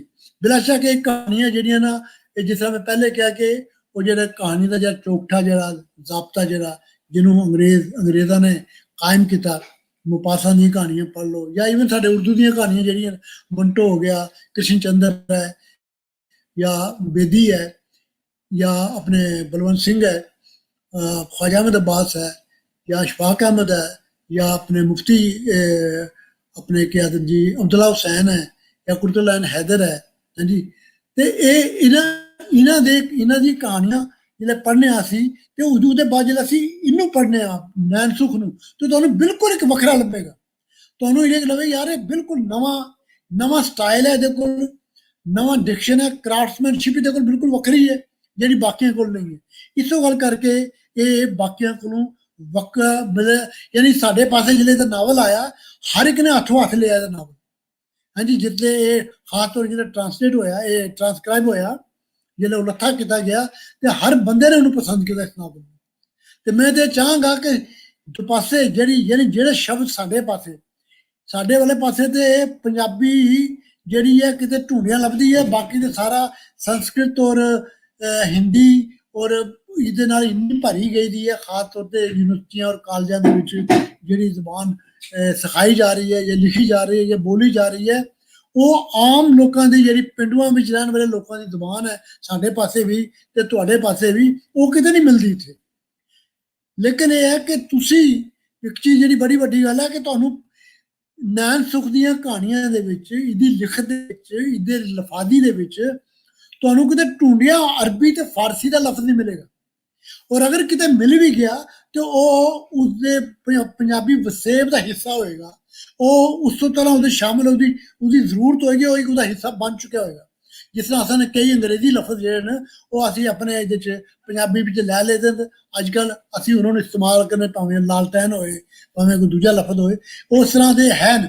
ਲੇਕਿਨ ਇਹ ਜਿਸ ਤਰ੍ਹਾਂ ਪਹਿਲੇ ਪੰਜਾਬੀ ਲਿਖੀ ਜਾਂਦੀ ਸੀ ਜਾਂ ਜਿਸ ਤਰ੍ਹਾਂ ਸੂਫੀਆਂ ਦੇ ਵੇਲੇ ਸੀ, ਤੁਹਾਨੂੰ ਯਾਨੀ ਇਸਲਾਮੀ ਜਿਹੜੇ ਉਹਦੇ ਲਫ਼ਜ਼ ਹਨ ਜਿਹੜੇ ਇਸਲਾਮੀਆਤ ਦੇ, ਉਹ ਤੁਹਾਨੂੰ ਮਿਲਦੇ ਨੇ ਉਹਨਾਂ ਵਿੱਚ। ਇਹਦੀਆਂ ਕਹਾਣੀਆਂ ਵਿੱਚ ਜਾਂ ਨਵਾਂ ਵੀ ਜਿਹੜਾ ਅੱਜ ਕੱਲ੍ਹ ਜੋ ਲਿਖ ਰਿਹਾ ਤੇ ਨਵੇਂ ਜਿੰਨੇ ਵੀ ਆ ਰਹੇ, ਭਾਵੇਂ ਉਹ ਅਹਿਮਦ ਅਲੀ ਹੈ ਉਹ ਲਿਖ ਰਿਹਾ, ਜਾਂ ਮੇਰ ਅਲੀ ਮਲਕ ਹੈ ਜਿਹੜਾ ਉਹ ਲਿਖ ਰਿਹਾ, ਜਾਂ ਪ੍ਰਵੀਨ ਮਲਕ ਹੈ, ਜਾਂ ਇਹਨਾਂ ਨੇ ਕਈਆਂ ਦਾ ਨਾਂ ਲੈ ਨਵੇਂ ਮੁੰਡਿਆਂ ਦੇ ਵੀ, ਹਾਂਜੀ, ਉਹਨਾਂ ਦੀ ਕਹਾਣੀਆਂ ਵਿੱਚ ਤੁਹਾਨੂੰ ਜਾਂ ਕਰਾਮਤ ਹੈ। ਦੂਜੇ ਇਹਨਾਂ ਦੀ ਵੀ ਕਹਾਣੀਆਂ ਵਿੱਚ ਤੁਹਾਨੂੰ ਮਤਲਬ ਬਹੁਤ ਘੱਟ ਲਫ਼ਜ਼ ਮਿਲਣਗੇ ਜਿਹੜੇ ਤੁਸੀਂ ਮਤਲਬ ਨਹੀਂ ਸਮਝ ਜਾਣਗੇ, ਕਿਉਂਕਿ ਇਹਨਾਂ ਨੇ ਅਗਰ ਮੇਨ ਡਾਇਲੈਕਟ 'ਚ ਨਹੀਂ ਹੈ ਤੇ ਸਬ ਡਾਇਲੈਕਟ 'ਚ ਲਫ਼ਜ਼ ਲੈਂਦੇ ਨੇ, ਤੇ ਇਹਨਾਂ ਨੇ ਆਪਣੀ ਜ਼ੁਬਾਨ ਨੂੰ ਸਾਂਭ ਕੇ ਰੱਖਿਆ ਔਰ ਅਮੀਰ ਕੀਤਾ ਹੈ। ਜਦ ਕਿ ਸਾਡੇ ਪਾਸੇ ਅਸੀਂ ਢੂੰਡ ਢਾਂਡ ਕੇ ਲਿਆਉਂਦੇ ਹਾਂ, ਜਿਹੜਾ ਸਾਨੂੰ ਜ਼ਰੂਰਤ ਨਹੀਂ ਹੈ ਉਹਨੂੰ ਵੀ। ਸਾਡੇ ਕੋਲ ਆਪਣਾ ਲਫ਼ਜ਼ ਹੈ ਲੇਕਿਨ ਅਸੀਂ ਉਹ ਨਹੀਂ ਵਰਤ ਰਹੇ, ਅਸੀਂ ਹਿੰਦੀ ਦਾ ਲਫ਼ਜ਼ ਵਰਤ ਰਹੇ ਹਾਂ ਜਾਂ ਸੰਸਕ੍ਰਿਤ ਦਾ ਲਫ਼ਜ਼ ਵਰਤ ਰਹੇ ਹਾਂ, ਜਿਸ ਕਰਕੇ ਸਾਡੀ ਮਤਲਬ ਜ਼ੁਬਾਨ ਜਿਹੜੀ ਹੈ ਨਾ ਉਹ ਇੱਕ ਕਿਸਮ ਦਾ ਜਾਂ ਤੇ ਉਹ ਸਮਝਣਾ ਕੋਈ ਏਜੰਡਾ ਹੈ ਕਿ ਭਈ ਬਿਲਕੁਲ ਇੱਕ ਜ਼ੁਬਾਨ ਵੱਖਰੀ ਕਰ ਦਿਓ ਤਾਂ ਕਿ ਕਦੀ ਆਪਸ ਵਿੱਚ ਦੋਵੇਂ ਪੰਜਾਬ ਇਕੱਠੇ ਨਾ ਹੋ ਸਕਣ, ਮਿਲਣਾ ਇਹਨਾਂ ਦਾ ਕਦੀ ਬਿਲਾ ਸ਼ੱਕ ਹੱਦਾਂ ਸਰਹੱਦਾਂ ਕਾਇਮ ਰਹਿਣ, ਸਾਨੂੰ ਇਸ ਨਾਲ ਕੋਈ ਲੈਣਾ ਦੇਣਾ ਨਹੀਂ। ਲੇਕਿਨ ਰਾਈਟਰਾਂ ਦੀ ਜਿਹੜੇ ਤਮੱਦਨ ਨੂੰ ਜਿਹੜੇ ਪ੍ਰਮੋਟ ਕਰਨ ਵਾਲੇ ਨੇ, ਭਾਵੇਂ ਉਹ ਆਰਟਿਸਟ ਹੋਣ, ਭਾਵੇਂ ਗਾਇਕ ਹੋਣ, ਭਾਵੇਂ ਸੰਗੀਤਕਾਰ ਹੋਣ, ਭਾਵੇਂ ਰਾਈਟਰ ਹੋਣ, ਸ਼ਾਇਰ ਹੋਣ, ਇਹਨਾਂ ਦੀ ਕੋਈ ਹੱਦ ਸਰਹੱਦ ਨਹੀਂ ਹੁੰਦੀ। ਤੇ ਇਹ ਜਿੱਥੇ ਇਹਨਾਂ ਦੀ ਜ਼ੁਬਾਨ ਐਸੀ ਦੋਵਾਂ ਪੰਜਾਬਾਂ ਦੀ ਹੋਣੀ ਚਾਹੀਦੀ ਤਾਂ ਕਿ ਅਸੀਂ ਜਿਹੜੇ ਕੱਲ ਨੂੰ ਮਿਲੀਏ ਇਹ ਨਾ ਹੋਏ ਕਿ ਅਸੀਂ ਇੱਕ ਦੂਜੇ ਨੂੰ ਇੱਕ ਦੂਜੇ ਦੀ ਜ਼ੁਬਾਨ ਦੇ ਲਫ਼ਜ਼ ਹੀ ਨਾ ਸਮਝ ਸਕੀਏ। ਇਸ ਵਾਸਤੇ ਸ਼ਾਹਮੁਖੀ ਵੀ ਸਿੱਖਣੀ ਜ਼ਰੂਰੀ ਹੈ ਤੇ ਗੁਰਮੁਖੀ ਵੀ ਸਿੱਖਣੀ ਜ਼ਰੂਰੀ ਹੈ। ਔਰ ਬੜੀ ਖੁਸ਼ੀ ਦੀ ਗੱਲ ਹੈ ਕਿ ਪਾਕਿਸਤਾਨ ਦੇ ਵਿੱਚ ਨਵੇਂ ਮੁੰਡੇ ਗੁਰਮੁਖੀ ਨਾ ਫਕਤ ਸਿੱਖ ਰਹੇ ਹਨ ਬਲਕਿ ਲਿਖਣੀ ਵੀ ਜਾਣਦੇ ਨੇ। ਔਰ ਇਹ ਕੰਮ ਸਾਡੇ ਵਾਲੇ ਪਾਸੇ ਵੀ ਹੋਣਾ ਚਾਹੀਦਾ ਤਾਂ ਕਿ ਨੈਣ ਸੁਖ ਜਿਹੜੇ ਰਾਈਟਰ ਹਨ ਇਹਨਾਂ ਨੂੰ ਅਸੀਂ ਬਿਹਤਰ ਤੌਰ ਤੇ ਪੜ੍ਹ ਸਕੀਏ, ਇਹਨਾਂ ਦੀ ਸ਼ਬਦਾਵਲੀ ਨੂੰ ਸਮਝ ਸਕੀਏ, ਸੂਫੀਆਂ ਦੇ ਕਲਾਮ ਨੂੰ ਜਿਹੜਾ ਉਹਦੀ ਉਸ ਤੋਂ ਸੈਂਸ ਵੀ ਸਮਝੀਏ ਜਿਸ ਵਿੱਚ ਉਹਨਾਂ ਨੇ ਉਹ ਲਿਖਿਆ। ਤੇ ਇਹ ਮੈਂ ਇਸ ਕਿਤਾਬ ਦੇ ਉੱਪਰ ਇਹਨੂੰ ਮੁਬਾਰਕ ਦਿੰਦਾ ਨੈਣ ਸੁਖ ਨੂੰ, ਔਰ ਉਮੀਦ ਕਰਨਾ ਕਿ ਇਸ ਕੋਲੋਂ ਵੀ ਵਧੀਆ ਇਹ ਅਗਲੀ ਕਿਤਾਬ ਇਹਦੀ ਆਏਗੀ। ਔਰ ਖਾਸ ਤੌਰ ਤੇ ਕਹਾਣੀਆਂ ਦੀ ਕਿਤਾਬਾਂ ਇਹਦੀ ਜਿਹੜੀਆਂ ਮੈਂ ਤੇ ਇਹਦਾ ਸ਼ਦਾਈਆਂ ਠੀਕਰੀਆਂ ਤੋਂ ਹੀ, ਜਦੋਂ ਮੈਂ ਠੀਕਰੀਆਂ ਦੀ ਪੜ੍ਹੀ ਸੀ ਉਦੋਂ ਹੀ ਮੈਂ ਇਹਦਾ ਸ਼ਦਾਈ ਹੈ ਕਿਆ ਕਮਾਲ ਦੀ ਜ਼ਬਾਨ ਲਿਖਦਾ ਹੈ। ਤੇ ਰੱਬ ਕਰੇ ਜਿਹਦਾ ਯਾਨੀ ਉਹ ਜਿਹੜਾ ਉਰਦੂ 'ਚ ਕਹਿੰਦੇ ਨਾ ਕਿ ਅੱਲਾ ਕਰੇ ਜ਼ੋਰੇ ਕਲਮ ਹੋਰ ਜ਼ਿਆਦਾ, ਤੇ ਮੈਂ ਹੀ ਕਹਾਂਗਾ ਕਿ ਇਸ ਦੀ ਲਿਖਤ ਵਿੱਚ ਹੋਰ ਵਾਧਾ ਹੋਵੇ ਔਰ ਇਹ ਸਾਨੂੰ ਹੋਰ ਖੂਬਸੂਰਤ ਲਫ਼ਜ਼ ਦੇਵੇ, ਇੰਨੇ ਸਾਨੂੰ ਲੱਭੇ ਤਾਂ ਕਿ ਸਾਡੀ ਜਿਹੜੀ ਹੈ ਨਾ ਵੋਕੈਬਲਰੀ ਵਧੇ। ਅਸੀਂ ਸਾਨੂੰ ਡਿਕਸ਼ਨਰੀਆਂ ਵਿੱਚ ਢੂੰਡਣੇ ਪੈਣੇ ਇਹਨੇ ਕਿਹੜੇ ਲਫ਼ਜ਼ ਵਰਤੇ ਨੇ, ਹਾਂਜੀ। ਤੇ ਇਸ ਕਰਕੇ ਮੈਂ ਇਹਨੂੰ ਮੁਬਾਰਕਬਾਦ ਦਿੰਦੇ ਹੋਇਆ ਤੁਹਾਡੇ ਸਾਰਿਆਂ ਦਾ ਬੜਾ ਸ਼ੁਕਰਗੁਜ਼ਾਰ ਹਾਂ। ਮੈਂ ਕਰਦਾ ਕਹਾਣੀਆਂ ਪਰ ਪੂਰੀਆਂ ਗੱਲਾਂ ਕਰਦਾ, ਮੈਂ ਵੀ ਸਾਰੀਆਂ ਪੜ੍ਹੀਆਂ ਨੇ, ਲੇਕਿਨ ਮਿਸ਼ਾ ਨੇ ਕੋਈ ਚੀਜ਼ ਛੱਡੀ ਨਹੀਂ। ਉਸ ਤੋਂ ਪਹਿਲਾਂ ਜ਼ੁਬੈਰ ਹੋਰਾਂ ਨੇ 2-3 ਕਹਾਣੀਆਂ ਬਾਰੇ ਜ਼ਿਕਰ ਕੀਤਾ ਤੇ ਮੈਂ ਸਮਝਣਾ ਕਿ ਕਹਾਣੀਆਂ ਬਾਰੇ ਬਹੁਤ ਜ਼ਿਆਦਾ ਗੱਲ ਹੋ ਚੁੱਕੀ ਦੀ ਹੈ। ਮੈਂ ਵੀ ਇੱਕ ਅੱਧ ਦਾ ਵਿੱਚ ਮਾੜਾ ਜਿਹਾ ਜ਼ਿਕਰ ਕਰਤਾ, ਪੜ੍ਹੀਆਂ ਮੈਂ ਸਾਰੀਆਂ ਕਹਾਣੀਆਂ ਨੇ। ਔਰ ਮੈਂ ਤੇ ਕਿਤੇ ਮਤਲਬ ਜਿਹਨੂੰ ਕਹਿੰਦੇ ਨਾ ਲਫ਼ਜ਼ਾਂ ਦੇ ਇਹ ਜਾਦੂਗਰ ਹੈ ਬੰਦਾ, ਇਹਦੀ ਜਾਦੂਗਰੀ ਵਿੱਚ ਹੀ ਮੈਂ ਮਸਤ ਹੋ ਜਾਂਦਾ ਕਿ ਭਾਈ ਜੇ ਮਤਲਬ ਉਹ ਸੱਪ ਅਗਰ ਜਿਹਨੇ ਨਾ ਉਹ ਜੋਗੀ ਸੱਪ ਤੇ ਤਰਾਜ ਹੈ ਨਾ, ਉਹਦੇ ਵਿੱਚ ਸਮਝੋ ਬੀਨ ਵਜਾਉਣ ਵਾਲਾ ਇਹ ਜਿਹੜਾ ਨਾ ਇਹ ਨੈਣ ਸੁਖ ਹੈ ਤੇ ਅਸੀਂ ਸੱਪ ਹੈ ਜਿਹੜੇ ਇਹਦੇ ਲਫ਼ਜ਼ਾਂ ਵਿੱਚ ਜਿਹੜੇ ਮਸਤ ਹੋਏ ਦੇ ਆ। ਮੈਂ ਤੇ ਇਹੀ ਕਹਾਂਗਾ और फिर एक बार मुबारकबाद देंगा जिन्होंने ये सारा इंतजाम किया, सानू बुलाया, सानू इत्थे आने का मौका दिता, असां इहदे बारे कुछ गल्लां कीतियां। हाँ जी, उन्होंने बहुत बहुत शुक्रिया, मेहरबानी, यार जिंदा सोबत बाकी। शुक्रिया जी। बहुत बहुत शुक्रिया खालिद साहब। और बड़ियां सोहनियां गल्लां होईयां ते मैं एक सारे गल कर रहे सन मिशा जी भी ते तुसी भी, ते मेरे जहन विच मियां मोहम्मद बख्श ते कुछ शब्द सन जेह्ड़े कि ओह् चल रहे सन। दर्दमंदा दे सुखन मोहम्मद देन गवाही हालों, जिस पल्ले फुल बद्धे होवन आवे बू रुमालों। ते यह किताब भी है जिहड़ी ਜਿਹਦੇ ਵਿੱਚੋਂ ਹੈ ਰੁਮਾਲ ਹੈ, ਜਿਹਦੇ ਵਿੱਚੋਂ ਉਹ ਬੂ ਆ ਰਹੀ ਹੈ ਦਰਦਮੰਦਾਂ ਦੀ ਵੀ, ਸਾਨੂੰ ਉਹਨਾਂ ਦੇ ਹਾਲ ਦਾ ਵੀ ਪਤਾ ਲੱਗ ਰਿਹਾ। ਮੈਂ 5 ਮਿੰਟ ਦਿਆਂਗਾ ਉਹਨਾਂ ਨੂੰ, ਜ਼ੁਬੈਰ ਜੀ ਨੂੰ, ਤੇ ਉਦੋਂ ਬਾਅਦ ਫਿਰ ਨੈਣ ਸੁਖ ਜਿਹੜੇ ਨੇ ਉਹ ਗੱਲ ਨੂੰ ਵਲੇਟਣਗੇ ਤੇ ਆਖਰੀ ਲਫ਼ਜ਼ ਜਿਹੜਾ ਹੋਏਗਾ ਉਹ ਨੈਣ ਸੁਖ ਤੇ ਹੀ ਹੋਏਗਾ ਇਸ ਬਾਰੇ ਵਿੱਚ। ਤੇ ਜ਼ੁਬੈਰ ਜੀ ਤੁਸੀਂ ਗੱਲ ਕਰ ਲਓ। ਜਿਹੜੇ ਨੈਣ ਸੁਖ ਜੀ ਦੇ ਇਹਨਾਂ ਦਾ ਸਰਗੋਧੇ ਦੇ ਨਾਲ ਤਲਕ ਹੈ ਔਰ ਕਰਿਆਨਾ ਬਾਰ, ਇਹ ਬੜਾ ਪੰਜਾਬ ਦਾ ਪੁਰਾਣਾ ਇਲਾਕਾ ਹੈ ਔਰ ਸਰਗੋਧਾ ਤੇ ਹੈ ਗੋਰਿਆਂ ਨੇ ਬਣਾਇਆ ਸੀ, ਤੇ ਉਹ ਜਿਹੜੀ ਸਾਰੀ ਬੋਲੀ ਇਹ ਲੈ ਕੇ ਆ ਰਹੇ ਨੇ, ਉਹਨਾਂ ਨੇ ਉਹਨੂੰ ਸਗਵੀਂ ਰੱਖਿਆ ਔਰ ਬਾਹਰ ਦੀ ਬੋਲੀ ਹੈ, ਸਿੱਖੀ ਹੈ, ਉਹਨਾਂ ਨੇ ਪੜ੍ਹੀ ਹੈ।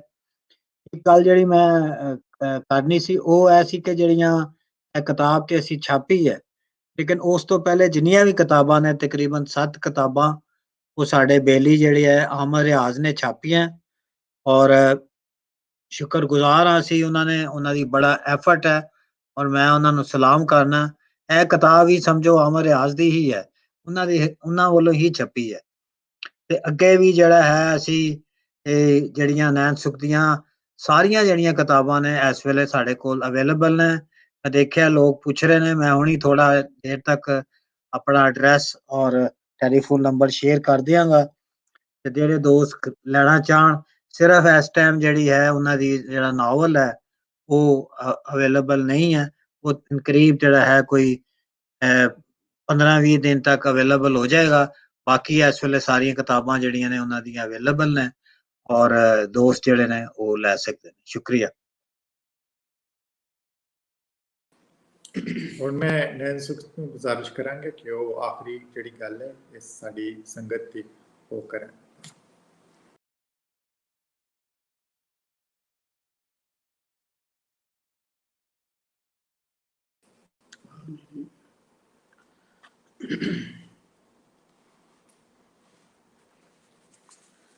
जी,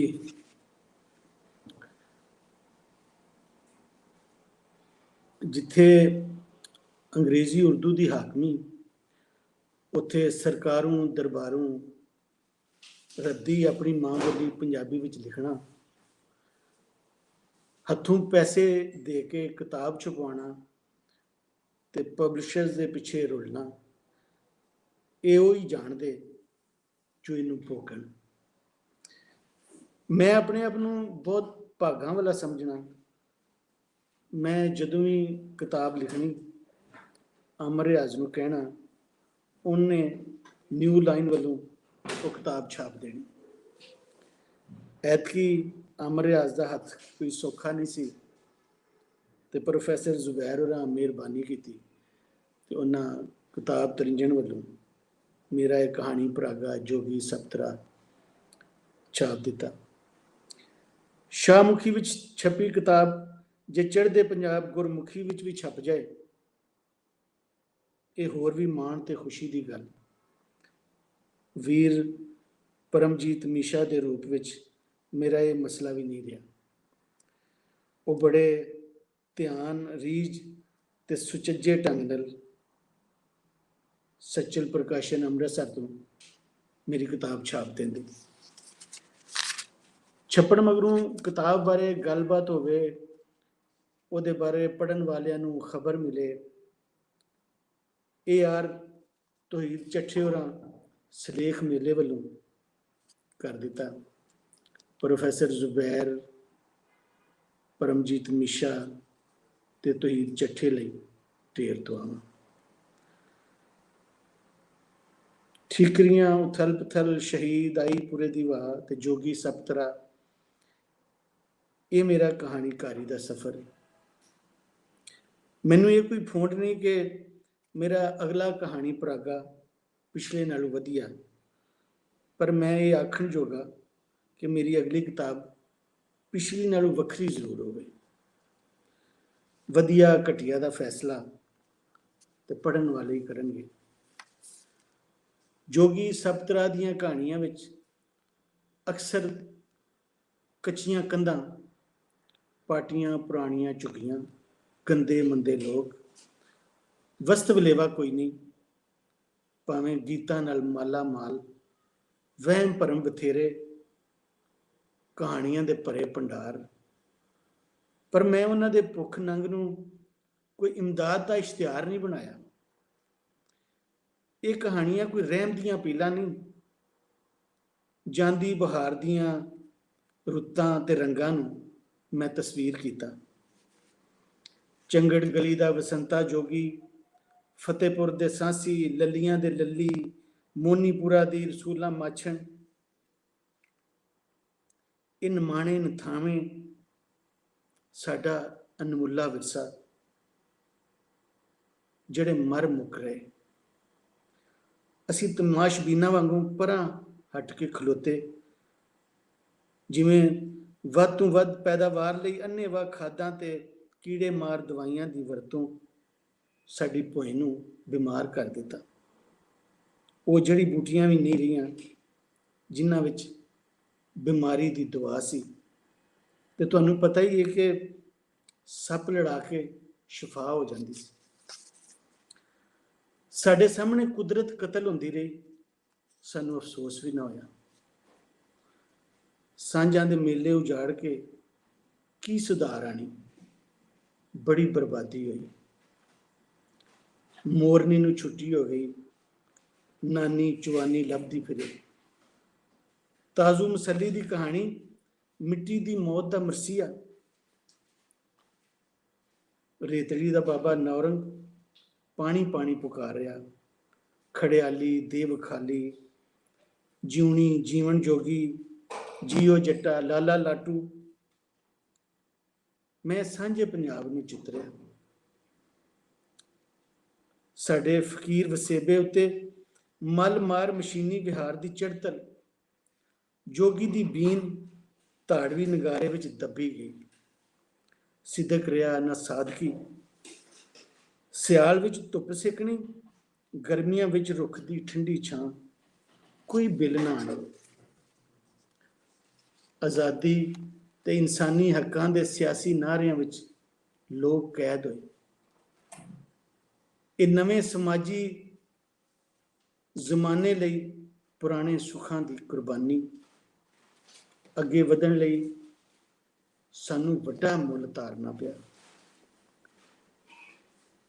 ਅੰਨੇ ਲਿਸ਼ਕਾਰੇ ਲਈ ਮਿੱਠੀ ਚਾਨਣੀ ਤਿਆਗੀ, ਸੁਰਾਂ ਦਾ ਸੌਦਾ ਕਰਕੇ ਅਸਾਂ ਰੌਲੇ ਖਰੀਦੇ। ਅਸਲ ਨਿਸ਼ਾਨੀਆਂ ਚੋਰੀ ਹੋਈਆਂ, ਪੱਕੀ ਸੜਕ ਤੇ ਖੁਰਾ ਨਹੀਂ ਲੱਗਦਾ। ਪਿਛੋਕੜ ਭੁੱਲੇ, ਆਪਣੀ ਹੋਂਦ ਗਵਾਈ। ਪਰ ਗਲੋਬਲ ਵਿਲੇਜ ਦੇ ਸ਼ੀਸ਼ ਮਹਲ ਚੋਂ ਆਪਣੇ ਆਪ ਨੂੰ ਲੱਭਣ ਦੀ ਹੋਸ਼ ਕਿਨੂੰ? ਗਿੜਦੇ ਜਾਓ ਚੱਕਰ ਹੀ ਚੱਕਰ, ਡੰਗ ਟਪਾਓ, ਜੀਵਨ ਦੀਆਂ ਕਿਸ਼ਤਾਂ ਦੇ ਦੇ ਕੇ ਲੋਕ ਥੱਕ ਗਏ। ਅੱਗੋਂ ਡਿਊਟੀ ਦੇ ਵੇਲੇ ਸਿਰ ਪਹੁੰਚਣ ਲਈ ਫੁੱਲ ਸਪੀਡ ਤੇ ਡਰਾਈਵਿੰਗ ਕਰਦਿਆਂ ਟ੍ਰੈਫਿਕ ਚਲਾਨ ਦਾ ਖਤਰਾ। ਫਕੀਰ ਕਹਿੰਦੇ ਰਹੇ, ਜੇ ਤੁਹਾਡੇ ਜ਼ਾਹਿਰ ਉੱਤੇ ਕਬਜ਼ਾ ਹੋ ਗਿਆ, ਤੁਸੀਂ ਆਪਣਾ ਬਾਤਨ ਵੀ ਨਹੀਂ ਬਚਾ ਸਕਦੇ। ਤੁਹਾਡੀ ਸੋਚ ਉਡਾਰੀ ਦੀ ਮਹਾਰ ਤੁਹਾਡੇ ਹੱਥ ਵਿੱਚ ਨਹੀਂ ਰਹਿਣੀ ਤੇ ਤੁਹਾਡੇ ਜਜ਼ਬਿਆਂ ਉੱਤੇ ਤੁਹਾਡਾ ਵੱਸ ਨਹੀਂ ਚੱਲਣਾ। ਤੇ ਸਰਕਾਰੂ ਮਨਜ਼ੂਰਸ਼ੁਦਾ ਤਵਾਰੀਖ ਕੂੜ ਕਹਾਣੀ, ਫਿਰਕੂ ਸਿਆਸਤ ਤੇ ਸਮਾਜੀ ਵਿਤਕਰੇ ਅਸੀਂ ਨਿਖੜ ਕੇ ਵੰਡੇ ਗਏ। ਤੇ ਹੁਣ ਤੁਸੀਂ ਕੌਣ ਤੇ ਮੈਂ ਕੌਣ, ਤੇ ਜਿਹਦੀ ਸੋਚਣੀ ਸਾਡੇ ਤੋਂ ਵੱਖਰੀ, ਅਸੀਂ ਉਹਦੇ ਵਜੂਦ ਦੇ ਵੀ ਵੈਰੀ। ਝੂਲੇ ਲਾਲ ਇੱਥੇ ਕੋਈ ਬੋਲ ਬੁਲਾਰਾ ਨਹੀਂ, ਇਸ ਵੇਲੇ ਉਹ ਬੰਦੇ ਦਾ ਵੇਸ ਵਟਾਈ ਬੈਠਾ, ਜਿਹੜਾ ਇਹਨੂੰ ਥਾਵੇਂ ਕੁਥਾਵੇਂ ਅਲਾਂਦਿਆਂ ਆਪ ਇੰਜ ਭੰਡਿਆ ਗਿਆ। इस नए झूले लाल को एक धक्का और दो, मुर्तद और दज्जाल को एक धक्का और दो। जोशीले इस्लामी नारियां दे रौले विच बारियां बूहे खड़क रहे। यूनिवर्सिटी कमीशन दा कॉन्फ्रेंस रूम जख्मी मुलजम लई जो देबल दा किला, जिहदे उत्ते हमलावर अरब जरनैल मोहम्मद बिन कासिम दे उम्मी लश्कर दा ऐलानिया फरमान, पाकिस्तान का मतलब क्या, ला इलाहा इल्लल्लाह। TTP तहरीके तहफ़्ज़े पाकिस्तान दे बिफरे जलूस का आगू प्रोफैसर शैब, शिया मुखालफ सुन्नी इत्तेहाद दे लीडर मौलाना उस्मान फरूकी का पुत्र, जिन्हों आगा जान की हलाशेरी। नहीं नहीं, इस सिंध सागर का कंढा नहीं, ये लाहौर में चेतराम रोड उत्ते काफरां दा कंजरखाना, जिन्हों मुस्लिम लीगी नैशनल गार्ड्स लुटदियां फतवे हो रहे। कंजर कंजर, काफर कंजर, काफर काफर, कंजर काफर।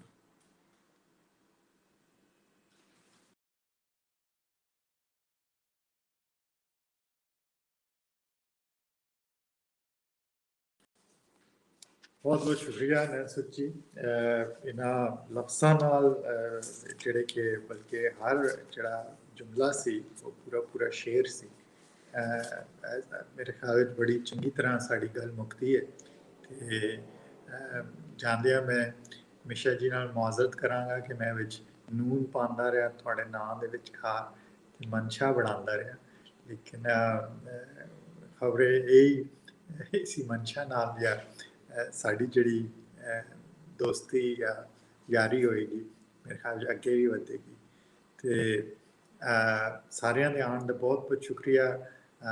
तौहीद चिट्ठा जिन्हां एह सारा कुछ साढ़े वास्ते प्रैक्टिकली पॉसिबल किया, ते साढ़े मित्र बेली बॉर्डर पारों खासकर परमजीत मिश्रा जी ते खालिद साहब ते जुबैर जी, बहुत बहुत शुक्रिया। ते साढ़े सुनने वालों का जिहड़े कि सानू सुन रहे ने, ते रब रखा अपना ख्याल रखे।